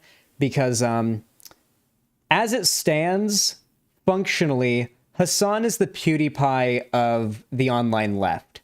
And what I mean by that is he is untouchable. No level of criticism can actually graze him. And the same thing applies to PewDiePie, right? Like if somebody takes issue with something like someone as large as PewDiePie says or does, nobody can take him to task for that. No YouTuber is large enough to call out PewDiePie and actually have any positive effect on it. In the same way, that is the case with Hassan. I don't think ContraPoints or Vosh or I could all come together and put out videos on Hassan and have a substantial impact on Hassan's presence, even if we were to put out the best takedowns ever. And I find that the reason for that is actually quite similar to why most conservative commentators have such a large audience that is so dedicated, and the same reason why, I guess you could say, the same reason Hassan has that audience, and why I think people like Mike from PA and those other types have it as well. It is because their fans are probably, most of them, pretty morally lucky. They probably are pretty morally lucky. They probably like stumbled on the right YouTube videos or had the right upbringing that brought them into the right political opinions that they hold. And they found Hassan, and he's like a, quippy, funny dude that's on Twitch. And there's a certain point where he got too big to fail, as Dav69 in chat said, right? Like once you get to a certain size, once you are the largest of a certain niche, your growth, as long as that niche continues to exist, is guaranteed. You ever think about that, right? Like, once Hassan became the biggest lefty political streamer, no one can stop him as long as he keeps on putting out content. Because if somebody wants to look for lefty livestream political content, Hassan's the first person they're going to find, because he's the biggest person, right? His content will continuously grow.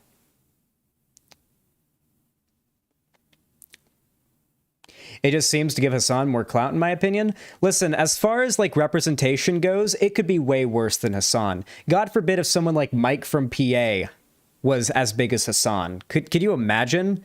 However, something I've noticed is people like Mike from PA, people who I imagine, and I'm like, holy fuck, can you imagine what a nightmare it would be if this was the largest left-wing figure? They're all Hassan orbiters. All of them. like most of the biggest pieces of shit in this space all orbit Hassan like crazy because he's the biggest guy. You know, they all orbit him like crazy. And Hassan, like, has Hassan not raided Mike from PA several times? Hassan does, or Mike from PA does like the strategic stream thing where he like streams to get raided by Hassan, right? Am I wrong about that or no? Because I was under the people in my chat have been telling me for a while now that like Mike from PA specifically streams to get the Hassan overflow.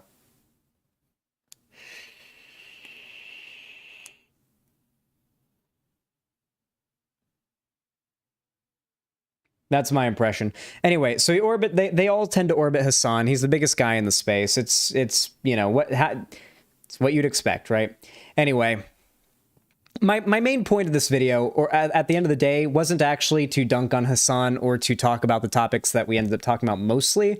It was mostly to discuss the fact that these drama and commentary YouTubers that I 2 years ago was arguing about, you know, why they should be interested in politics are now talking politics, and I like it. It's actually pretty cool. They're making good content. And, you know, even if they're putting out videos dunking on fellow left-wing figures, if it's more content like this video on Hassan, I welcome it. I like it. Yeah. Someone's got to hold people like Hassan in check. The drama community has existed to hold YouTubers in check for a long time, but the drama community has only just recently started to acknowledge the political community. Political YouTubers, besides for like the natural existing cancel culture, haven't really been, you know, like kept in check by the broader, you know, normie public. You know what I mean?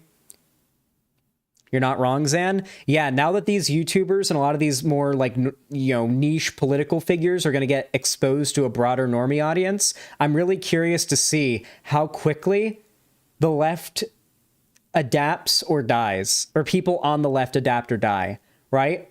Because people like Hassan, as long as normies keep on discovering like the bad shit Hassan's done and keep like getting exposed to this, people like Hassan, content creators like Mike from PA, they're going to have to either get their act together or I don't know what'll happen like to their careers. Like there might be a point where like Hassan's career pitters out and dies, you know, like many careers have before his for God knows what reason. Could be a day comes when people realize he's kind of an idiot. I've got a question for you. I don't hope that happens to him, by the way. Even if it did, he'd be fine. I don't hope that happens to him, nor do I think he'll ever pitter out and die out. I think he'll always be like even at his smallest, some point in the future, he'll at least pull a few thousand viewers. At least. He's never going to be like a less than 1,000 viewer Andy or whatever. That's never going to happen. But like, I'm curious to see if like some of the shit that he's done ever bites him in the ass in the future. Because sometimes it does. Sometimes figures that were once seen as being untoppable, things they do, death by 1,000 cuts, they just stack up and eventually your reputation erodes away. It's what happened to Wings of Redemption, you know? That's an extreme example, but I mean, that was a YouTuber who was once seen as like pretty damn respected and loved, pretty unanimously, who is now possibly one of the most mocked and hated creators out there. You can destroy your reputation, even when you have tons of goodwill.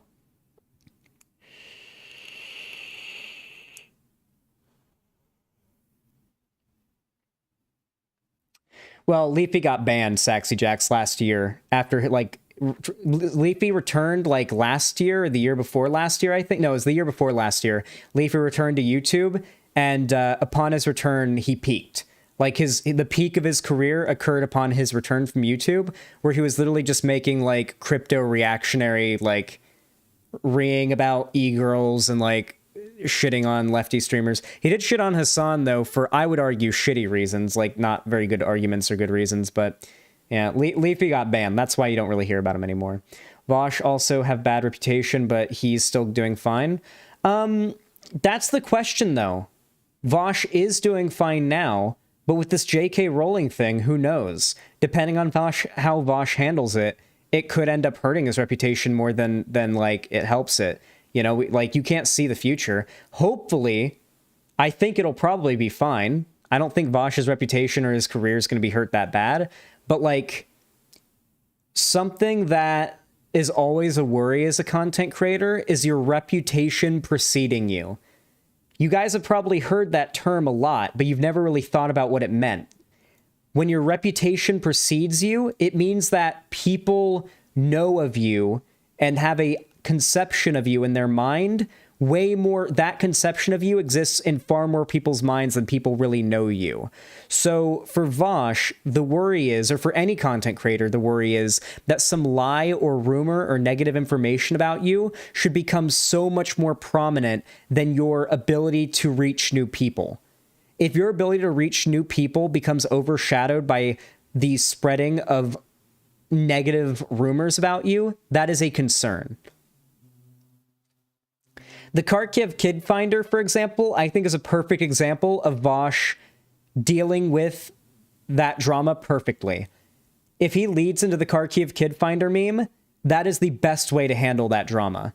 Leaning into the ways that people shit on you or make fun of you is the only way online to make people stop making fun of you for it. Once you start doing it ironically, the people who hate you stop doing it unironically.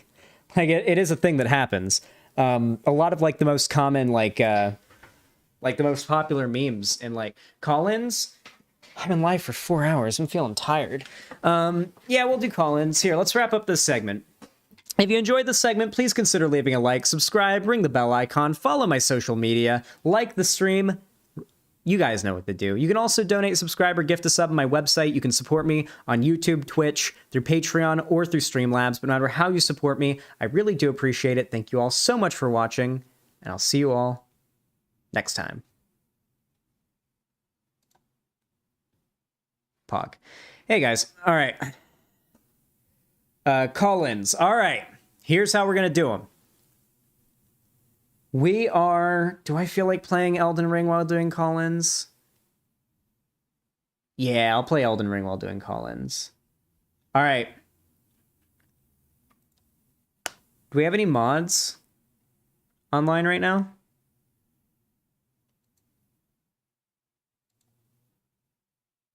Ooh.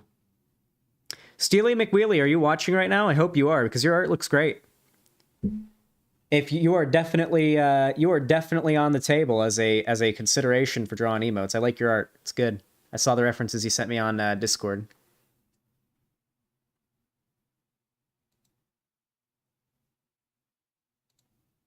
Welcome to capitalism, my dude.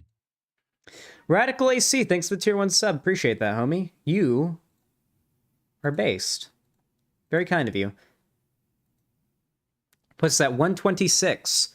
Here, let me update the dono goal really quick.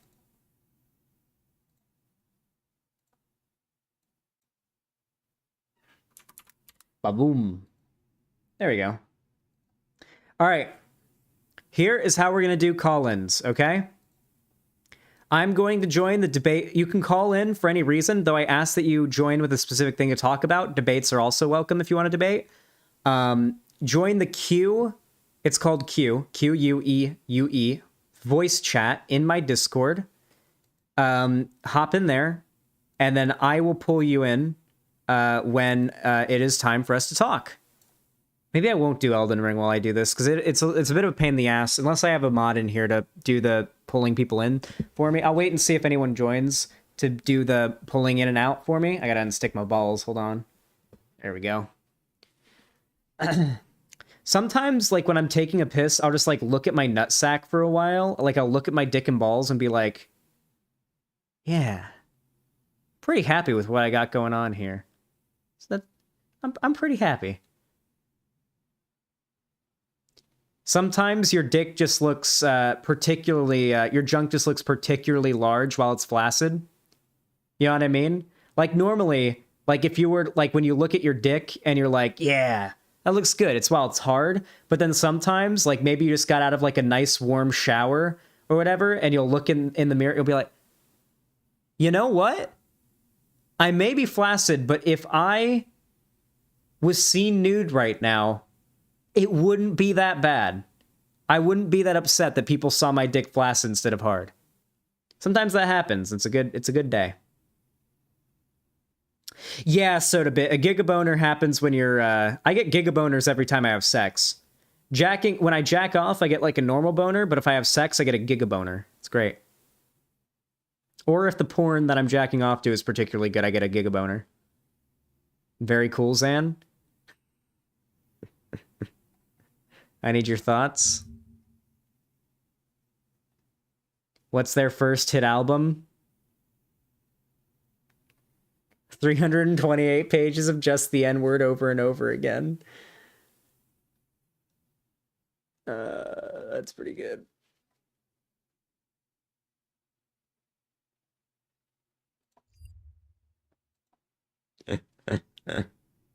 It's a good meme. All right, hop into the thingy.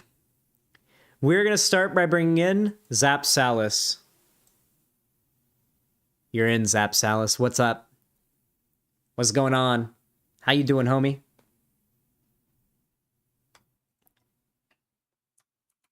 You good, Zap Salis? Hey. Hey, what's up? Yes, that's me. Good, Zap Salis? Yeah. Oh, you got a lot of echo. Do you have the stream on right now? You might want to mute it. Yeah, I'm sorry. Oops. It's all good. But I just figured that, I'd just chat for a little bit. Like, what was it? I was curious about, what is your opinion on prog rock? Like what kind of, do you ever listen to that stuff? No, not really.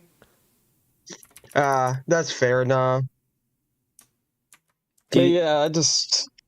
What? Sorry. I'm gonna be honest, music is probably the worst topic to talk to me about. If you want to talk to me about something that'll probably I'll have like a lot to say on, probably video games are probably like the best path. Or politics. Yeah. Video games or politics are usually the best way. Hmm. Progressive rock? Curious. I don't know what is prog your rock means. I'm sorry. I don't know what it means. Progressive rock, yeah. But moving on to video games, I was curious.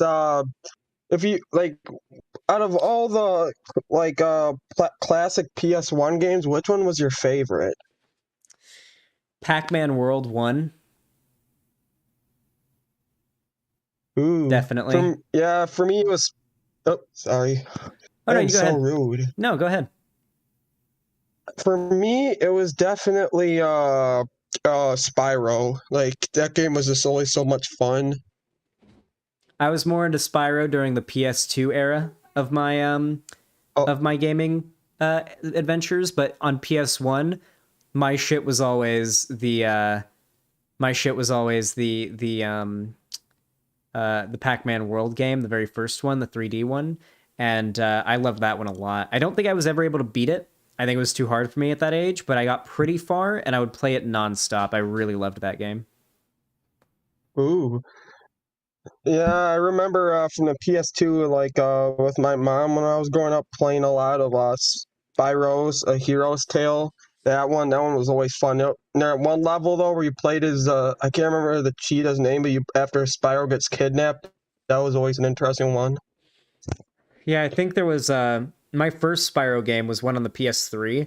Even though I played the games mostly on PS2. I had a PS2 and the PS3 had just came out.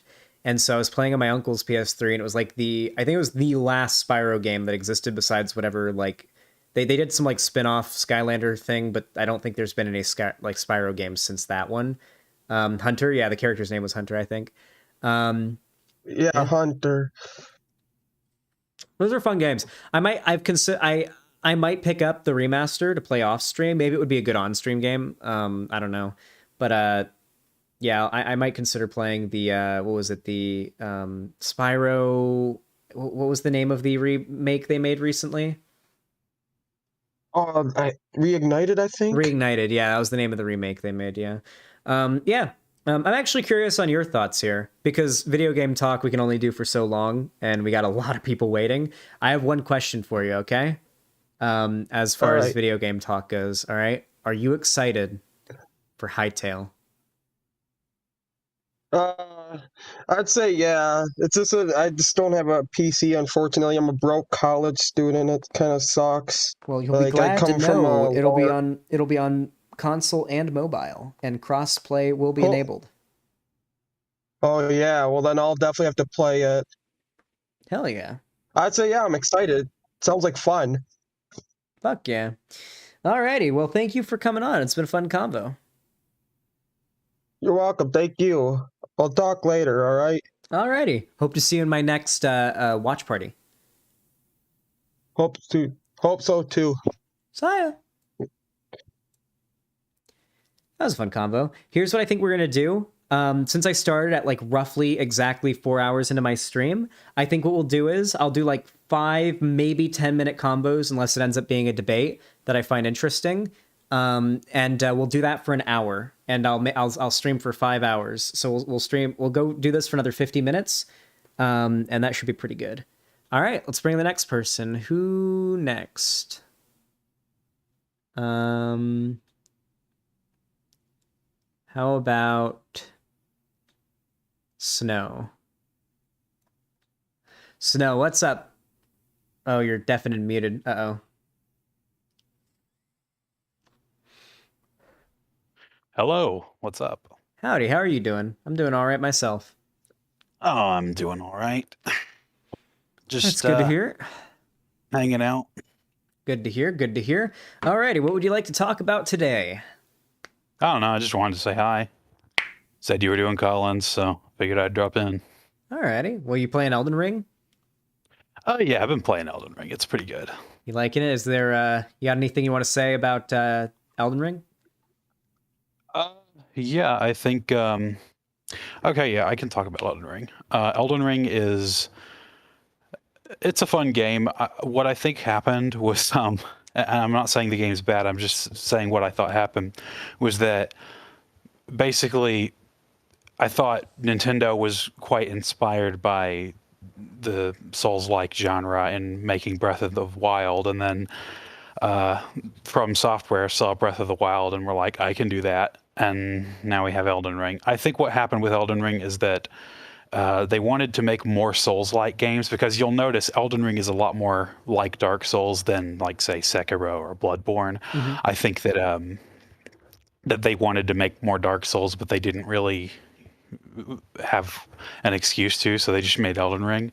If you want my headcanon on it, the spoilers for anybody who hasn't played Dark Souls 3, but my opinion on it, or well, unless it gets proven otherwise, I know what you're about to say, and I agree with you. I do agree with what you're about to say. Yeah, it's the world that was painted after the end of Dark Souls 3, which is why it feels so similar. That's my lore canon. That's actually close to what I think. I was actually wrong. It's close to what I think. I think the world of Elden Ring isn't the painted world at the end of Dark Souls 3. I think that Elden Ring is just another age of the world of Dark Souls. Just because the world of Dark Souls that we know it was like, oh, the fire and all that, doesn't mean that some far later, far earlier, or in between section of existence. Because like the time between Dark Souls 1 and 3 could be trillions of years. Like as far as we know. That's entirely fair. You know, like so it could somewhere in those trillions of years there could have been Elden Ring happened, you know? Like yeah. Or after that's entirely fair. The only reason that I would dispute that is that well, even though the Dark Souls series, like any of the Souls games, could have taken place any number of years apart, they all had the similar theme of the undeads, you know, souls, things like that. Whereas in Elden Ring, it doesn't really have, well, it has undeads and souls and stuff. They're just called different things. But that's why I find it more that it would be the painted world instead of the, you know, integrated with the actual Dark Souls storyline, is because it's similar, but it's different enough to like not really feel too contiguous to the rest of it. That's definitely a possibility as well. And like the fact that patches continues to exist across all the series, and the fact that like there is also the case that like, I mean, Bloodborne doesn't need to exist in the same universe. I mean, we know Demon Souls definitely doesn't. So, you know, it's possible Elden Ring really is just its own thing. I've been jokingly referring to it as Demon Souls 7. It's fun though. I really do like it. I've had friends calling it Dark Souls 2 Part 2, which just kind of pisses me off, because Dark Souls 2 has a lot going for it that I like, but it was so poorly executed in so many ways that it just pisses me off to compare. I think Dark Souls Yeah. It pisses me off, even though there are concept comparisons to make between Elden Ring takes a lot of the good shit from Dark Souls 2 to incorporate into their game. But like, I feel like a lot of. But like when people compare a game as like, let's be real, shit, as Dark Souls 2 to a game as, let's be real, nearly perfect, almost 10 out of 10, I would say, as Elden Ring, it feels insulting. And Yeah. it feels like cope when you hear Dark Souls 2 fans do it. If it makes you feel any better, I do think Dark Souls 2 is underrated. I think it's the black sheep of the series, but I do think it's underrated. I still think it's fun. I don't think it's shit entirely. I just don't think that that it matches the standard that was set by Demon Souls and Dark Souls 1. I just have to go into it not thinking I'm playing a Dark Souls game, because otherwise I'll start thinking of Dark Souls 3 and Dark Souls 1, and I'll be like, God, I wish I was playing one of them right now. Yeah. But yeah, when it comes to Elden Ring, yeah, I do think it took a lot of the good stuff from Dark Souls 2, but you can't really say that because not a lot of people are willing to admit that there was much good in Dark Souls 2, you know? Yeah, I think I would have a hard time finding someone who says that Majula wasn't, at least with the music, the best hub. Oh, that place was gorgeous, yeah. That's absolutely my favorite hub. It's almost everyone's favorite hub. I thought a really interesting thing they could have done with it that they didn't do, but this is just, if I were directing Dark Souls 2, is with, how Majula starts out empty, right? With basically just you and the Emerald Herald and yada yada. I would think that perhaps you could change the music with the people that get added into Majula by like adding a new instrument each time, but it might get a little bit cluttered. I don't know. That would be cool. Like the music gets a little bit more. The music gets faster and a little bit less forlorn and sad. The more people and the more lively you make Majula, that'd be cool. Yeah, that'd be a cool concept. I think it could have been done well. I just, that's just me. Yeah, absolutely. Well, do you have any final memes before we wrap up our convo? Trans rights, Slava Ukraini, and I will not bore your chat any further with the lore discussion. I like the lore discussion. Fuck them. All right. Have a good one, okay? Indeed. See you around. All right. Oh, yeah. And look forward... Or did you watch the rest of Smiling Friends? Oh, no, I haven't yet, no. Well, I look forward to that. I'll be in the watch party. See you around. I'll announce it in the Discord. All righty. Have a good one. All righty. You too. Later. That was a fun combo. All right. Who are we bringing in next? There's someone named Blood Coffee. Actually, we'll bring in Meme Joy, because Meme Joy donates, I think. Hello, Meme Joy. How you doing? What's up? I'm doing okay, man. I'm doing really good, actually. Pog. I'm doing pretty well as well. What do you want to talk about? Oh, I just don't know. I didn't actually expect to get pulled in, so I have no clue, man. I never thought I'd make it this far. I can't do an impression. I can't do an impression of Plankton, but yeah, I never thought I'd make it this far. Yeah. But oh yeah.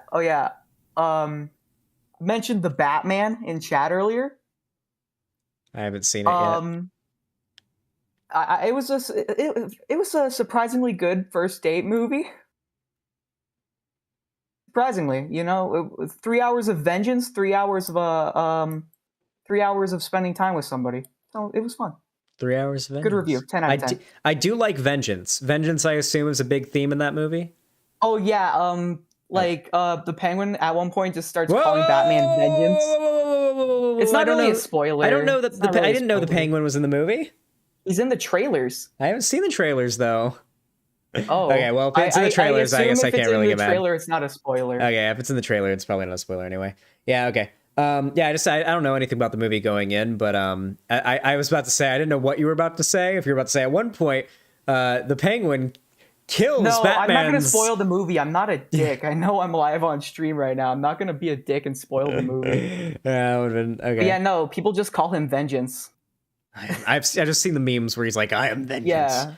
Also, fucking Nirvana. I never thought I would hear Nirvana in a superhero movie soundtrack. Yeah. Well, I didn't know that was going to be in the movie, but okay. All right. Well, Actually, I have a question for you, okay?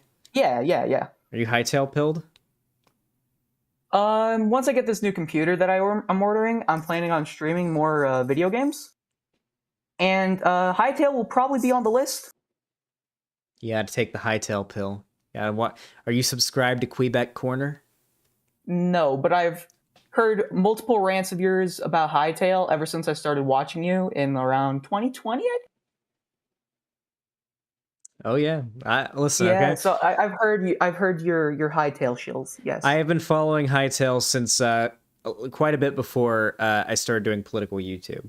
So yeah, I've been following it since December 2018. Xanderhal, yeah, it's in the trailer. The best Penguin part is when he. We're not reading that. Yeah, don't read the spoilers in the chat. If it's a black bar, it's probably a spoiler. Yeah, we're not reading that one. Don't spoil the movie. The movie is way too good to be spoiled. Well, do you have any political things you want to talk about? I can think of something. Because it's kind of my job to talk about politics too. Because that's my whole YouTube thing as well. Mm-hmm. Something I've been really wanting to talk about is all of the freaking anti-trans legislation that's been going on across the United States recently. Like, holy fucking shit. Yeah.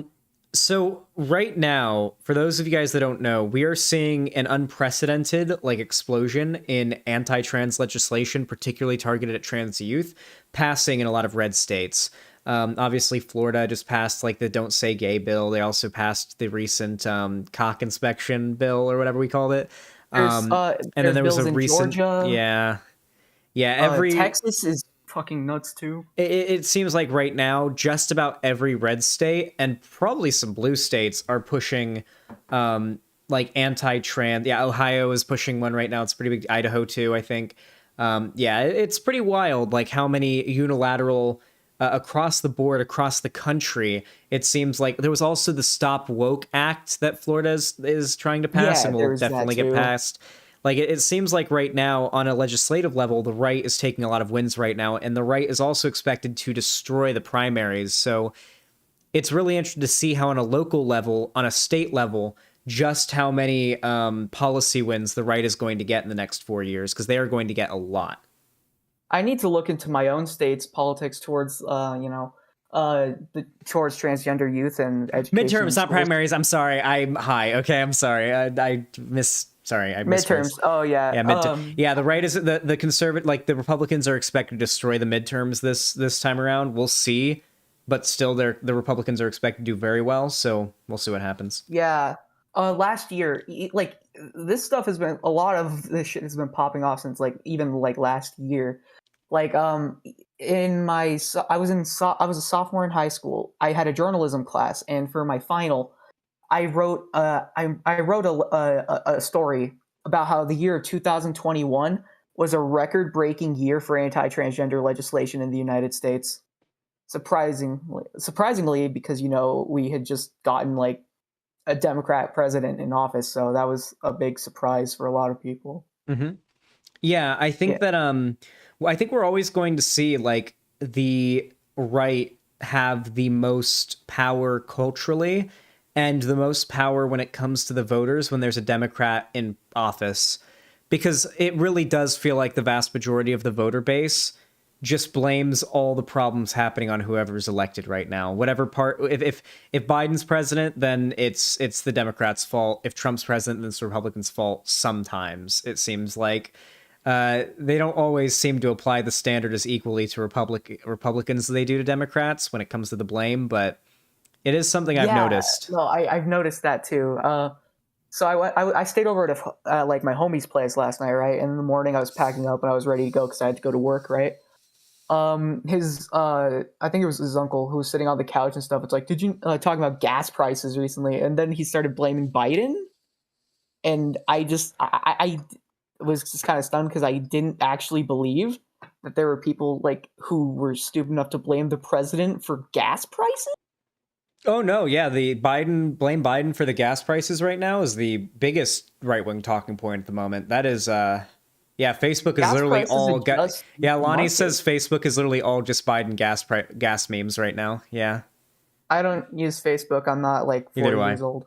Lonnie uses Facebook just because she's got like a lot of family and friends on there, and yeah, she spends she spends a lot of time arguing with conservative like people on there.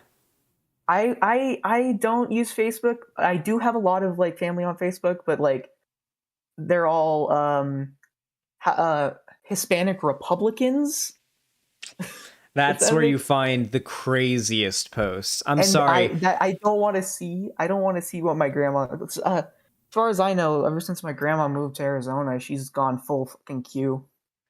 Oh yeah, like I'm sorry, but like there is no more of a right. You won't find a more right wing Twitter, or you won't find a more right wing delusional collection of propaganda than on the timeline of a 60-year-old Hispanic woman's Facebook. All right, she's almost 80. And the range of 50, maybe even younger. Like you'd be surprised, but like the Hispanic community in the U.S. is extraordinarily conservative on most issues. Yeah, no, Republicans just can't stop being racist long enough to get their votes in mass. Like, I would know about the fucking large amount of conservative like people in like in the Hispanic community. I grew up in fucking like New Mexico, dude. I know this shit. It's a very red state, yet it's a huge minority majority state. Yeah. It's not about your race that determines whatever party you're going to support. Like people think like, oh, if you're a minority, you gotta be like a Democrat. It's all about the rhetoric that the right spreads, and a lot of Hispanic people tend to be more open to the right, like to the right wing talking points. I know I was. Yeah. Made a whole fucking video about it. The right the left pushing for like the Latinx thing is like pretty bad, you know, like for that kind of like that. I think that's an example of like the left being really bad at reading the room when it comes to their messaging. I have never let anybody call me Latinx. As a Hispanic person, no, please, never, please never. Oh, and you should hurt anybody that does. Just to teach them a lesson.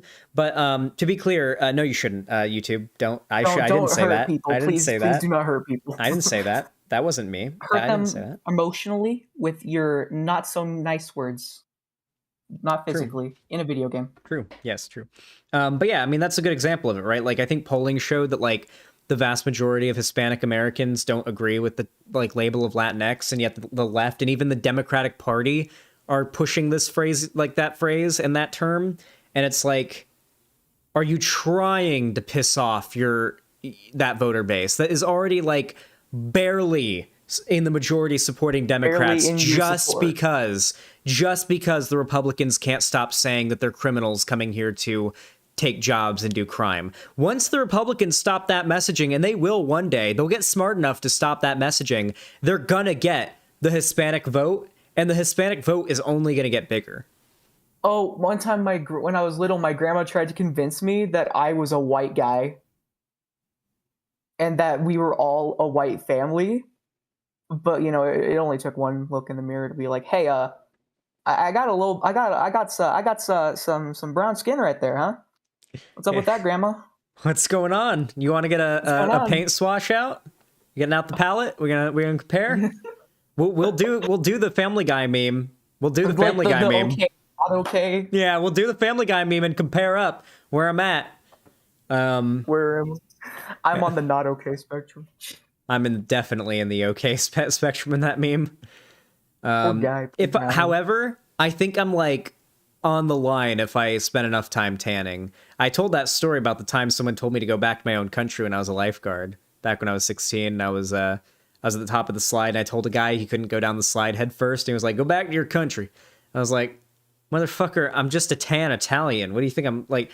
I think he thought I was Hispanic. I don't think he thought I was Italian. I don't think he was telling me to go back to the Mediterranean. I think he was. I think he thought I was Hispanic. But you were a lifeguard in Florida, right? Yeah. Yeah. Okay, so that makes sense. Mm-hmm. Yeah. He might have go back to Italy. Back to Italy. Anyway. I got like a stain on my teeth because I was eating cookies right before stream. I got like chocolate on my teeth. Oh. Gotta get that off. I just had some cold pizza because my parents didn't call us for dinner. I guess they went out after getting pizza, so Oh, I hate when that happens. When you expect there to be food, but there's not. And you're just like, Yeah. all right, I guess I'll make food for myself. Jeez, okay. Yeah, and then I just find pizza that's been on the counter for hours. I'm like, oh, It'll do. I'm just not. It'll get the job done. It'll get the job done. Alrighty. Oh yeah, and one more thing though. I still gotta say thank you for the support the other day. Oh yeah, we rated your channel. Yeah, I'm working on content. I was waiting to get paid because I want to order a new computer. I want to be able to make better videos because the current computer I have is fucking garbage. Mhm.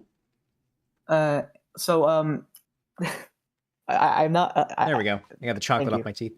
Yeah. Just thank you. Absolutely.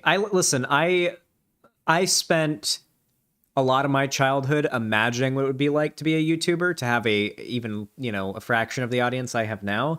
And, like if I can help some other people even a little bit, like get a head start on reaching like their goals, then, I don't really see a reason not to. Yeah, thanks, man. Absolutely. Thank you so much for coming on. I really appreciate it. No problem. Thanks for having me. Goodbye, chat. Have a good night, everybody. Enjoy the stream. Slava Ukrainian. Thank you for having me on, Zan. Absolutely. Have a good one, okay? You too. Saya. Oh, they left. I was going to move them into the next chat. All right. Let's see if anyone here has debates, okay?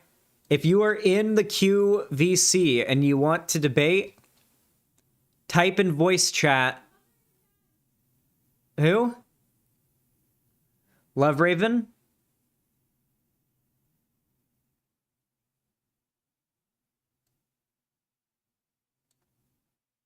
Hello, Love. Whoa. Oh, sorry. I am automatically loved by default. I am so sorry. No, it's all good. It's all good. I got you. All righty. Hello.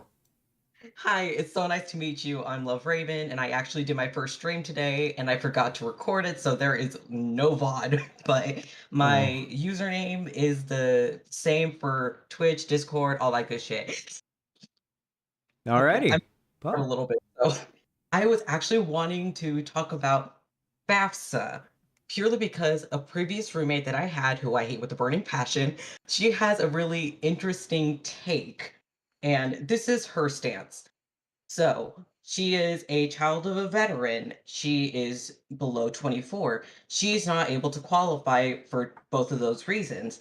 And she has this feeling that were it not for the people at the very low economic bar, then were it not for them, she would be able to have financial aid. I looked at her and said, you do realize that the people at the bottom need FAFSA for a reason. And she's just, well, it's just not fair. How would you respond to this? What makes her situation any more vital than theirs? This is just a clear case of thinking that you're the center of the universe. And I mean, it's sort of how we operate at any given time. You know, we're our own selves and we kind of care about our own self-interests. In a situation like that, it's just a system of being selfish and not realizing that the system is the issue, not the people who are seemingly benefiting from the system, right? The narrative that like there are people just mooching off of these social safety nets that exist in our country, mooching off of the welfare state and just having an easy go of it. It's a rumor. It's a myth. It's not real. There may be one or two anecdotal examples of people who really figured out how to game the system and they can collect unemployment, disability, whatever, and everything, and they've got it down, right? And they're just really leeching off the government. But the vast majority of people living in poverty, and certainly the vast majority of people that are on these government programs, are not mooches who are like less deserving of the support. In fact, I would make the case to this person that they are deserving of more support. Not to say that the person in question is not deserving of any financial support that they may be in need of. My only point is that the argument that you deserve it more than them, or I'm directing this at them, is very weird. Very, very weird and very narcissistic and self-serving and selfish. However, if I were to talk to this person, I would probably ask them, why do you think that the money or this financial support or any support in general that could be offered by the government, why is that more valuable in your hands than in the hands of somebody who is in a much lower income bracket than you? You are speaking absolute truth. And I actually tried conveying that to them. And essentially, what made it even worse was that she verbally admitted that, yes, my mother is willing to pay for my college, but I won't let her because she has a really bad habit of dropping out of college. And again, college isn't for everyone. It really isn't. And so, Not for me. in a way, it seems so messed up to be like, well, I can't handle college, so I'm not going to ask my mom for help, but I expect the government to cover for me, take it from the poor. Yeah, there is a narrative. I think a lot of it comes from a misunderstanding of the way that our systems actually function. A lot of people really are under the assumption that there are millions, maybe even tens of millions of people in this country mooching off of the government. Oh yeah. That is an actual common, popular mindset among people left and right. Even on the left, there are people who believe this. It's just a common talking point that's become pervasive, you know? People almost say this without even realizing the implications of what it means, right? Or understanding, like, why they're saying it. I don't know. I think your friend has a lot of preconceived notions and ideas in their mind that they might be a little bit too scared to outright say. What I would recommend that you do is say, no, it's not these people that are the problem that are getting this like financial aid that are in lower income brackets that you see as being the problem. It's the system that we exist in that has required this financial aid. Why should you need financial aid? Ask them. Ask your friend, why do we exist in a system in which you deserve to live a life in which you need financial aid? Make them explain to you why they deserve to need financial aid. I have a feeling. Have them explain to you why they don't deserve free college or why they don't deserve any of the tell them why they think nobody deserves it. It's gonna be hard for them to argue why they don't deserve financial help when they are actively arguing that they do. And you should argue why don't they deserve to exist in a system? Why doesn't everybody deserve to exist in a system in which that isn't a problem? That isn't necessary. And you want to know the icing on the cake? So, I put in a same-day notice to both her and apartment management because she tried to leave me with 3 months of her unpaid rent, $1,240, of which I had to email her mother to her work email, lead of payroll of a big company, to get on her child's ass to pay her fucking rent. And I'm just out here like, I'm ready to live my life. I'm living out of my car for the next 7 months and 2 days. So screw you. And I think that's the best payback. You know, if you want to act like you're poor and treat someone else with leaving you with their debt, how about you deal with your own shit? Ollie outie. Yeah, sometimes you just gotta tell people like that to fuck off and leave them in the dust. That's what she deserves. Yeah, absolutely. I'm glad that this person isn't really like, you should just cut this person off and tell them to go fuck themselves. Like that. There are some people. There are times where it's probably not worth the effort to try to get someone out of a political disagreement that's causing an issue in your friendship. Sometimes it's just not worth it. Sometimes it really just isn't. Oh, yeah.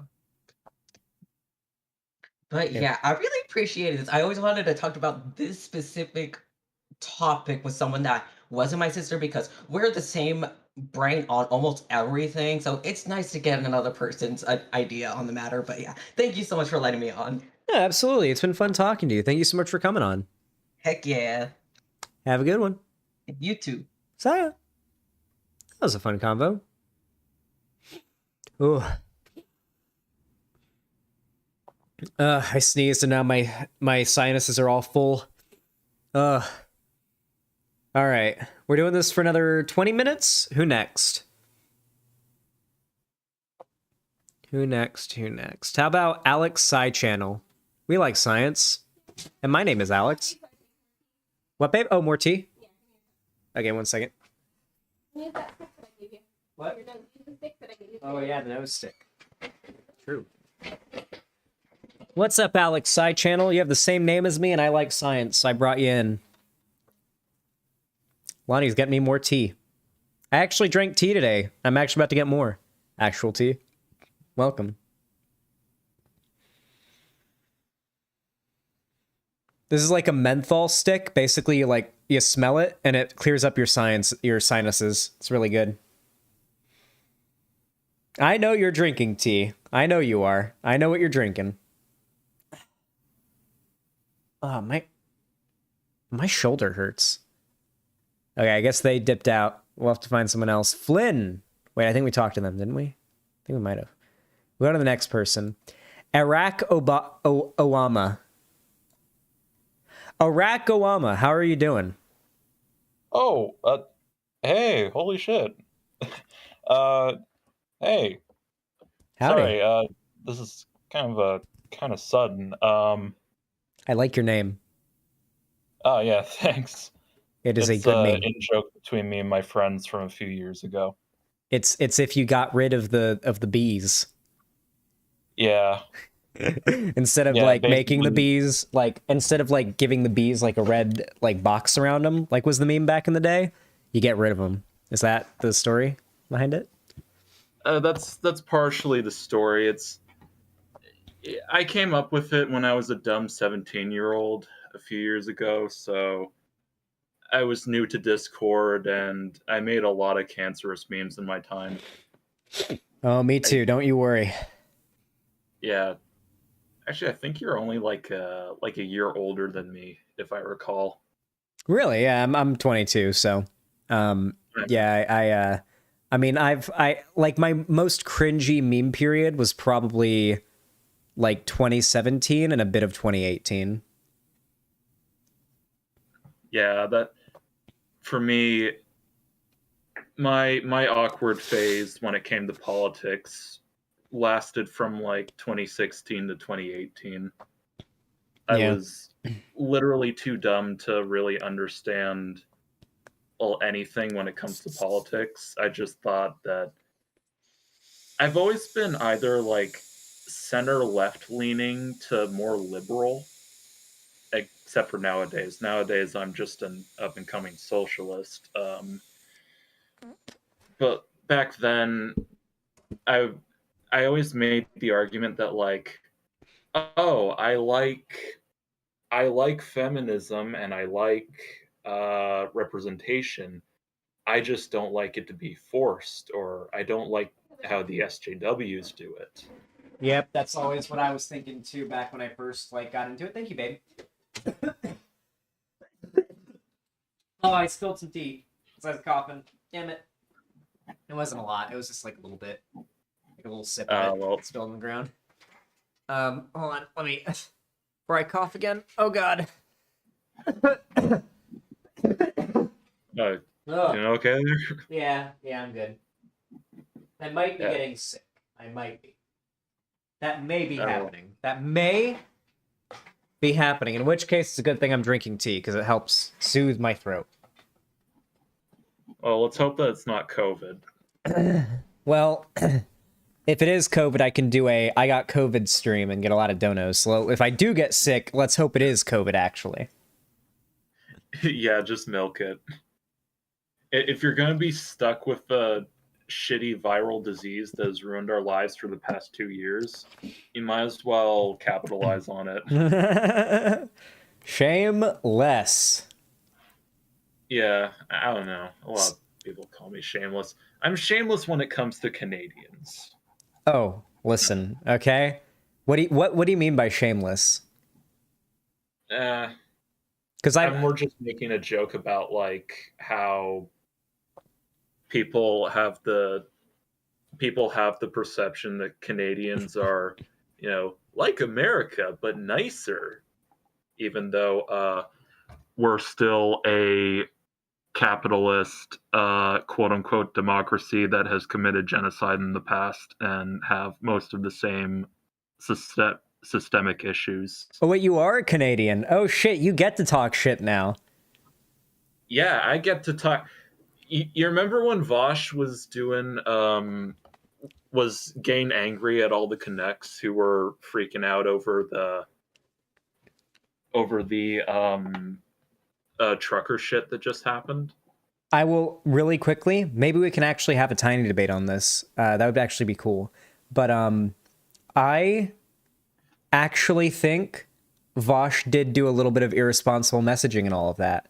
I've watched a little bit of his other coverage of it, and looking back at it, he did do a lot of minimizing of the far right presence at these rallies, like the actual like presence of not only like people who are armed or committing violence, but also the behavior of the protesters in general and how they were like just fucking everything up and ruining the areas they were in. Like people would be like, they're like harassing people on the street of the city that they're in. I think it was Quebec.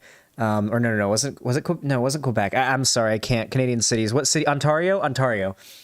It was Ontario. How they were like going around the streets of Ontario harassing people, and then Vosh's response was, "Oh, they're being mean." It's like, okay, come on. I feel like he did get a little bit, and this happens when you're a streamer and you have a take that is correct or is very defensible, I would argue, but people respond to it and push back, and you double down and maybe go a bit too far. I think he went too far with the trucker thing in some respects. I think he minimized some of the stuff the truckers were doing too much, and it wasn't necessary for his argument. Similar to like the non-compete problem, I think he did something similar. I don't think it was necessary to minimize the amount of harm and just how shitty and fucked up the protesters were being in order to make the argument he was making. That was my main concern. Honestly, the main thing I had with Vosh getting angry was that it sort of came with the implication that just because it wasn't on the same disaster level as something like 9/11, that we Canadians weren't allowed to be upset. Because like the main reason I was upset about the truckers was because of how quickly things unraveled. Just for reference, I actually live in Ottawa where all this happened. So I actually got to see it live, and my half brother actually lives downtown, so whenever I went to see him, I sort of got a live look at all the truckers. Oh, actually, it's funny. I'm talking about this. Here's an interesting story that happened. One of the truckers, straight up yelled, "It's not a slur, so it's fine. A fucking Jew at me." Yeah, like because I have brown curly hair. Yeah, overwhelmingly, I've been hearing like just from news articles reporting this to like individual anecdotes. So I'm not talking like, oh, I've just heard stories. Like it just seems like everybody in the areas where these protests are happening has a story about them like screaming something at them or throwing something at them or them vandalizing some property in their area or on their own property. Just like a horror story having to do with those truck rioters. Do I agree with the bank account freezing and the invoking of the Emergencies Act? I read through the bill itself. I read through the Emergencies Act itself. I read through like everything relevant. Like I put up a whole video with my whole research stream into it. The Emergencies Act, its context in which it's being invoked here, is 100% constitutional for Canada and completely legal. Trudeau was in every right to invoke the Emergencies Act on paper. There is nothing that I saw upon reading the Emergencies Act or looking at any of the articles talking about it from any of the mainstream, like reputable news art like organizations that could bring up a reason for why constitutionally he wasn't in the right to use the Emergencies Act. However, from an argument of like, I think the argument that Vosh should have stuck with was, we do not want the state to begin enacting their crackdowns on protesters in silence, right? Like when somebody, I think he said this like well after the fact. He should have said it from the beginning. Maybe he did, but I don't know. Like when somebody's bank account gets frozen because they were at a protest that was I know he made this argument later. I don't know if he made it earlier on, but like when your bank account gets frozen at a protest, you know, that just doesn't like that's not going to get a lot of attention. You're not going to get the people riled up about that. But if the police roll up and pepper spray someone or shoot someone or beat somebody when they're doing nothing, and that gets caught on video, that causes election results to change. That causes what happened during summer of 2020 to happen. When somebody gets their account frozen and their finances frozen for perhaps in the future participating in a violent BLM riot that occurs in Canada, because that could happen. There could be a violent BLM riot in the future. Then who knows? Somebody who's present there has their bank account frozen, and they're like, "Hey, I was just present, peacefully protesting at this protest. I got my bank account frozen. Please donate to my PayPal. I need however much money I can get. Please retweet if you can." 5 retweets, 3 likes, 2 donations. That will be the posts that get posted if the government starts using these silent bank account freezes over open and obvious overreaches of power, such as sending out police. That is the best argument, I think, in that side of things. That we want, when the state is overreaching, we want to make sure it's being done in the eyes of everyone and not to people in their like without their, to people who have no ability to make it public and to make their situation broadly known. Well, yeah, it also sends a message for one, specifically that this kind of behavior won't be tolerated. But it does send a message. And I will say, I don't know. I can't say if things would have been different had this happened in America. If the Canadian, if like the borders of Canada and America and Mexico and America, like on the American side was where like all of it was happening, and it was like highly concentrated to the point where America was experiencing significant economic like suffering, to the point where like it was our politicians freezing accounts. Maybe then me and everybody else and Vosh and everybody in the space who had the take that Trudeau was in the wrong, or maybe it wasn't the right thing to do conceptually. Maybe then completely different mindset. Maybe just because it's a different country, you know, my mindset's different. I'm completely open to that possibility as well. I mean, I think I can give a pretty good answer.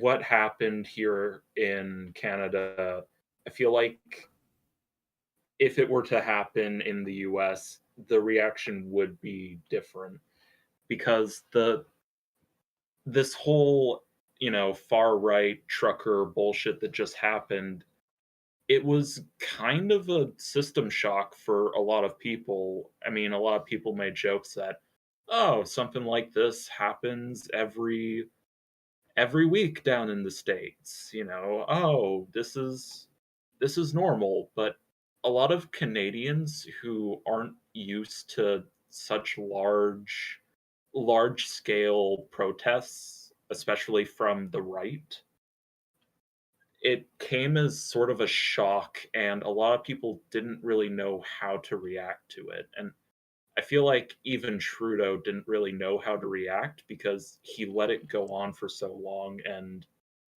then required emergency powers to even put a stop to it.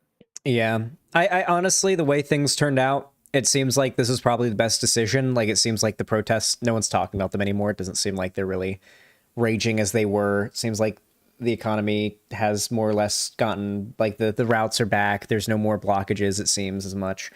I may be wrong about that. Correct me if I'm wrong, but it seemed like it worked, and it didn't really seem like too much bad came out of it. I haven't heard any horror stories of people like going homeless because they were like there at the protest being peaceful. But then again, if those things did happen, would we really know? Would we really know about those Twitter posts of people reporting that they're homeless because their bank account was frozen because they were peacefully protesting maybe at the thing? We would never hear it, but it doesn't seem like it's happened. So we'll see. Yeah, I think I can answer that. Yeah, things downtown have calmed down a lot since then. Although, given me, I try to avoid downtown Ottawa as much as I can. So I might not be the most reliable source. It's just that all my mom's friends, all my friends, and the few times I have gone downtown, it seems that we've mostly recovered. Although even like almost a month ago when it was starting to die down because of Trudeau, um I do recall seeing like just a couple of like occasional Canadian flag waving fuckheads going down the street screaming freedom. Like, so it was really funny. I will admit, running down the street with a Canadian flag screaming freedom does sound a bit absurd to me. It is really funny because like everyone else had pretty much left, and it was really funny seeing just the remnants of this huge protest still sticking around, waving flags around and like screaming freedom in the middle of a fucking snowstorm. It kind of summarized it. It was almost poetic, like Welcome to capitalism, my dude. Almost like a representation of the whole movement. Yeah, seeing it all crumble, seeing the trucker protest and all of it kind of crumble apart, is nice to see. What I'm really curious about is, as far as like the presence of the far right in Canada, I find that like most of the most influential right-wing figures here in America are all Canadian. Is the opposite true in Canada? I'm really curious.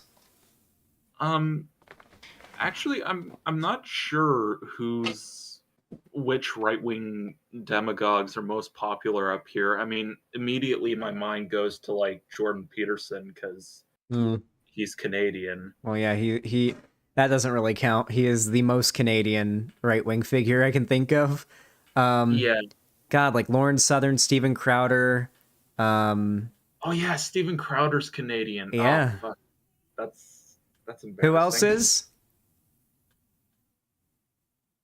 I think Lauren Chen is also Canadian. Yeah, Lauren Chen's Canadian too, I think. Ted Cruz is Canadian? Really? Gavin McInnes is Canadian too? Yep, Gavin McInnes is Canadian. No, that can't be. Yeah. Ted Cruz is Canadian. Yeah, no. You can't be Canadian and run for president, can you? He ran for president. Wait, he can't be from Calgary? Wait, that's not possible, is it? To run for president? But he ran for president. Was he born in America, though? He had to have been born in America.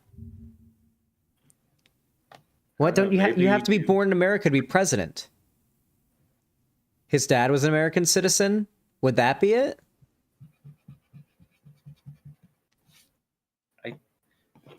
Honestly, wait, why can Ted Cruz be president? Maybe. Well, he can't, but he's like, maybe he's just lying about being American. Maybe he faked it all. Who knows? Maybe he's just a plant from the Canadian government to slowly take over the state's government and bring in our commie Canada policies like free weed for everyone. That's just a theory. I'm reading through it. Oh, sorry if I interrupted you reading. Apparently it was like came to a conclusion that he was eligible. Like just due to circumstances around him, I guess it was like there was sort of like a decision that was come to, it seems, from the article that I read a bit of, that he was eligible specifically in his circumstance, despite not being born here, a natural born citizen in America. I guess the term natural born citizen nowadays, especially, is starting to get a little bit more dicey. And so during that time, I guess that was what influenced that decision. His dad's Cuban? Oh, I was just reading random chat message. What's up? Yeah. I don't know if you heard my entire conspiracy theory joke. I said that maybe Ted Cruz is sent from the Canadian government to slowly take over America and turn it into Commie Canada 2.0, and everyone will get free weed and something pronouns. Everyone will be forced to have pronouns. Yeah, everyone will be forced to have pronouns. How horrible. God. Would you date a girl with pronouns? Sorry, what? Would you date a girl with pronouns? I don't know. It's kind of uncharted territory there. I mean, we're talking about pronouns here. You know, the most terrifying thing known to man. That is true. If you're a conservative. That is true. That is true. Actually, yeah, speaking of Commie Canada, I'm just getting over a high right now, so... I'm high as fuck right now. I'm going to be completely real with you, homie. I'm so fucking high. I took a pretty big hit. I'm going to take another big hit. Because I'm having a good time. We're about to wrap up. About to wrap up in a minute. I think you'll be my last combo, because we did just hit the 5-hour mark of the stream. But, yeah, are there any final memes you want to talk about? Yeah, I had... Oh yeah, I mentioned it when I was typing out what I want to discuss. Like, I'm not much of a debater. I'm not saying that I'm anti-debate, bro. I'm just saying, like, I myself, I'm just not really much of a debater at heart. I'm more of a discusser. Mm-hmm. I like discussing things. Yeah. Which does tend to turn into debate a lot. I don't know. I think I mentioned, like, only topic I've ever really wanted to talk to you about is like art and how it influences culture and general societal norms, perception, etc. Because that's the kind of stuff that tends to interest me. Yeah, I do like conversations about that. Since I do have to do media share and wrap up soon, it might be best to resume this convo in a future call-in stream. So definitely keep an eye out for that. But like, I'd actually be interested if you like keep a hold of that. I'd actually be interested in talking to you next time we do a call-in. If you want to write it down, just so we like keep track of where we were. I've mentioned this on stream before, and I'd be interested to hear your thoughts on it. The fundamental difference that I've seen in how conservative people and more progressive people view and analyze art. Oh yeah, look, that's essentially something that I think you have said it before, and it's something that I wholeheartedly agree with. Mm-hmm. Conservatives are almost fundamentally unable to actually engage with art in any meaningful way. Seems that way, yeah. And they seem to view, at least most modern art, like movies, TV, and video games, they seem to view it as comics and books as well, even. They seem to view it as escapism or power fantasy, or both. They very rarely try to derive a message from it. If anything, they'll try to derive a political message from it that they can use for their propaganda, though, ironically enough, usually it'll turn out that the creator of said art that they're trying to derive their political message from literally doesn't agree with them, or never did, like how people cite George, like 1984 right-wingers, but he, like, the fucking creator was a socialist, right? Orwell was a socialist. It doesn't make sense to try to claim that that Oceania and his story was like this left-wing crazy regime. People do this all the time. Conservatives are incapable of recognizing the message, or even really analyzing and looking for the message, because I'm not even going to say that lefties are good at figuring out what the intent or message that the artist is trying to tell is. That is completely subjective. What message art is supposed to tell is completely subjective. You can try to figure out what the artist meant, what the creator meant. But at the end of the day, what really matters is what you take from it. I'm not like trying to claim the left is like super good at figuring out what the author meant, but I do think the left is a lot better at looking at for meaningful and provocative messaging in art. Even if it's not there, at the very least, it seems like the left at least tries to look for something in art that makes it more valuable to us than simply, oh, I guess it's entertaining. And it seems like the left just sees more in art than just its entertainment value. Yeah, like it can be both entertainment and it can also serve a greater purpose, which is to, teach you something or make you think about something, or for the creator themselves to express a thought or a feeling and emotion and share it with essentially the world. Like, this kind of stuff is really important to me because I'm an aspiring comic book author. My dream career is essentially to write my own stories and draw my own stories, etc. And so these questions regarding how we think of, the stories that influence us and the stories that mean something to us, how we engage with them, how they change society at large, social values on a large scale, and really how I feel that's the ultimate purpose of telling a story or creating something in general. Yeah. Speaking of art and messages, especially political messages, I think I want to finish our conversation off with a pretty interesting reference, and maybe you can go check this out if you haven't seen it already. You probably have, because a lot of people have seen it. But if for those of you guys who don't know, there's a video game, very political game series by the name of Metal Gear Solid.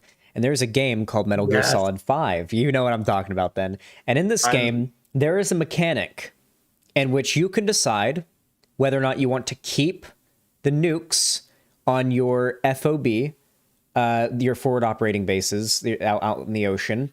You can either develop and keep nukes on them to act as almost like a deterrent against others who could potentially use them. The idea is that mutually assured destruction could lead to peace, but, there's a pretty big question as to whether or not that's really the case. However, every player, depending on what platform they're on, across every server, has the option, as long as they're active, of either getting rid of their nukes or developing nukes, while also having the ability to go out to other people's FOBs and disarming and disabling their nukes. Or stealing other people's nukes, I think, is a thing you can do. I haven't done much of the multiplayer stuff myself, so I'm mostly speaking off of what I've heard.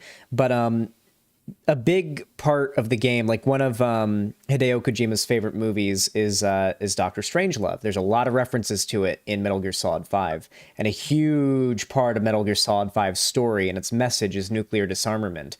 In fact, there was a YouTube video essayist who did a very good video breaking this down. And there was a mechanic in the game where basically if every single online player playing the game in the world on that platform decided to get rid of their nukes, then a secret cutscene would play in which the world had achieved full nuclear disarmament. It's actually a pretty beautiful cutscene. And the only reason we knew it existed was because of data leaks, but we didn't get to see it, I think, until the PlayStation 3 player base a couple years ago achieved it. 2 or 3 years ago, the PlayStation 3 player base managed to achieve full worldwide nuclear disarmament across every player and every server on the PlayStation 3 version of Metal Gear Solid 5. Pretty cool. I think it's stuff like that the conservatives will never be able to appreciate because they can't accept the political messaging in media like that. Dude, it's funny that you mentioned Metal Gear Solid because Metal Gear Solid is literally one of my favorite video game franchises in general. Mm-hmm. Next to Metroid and Zelda. And I was gonna bring up Metal Gear Solid and my love of it when we were talking about how conservatives can't critically analyze media. I like to use Metal Gear Solid as an example because it's an overtly political series, Mhm. and I have straight up had like center right leaning or just full on right wing people I've known say it's not political. Stop injecting politics into Metal Gear fucking Solid. It's like the game series about the rights of a soldier, mass consumption and consciousness, ideology between nations, the rights of soldiers. I don't know if I mentioned that already. Yeah. And how terrifying the military industrial complex is not political at all. Among countless other political topics that we could get into, and games that take place in time periods that offer copious amounts of political commentary on the events of that time period, very clearly influenced by Hideo Kojima's own political opinions, which are obviously certainly left-leaning. He's pretty big on nuclear disarmament. That's obvious from Metal Gear Solid 5 and his previous games. But as far as his like social and political beliefs go, it seems pretty clear that he's in favor of some level of a maybe not socialism. I feel like he'd be on board with like market socialism at least, just going off of like the values instilled in his games. It comes off as he'd at least be in favor of like some level, the existence of at the very least, the existence of a welfare state so strong that there is not a single person in the world living with no home, food, or clothes in their back. Like, I'd be surprised if he disagreed with that as a policy position. And it also seems like as far as social things go, he's probably fine. Though he is a horny motherfucker. Let's be real.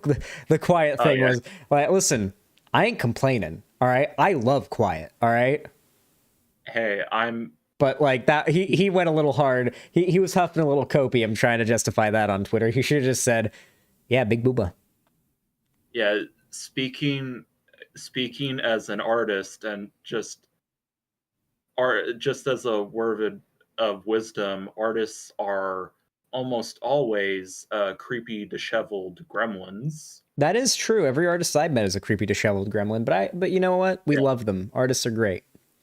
Exactly. True, Booba. Thank you, T. The point is, artists like Big Booba. I mean, I aside from thinking of writing ideas in my spare time, I also practice, drawing because I want to make comics.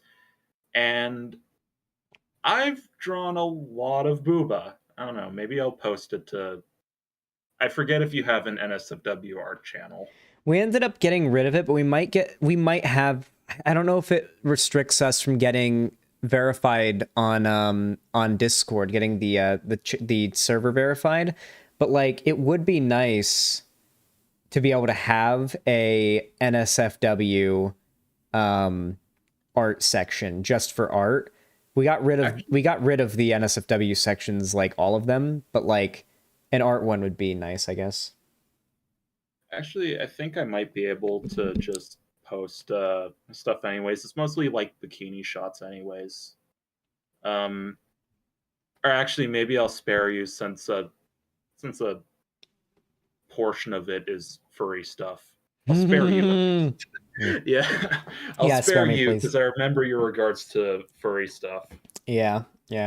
I will say I was surprised that the furry elements of Turning Red didn't bother me as much. I got to do my Turning Red review. All right, we gotta finish up our convo, and then I got to do my review of Turning Red. Okay. Yeah. All right. I guess final things to mention are just that.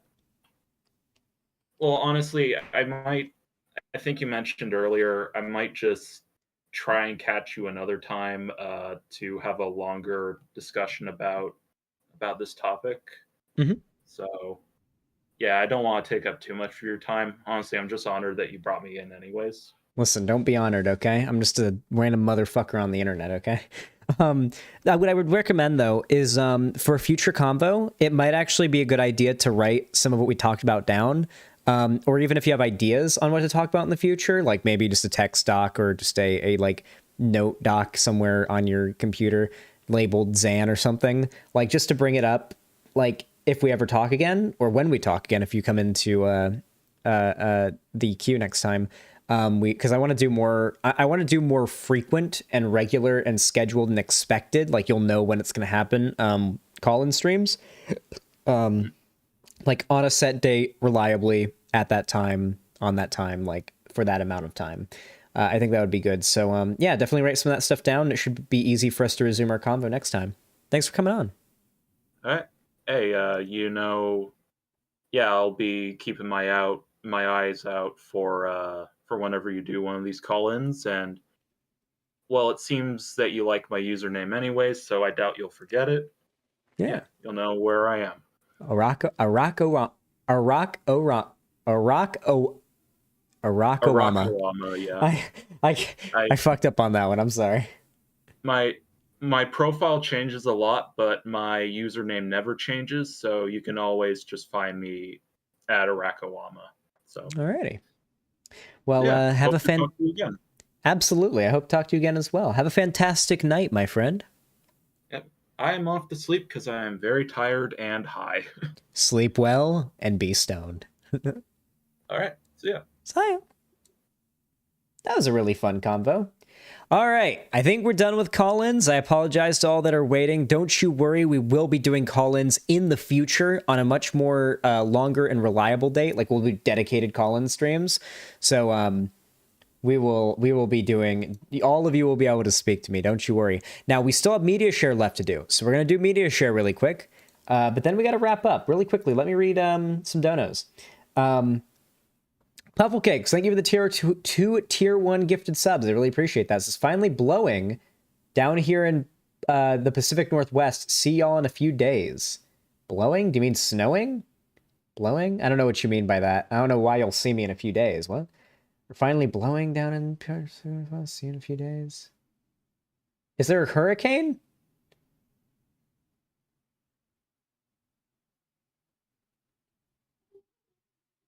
Like doing blow?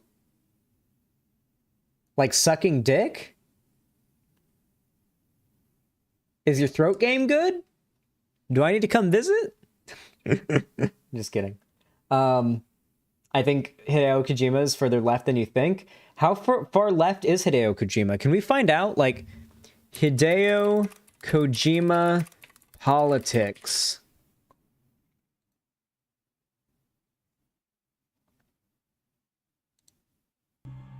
Oh, the Cavernacle made a video on the politics of Hideo Kojima. Holy shit.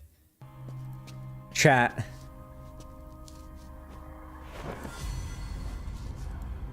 We gotta watch it at very fast speed. I want to see this right now, but I don't want to keep us waiting for too long.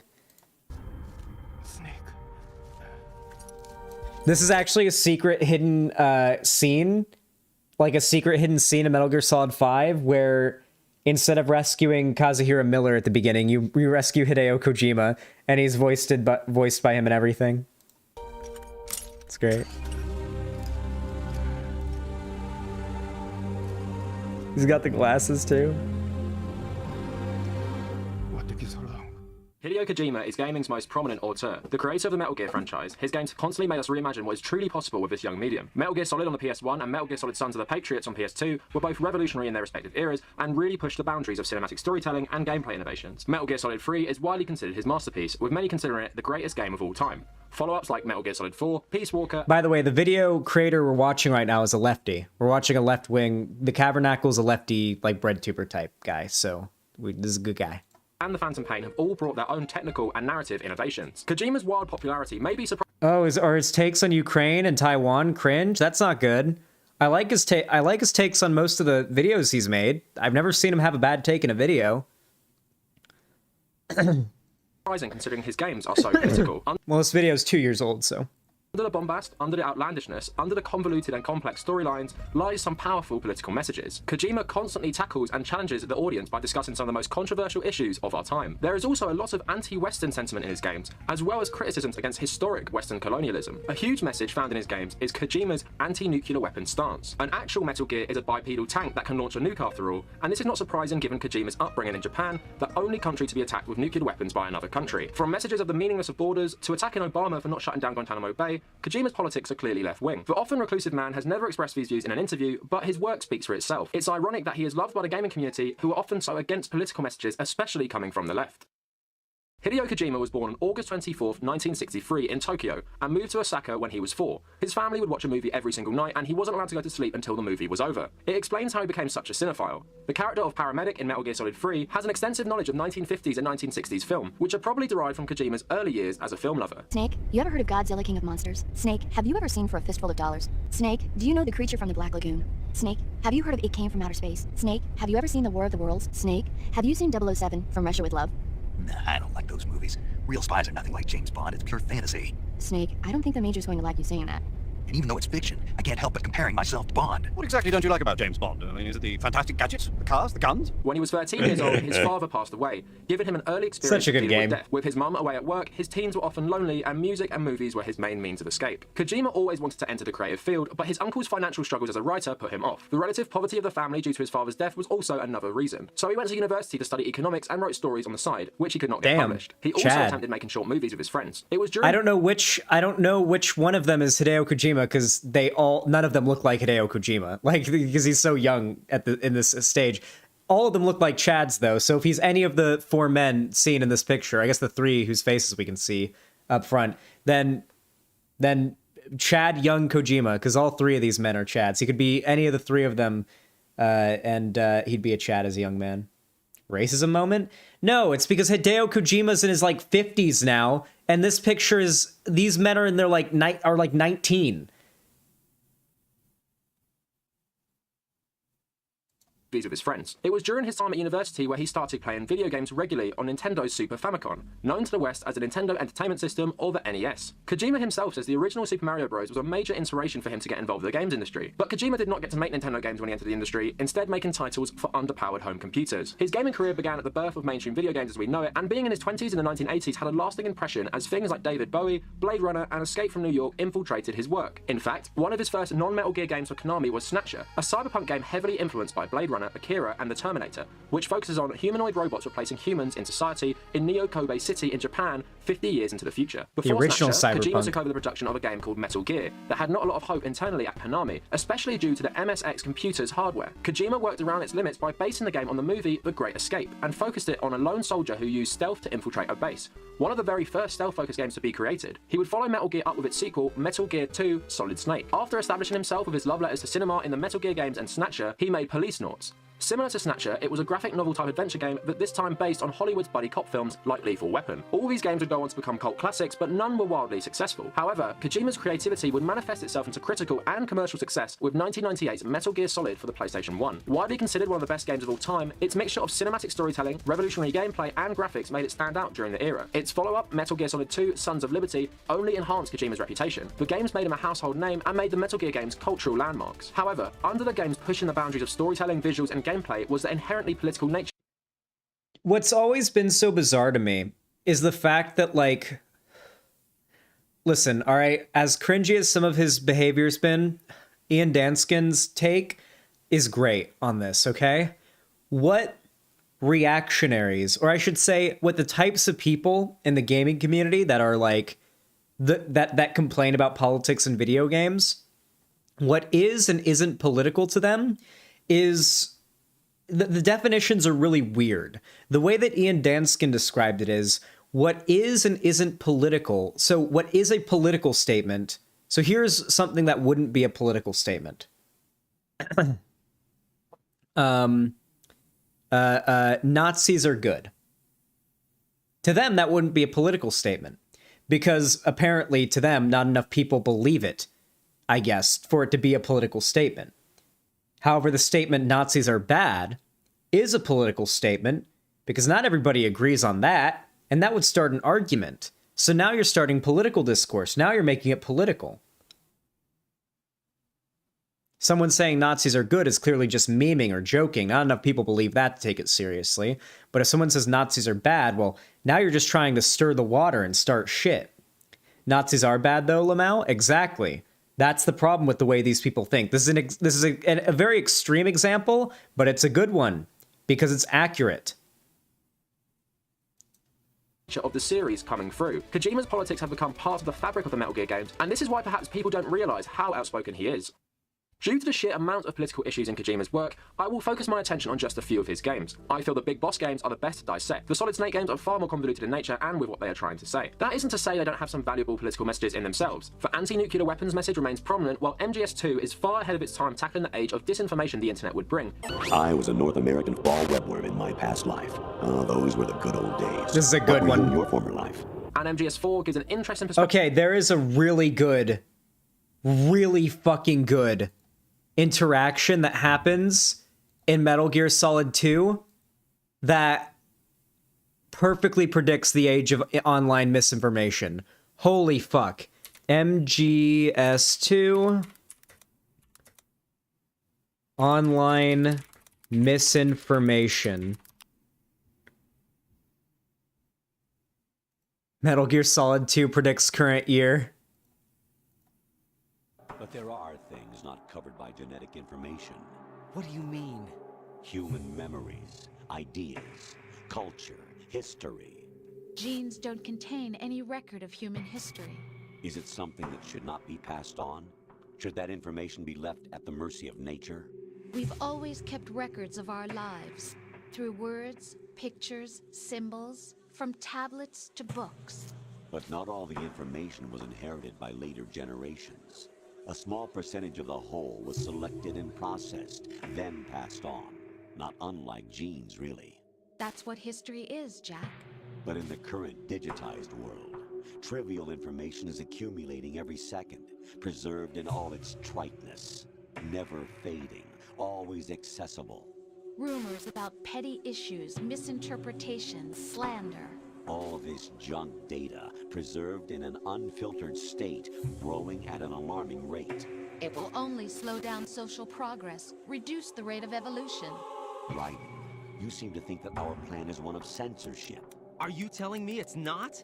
You're being silly. What we propose to do is not to control content, but to create context. Create context? The digital society furthers human flaws and selectively rewards development of convenient half-truths. Just look at the strange juxtapositions of morality around you.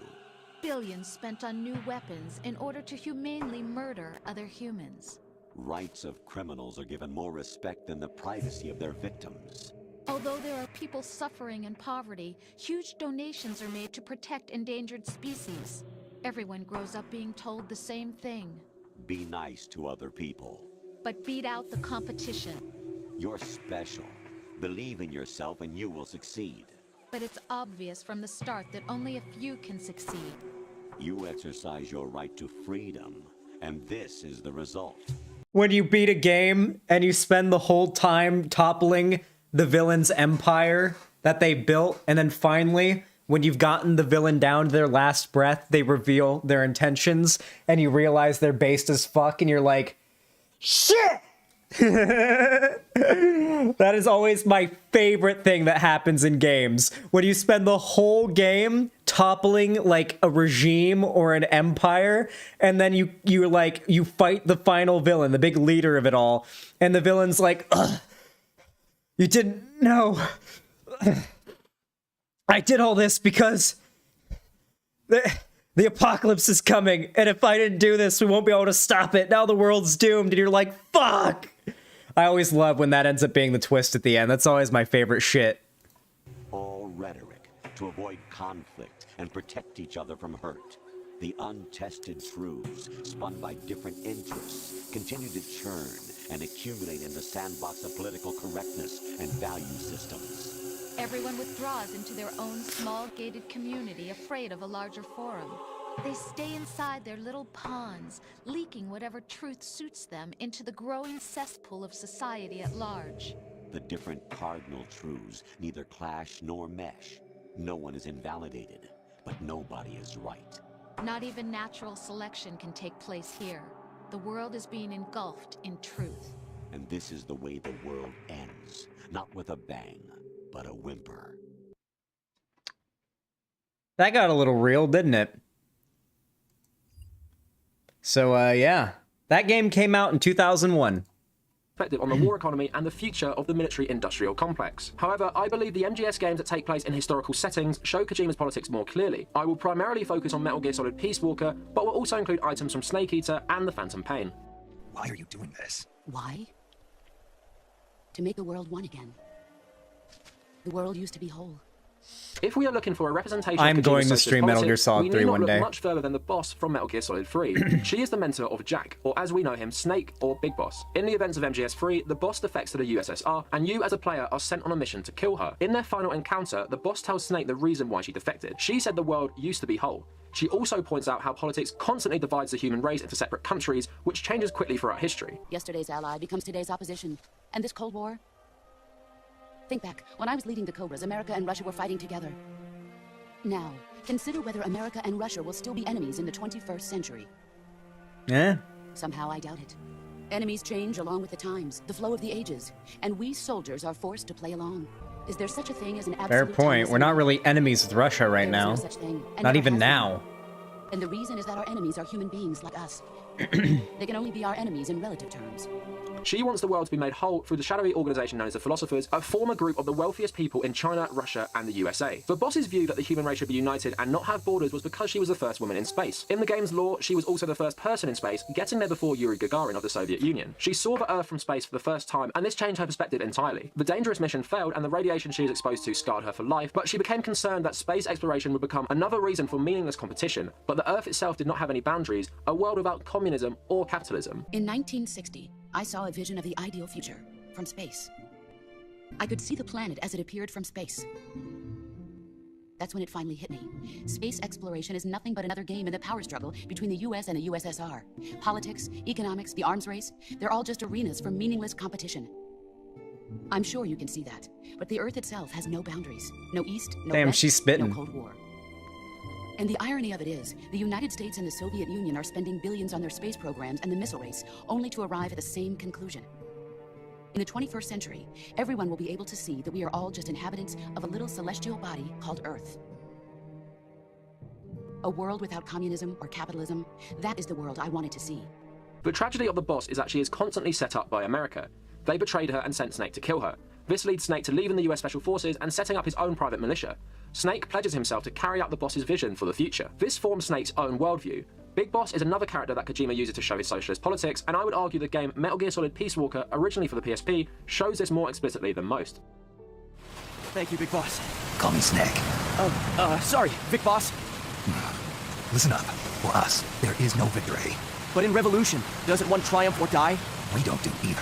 The game picks up 10 years after Metal Gear Solid 3. It starts in Colombia. Snake has established his own private military company called the Militaires Sans Frontières, the military without a border, riffing on the real-life Medicine Sans Frontières. This plays into the boss's goal of a world being united, as Snake would help anyone and fight for anyone, despite the political division of the Cold War and his past in the American Armed Forces. At the start of the game, the KGB come to you and ask you to help fight the CIA in Costa Rica. To get that kind of cash, I fear La CIA may be involved. The CIA. As you both know, the United States views Central America as its backyard. I understand that you and your men have neither state nor ideology, that you will fight any foe. While at the same time, the CIA were also infiltrating Nicaragua and helping their government fight the socialist Sandinistas while developing their own secret project in the jungle. And I feel it's a dynamic of this game that best shows Kojima's politics. Your main allies in the fight against America and the CIA are your second-in-command, Japanese-American Kazuhiro Miller, and two members of the Sandinistas, Chico and Amanda. If you do not know the context, the Sandinistas were socialist revolutionaries fighting the US-backed dictator in Nicaragua, General Somoza. Spoilers incoming. Conversations between Snake and... I think we're gonna get some spoilers in a minute about a couple of characters mentioned here. If you haven't played Peace Walker and you don't want spoilers, plug your ears in a minute. Chico and Amanda, you learn about their historic struggle and how America have always been crushing them. Since it was founded, my country has not once been able to choose its own path. First Spain, then America. Over 100 years of this. I know.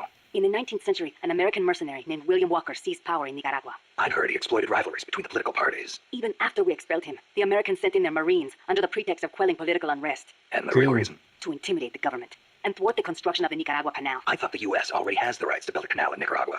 They never intended to build a canal there. They'd already started digging in Panama. A canal in Nicaragua would break up the Panama Canal's monopoly. Reason enough for America to stick its nose into our affairs. They snagged the rights so nobody else could build there. It was General Sandino who finally stood up to los Yankees. General Sandino waged a guerrilla war against the Marines, at last driving them out. He was a true hero, and to us Sandinistas, like a father. But when they pulled out, the Americans left us something to remember them by. The National Guard. Yes, La Guardia. In name, a peacekeeping force, but in reality, Commander Somoza's personal army, answering to no one else. In real life, the Sandinistas eventually toppled the Somoza regime in 1979, but it's extremely telling that Kojima firmly puts you on their side and educates you on their struggle. While not strictly showing Kojima's politics, I feel Kaz, being one of the only Japanese characters in the franchise, is Kojima inserting part of his life directly into the story. Kaz is a child of an American Marine who was stationed in Japan after the Second World War and had a relationship with a Japanese prostitute before returning to the US. March 10th, 1945. 381,300 cluster bombs were dropped on Tokyo. Japanese houses at the time were almost all made of wood. In that single day, a third of Tokyo burned to the ground. My mom lost her family and home in that raid. She had to move to Yokosuka and live with her cousin. The B-29s kept on coming, raising other major cities throughout Japan without mercy. The Metal Gear games are fucking amazing, all right? If you have not played these games and you're a lefty, you're missing out on, like, probably the best political commentary in video games that you're really gonna get. Like, I can't really think of anything else that beats it out. Like, maybe if you want to say, like, representation beats it out, like Celeste has had a pretty big impact in that respect, like, with the main character Celeste being trans and that being, like, one of the most popular and beloved platformer games out there for difficulty. That definitely had a lot of an impact, I think. Like, the pro-trans aspects of Celeste. But, like, as far as full-on political messaging goes, it gets no more unapologetic and left-wing than the Metal Gear series, and they are fantastic games, and they are very beloved by everybody, really. It's hard to meet somebody who's played through a Metal Gear game and doesn't think they are great, you know? Like most people who've played a Metal Gear game love it. Then, in August, they dropped atomic bombs on Hiroshima and Nagasaki, and Japan surrendered to the United States at last. After that, Yokosuka was flooded with American soldiers come to occupy the country. My mother was still in her mid-teens, and she learned from her cousin how to survive in that town, by servicing the troops. That's how she met my father, and how I was born. Just like Kojima was, Kaz is largely raised by his mother, helping her run a local shop that had a lot of American servicemen as its clients. Kaz is also your way into learning about the history and setup of Japan. It seems Kojima believes that Japan's anti-military constitution and leading the world against nuclear weapons is the right course of action. Kaz helps educate the player on Japan's non-aggression pact that is set out in its post-war constitution and compares it to Costa Rica's, who also got rid of its army. You were saying Japan has a peace constitution too. Yep. Japan renounced war in Article 9 of its constitution, aspiring sincerely to an international peace based on justice and order. The Japanese people forever renounce war as a sovereign right of the nation, and the threat or use of force as a means of settling international disputes. In order to accomplish the aim of the preceding paragraph, land, sea, and air forces, as well as other war potential, will never be maintained. Costa Rica is in a similar situation. So the countries with peace constitutions end up having to rely on other countries' armies.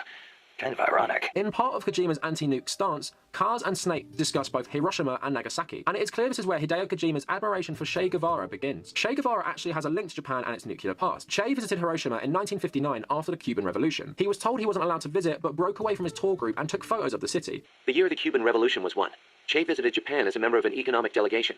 While he was there, he visited Hiroshima. Since he was there to discuss economic issues, Hiroshima wasn't part of.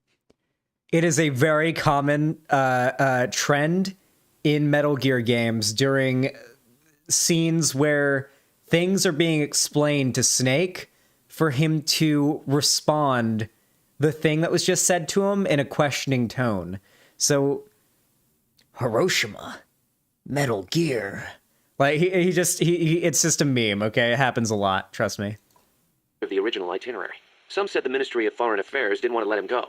But he went anyway. He visited the Peace Memorial Museum and the Atomic Bomb Survivors Hospital. Apparently it gave him quite a shock. As a doctor, it must have been painful for him to see how the victims suffered. He was quoted as saying, "They put you through this, and still you do whatever America says." Those words really hit me hard, especially when I think of my mom. He said something else too. Let us all love Hiroshima and its people. I can believe it. In a postcard he sent to his second wife from the city, he wrote, "In order to fight better for peace, one must look at Hiroshima." This could explain Kojima's initial attraction to Guevara, but it is clear he has immense admiration for the man. Snake is constantly mistaken for Che, despite Che dying in 1967. ¿Quién es? ¿Che? No way. What do we do? I was shocked the first time I saw you. You look so much like him. I look like El Che, huh? Sort of. Not in the face. It's more the way you carry yourself. Through cassette tape conversations with both the Sandinista, Amanda, and your friend Kaz, the life and philosophy of Che is told to the audience. Even his love of the famous Argentine drink, mate. I wonder if Che and his men ever sat around and drank mate. I bet they did. Che was famous for his love of the stuff. Oh, man, whoever thought of this was a genius. You can put it in a gourd and carry it around, and there's a special straw with a filter attached so you can drink it any time. Snake, Kaz, and Amanda hold Che in absolute reverence and discuss how much they admire his struggle in Cuba. So I hear Amanda mistook you for Che Guevara, Snake. That's not too bad, huh? Yeah, right. I'm not even worthy of polishing his boots. Don't be so modest. From where I'm standing, your men see you as a great man. As great as the century's most complete human being. That's Sartre, right? Well, there's hardly been a more iconic figure of his times than Che. Oh, he was more than that. He was a true revolutionary and a great warrior. I'm with you there. Can you believe that when he first went to Cuba with Fidel, they had only 12 guys with him? But they rallied. They brought in new recruits, won the support of the peasants, expanded their organization. And in the end, they overthrew the Batista regime. I guess Che's a hero to the Sandinistas, too. Of course. The FSLN was formed in the spirit of the ideologies championed by El Che and Fidel. Listen, all right, if you wanna learn a lot of fucking history, you gotta listen to those tapes in Metal Gear games, okay? When you collect those tapes in Metal Gear games, listen to the fuckers, all right? There's a lot in those things, all right? El Che was a true revolutionary. He fought and died for the people. He worked harder than anybody, and he was a righteous man. Even as a minister of Cuba, he gave up his weekends to work on the farms and public works. As a volunteer, no less. Times have changed, but the song remains the same. Patria libre o morir. That is our slogan. El Che used to say the same thing, you know. Patria o muerte. The slogan of the Cuban Revolution. It is clear that Kojima's own politics is coming out of these characters' mouths. While Che is globally recognized as a revolutionary hero, he is still vilified by many in America, by both Americans and Cuban exiles and their descendants. You could potentially say that because Snake, Kaz, and Amanda are soldiers in this time, it makes sense. But the detail they go into over Che, to me, shows Kojima does really personally admire him, playing into my belief that Kojima is a socialist. There are many other things I could pick out from Peace Walker in particular, from Cecile talking about the 1968 riots in Paris, Strangelove talking about Alan Turing, or Huey talking about nuclear deterrence. However, like most of his individual games, there is simply too much to cover here, but I will tie this back to Kojima's anti-nuclear weapons theme. So as previously stated, a Metal Gear is essentially a bipedal mech with the ability to launch a nuke. Essentially, a nuclear tank. The games set in the past play with this a bit more, but the concept is relatively similar. Nuclear proliferation is a key issue in Peace Walker that carries over to Metal Gear Solid 5 The Phantom Pain. In the game, there is a big fear that local private militaries could start seeking out nukes and the nuclear arms race could become more localized. Phantom Pain's plot is far more focused with questions of language and colonialism, but the anti-nuclear one remains, but interestingly carries over to the multiplayer. Metal Gear Solid 5's multiplayer sees everyone have their own mother base, which they will need to defend from attackers. These bases can also gain nuclear weapons. You can invade other people's bases and either steal their nukes or destroy them. The seemingly impossible goal is that the online community will work together to destroy all nuclear weapons in the game. In fact, there have been entire subreddits dedicated to this aim. It's pretty amazing that Kojima has used his work to spread a message of anti-nuclear weapons and nuclear proliferation. Sadly, the near impossible goal was never reached, but Kojima did make a special cutscene for the event if it were to happen. It did happen. This was before it happened. It happened on PS3. The PS3 player base achieved it. Later leaked.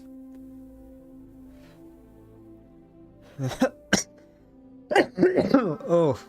The last nuke's been decommissioned. It's over, boss. I thought this day would never come. But while we can rejoice, we must never relax. I had to cough really The last bad. nuke was deactivated. That is a fact. But the knowledge that built it is still out there. How long the world remains nuke-free is up to us. Will this moment persist? Or will human ambition cast us into the flames once more?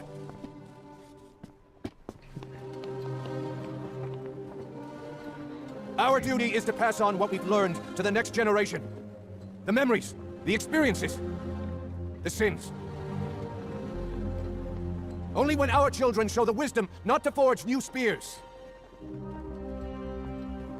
only then will we be truly triumphant.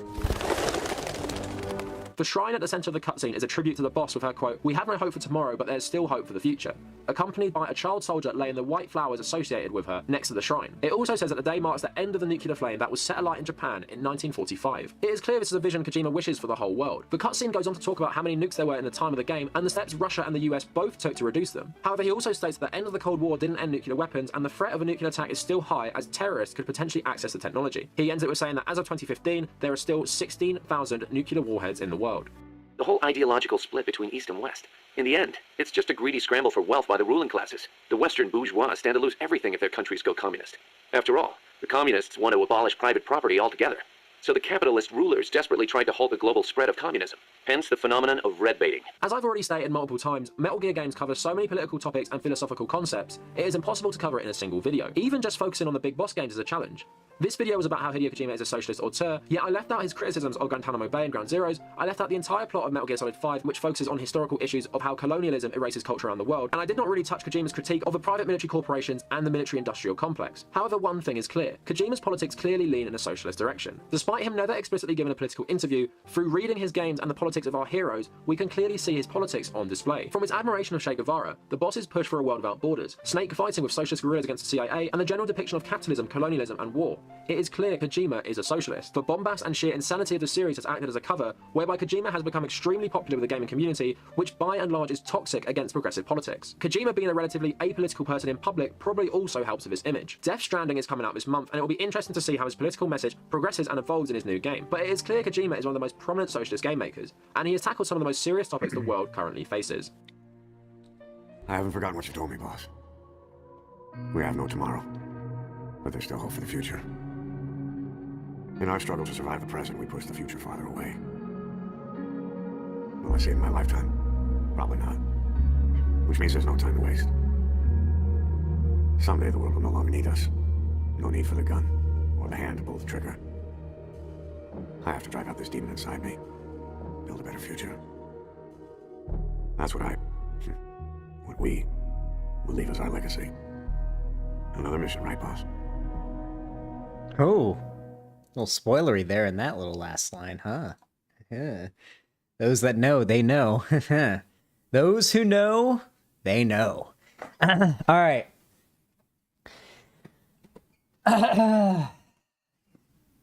Do you guys know what time it is? It's time for media share and then wrapping up stream. You guys got nearly a whole extra hour out of me with that Metal Gear stun lock, didn't you?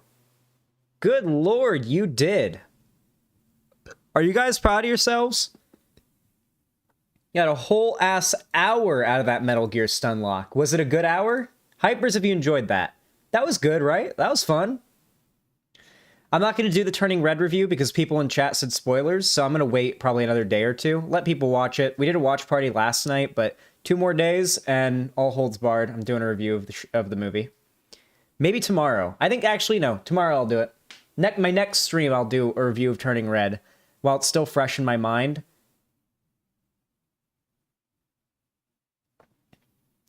Careful, Cavernacle enables cancel culture, though. Does he really? I haven't seen anything from him in particular that enables that. I mean, cancel culture and whether or not someone enables it is irrelevant. Cancel culture is a tool, and we all use it. And we're all in favor of its use as long as it's being used against the right people, right? We're fine with J.K. Rowling getting canceled because her cancellation is justified. We're not fine with ContraPoints or Lindsay Ellis getting canceled because their cancellation is unjustified. All it is a tool. Cancel culture is just a tool. It's the act of people online getting together to mass shit on somebody. Everyone does it. Sometimes it's done in the name of a good argument, and we're in favor of it when it's done against someone who deserves it, and sometimes we're not in favor of it. Let's not pretend like we're all against cancel culture, okay? Because we aren't, all right? Whenever someone gets outed as a pedophile, we're all on board with cancel culture. There's a reason why. It's because it's fine for pedophile, like YouTubers or content creators, for example, to get canceled, because we don't want them to have a platform through which they can access children to abuse. You can make the same argument for any person who justifiably gets canceled. Lots of people, the vast majority of people who get canceled, though, I would argue, get canceled for reasons that are not proportional to the shit they get for that cancellation. Pretending it doesn't exist is a mistake. Maybe I should have worded it differently. Yeah, yeah. Oh, he says it doesn't exist, though, and after Lindsay, I call out every time I see it. Okay, understandable, yeah. Anyone who says cancel culture isn't real is an idiot. Because the left-wing position needs to be that cancel culture is real, that it's a tool, and that its usage, and whether or not it's a good or bad thing, is a case-by-case basis situation.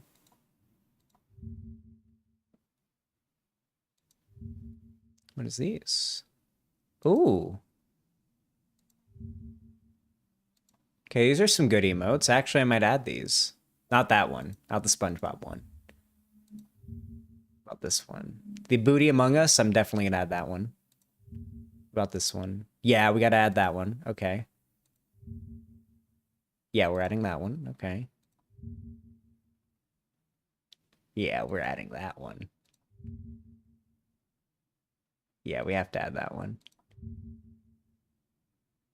Yeah, we definitely are adding that one.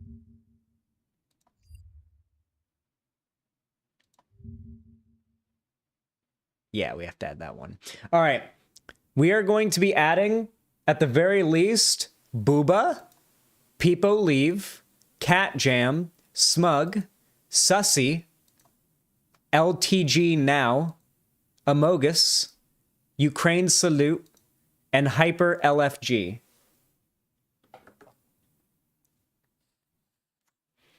You will see that you can Google them now to see what they look like if you want, but you will see them upon their unveiling on the next stream. All right. Let's do those media shares. PP, I gotta pee so fucking bad. My favorite thing, chat, is like having to pee really bad right at the end of stream and then just like ending stream and then finally going pee and letting it all out. It's the best feeling ever. And then coming back to my desk and stream's over and I don't have to keep streaming or anything. I'm off and I'm done and I'm free. It's great. All right. Media share time.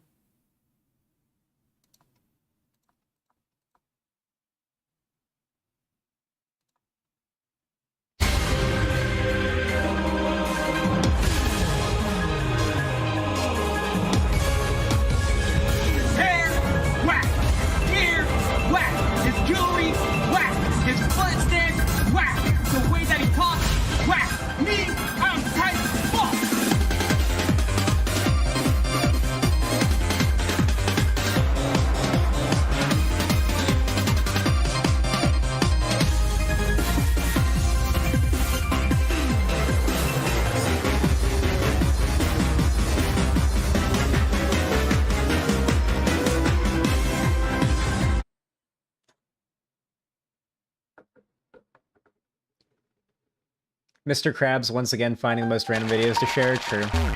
Welcome to capitalism, my dude. Uncle Chubbs, thanks for the $5.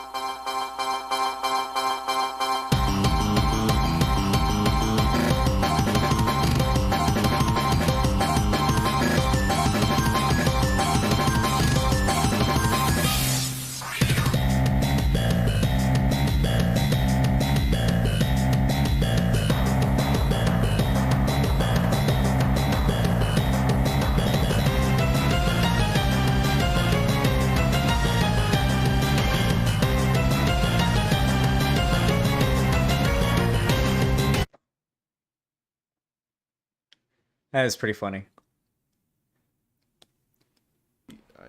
I need one last song, bruh. I need a good beat, though, bruh. Like, I need a... Let me see. Plug and beat.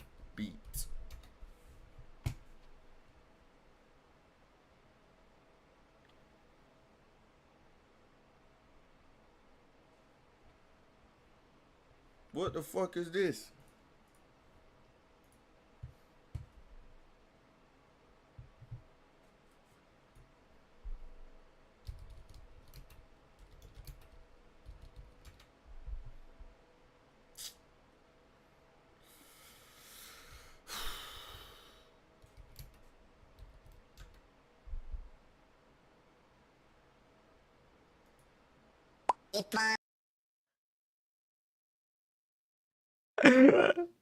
I know it was about to happen. I want to see the rest of that clip.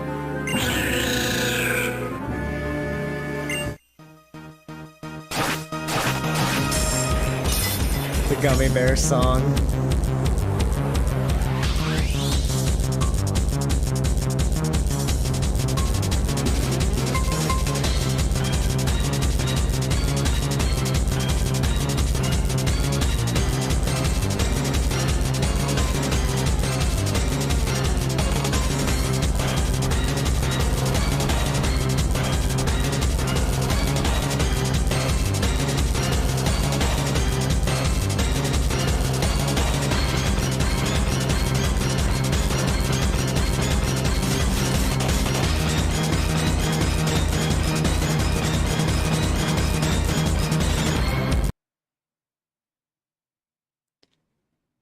that all of them? Oh my god, was that all of them? Are we finally... am I free? Have my bonds been broken? They have. Alright, everybody. Listen up. Your support has been amazing, extraordinary, and lovely. I love all of you so much. Thank you all so much for coming out today. You've all been fucking poggers as hell. And I will check that out later, Uncle Jubs. And thank you so much for watching, guys. I will see all of you tomorrow or next stream. Doo-doo fart.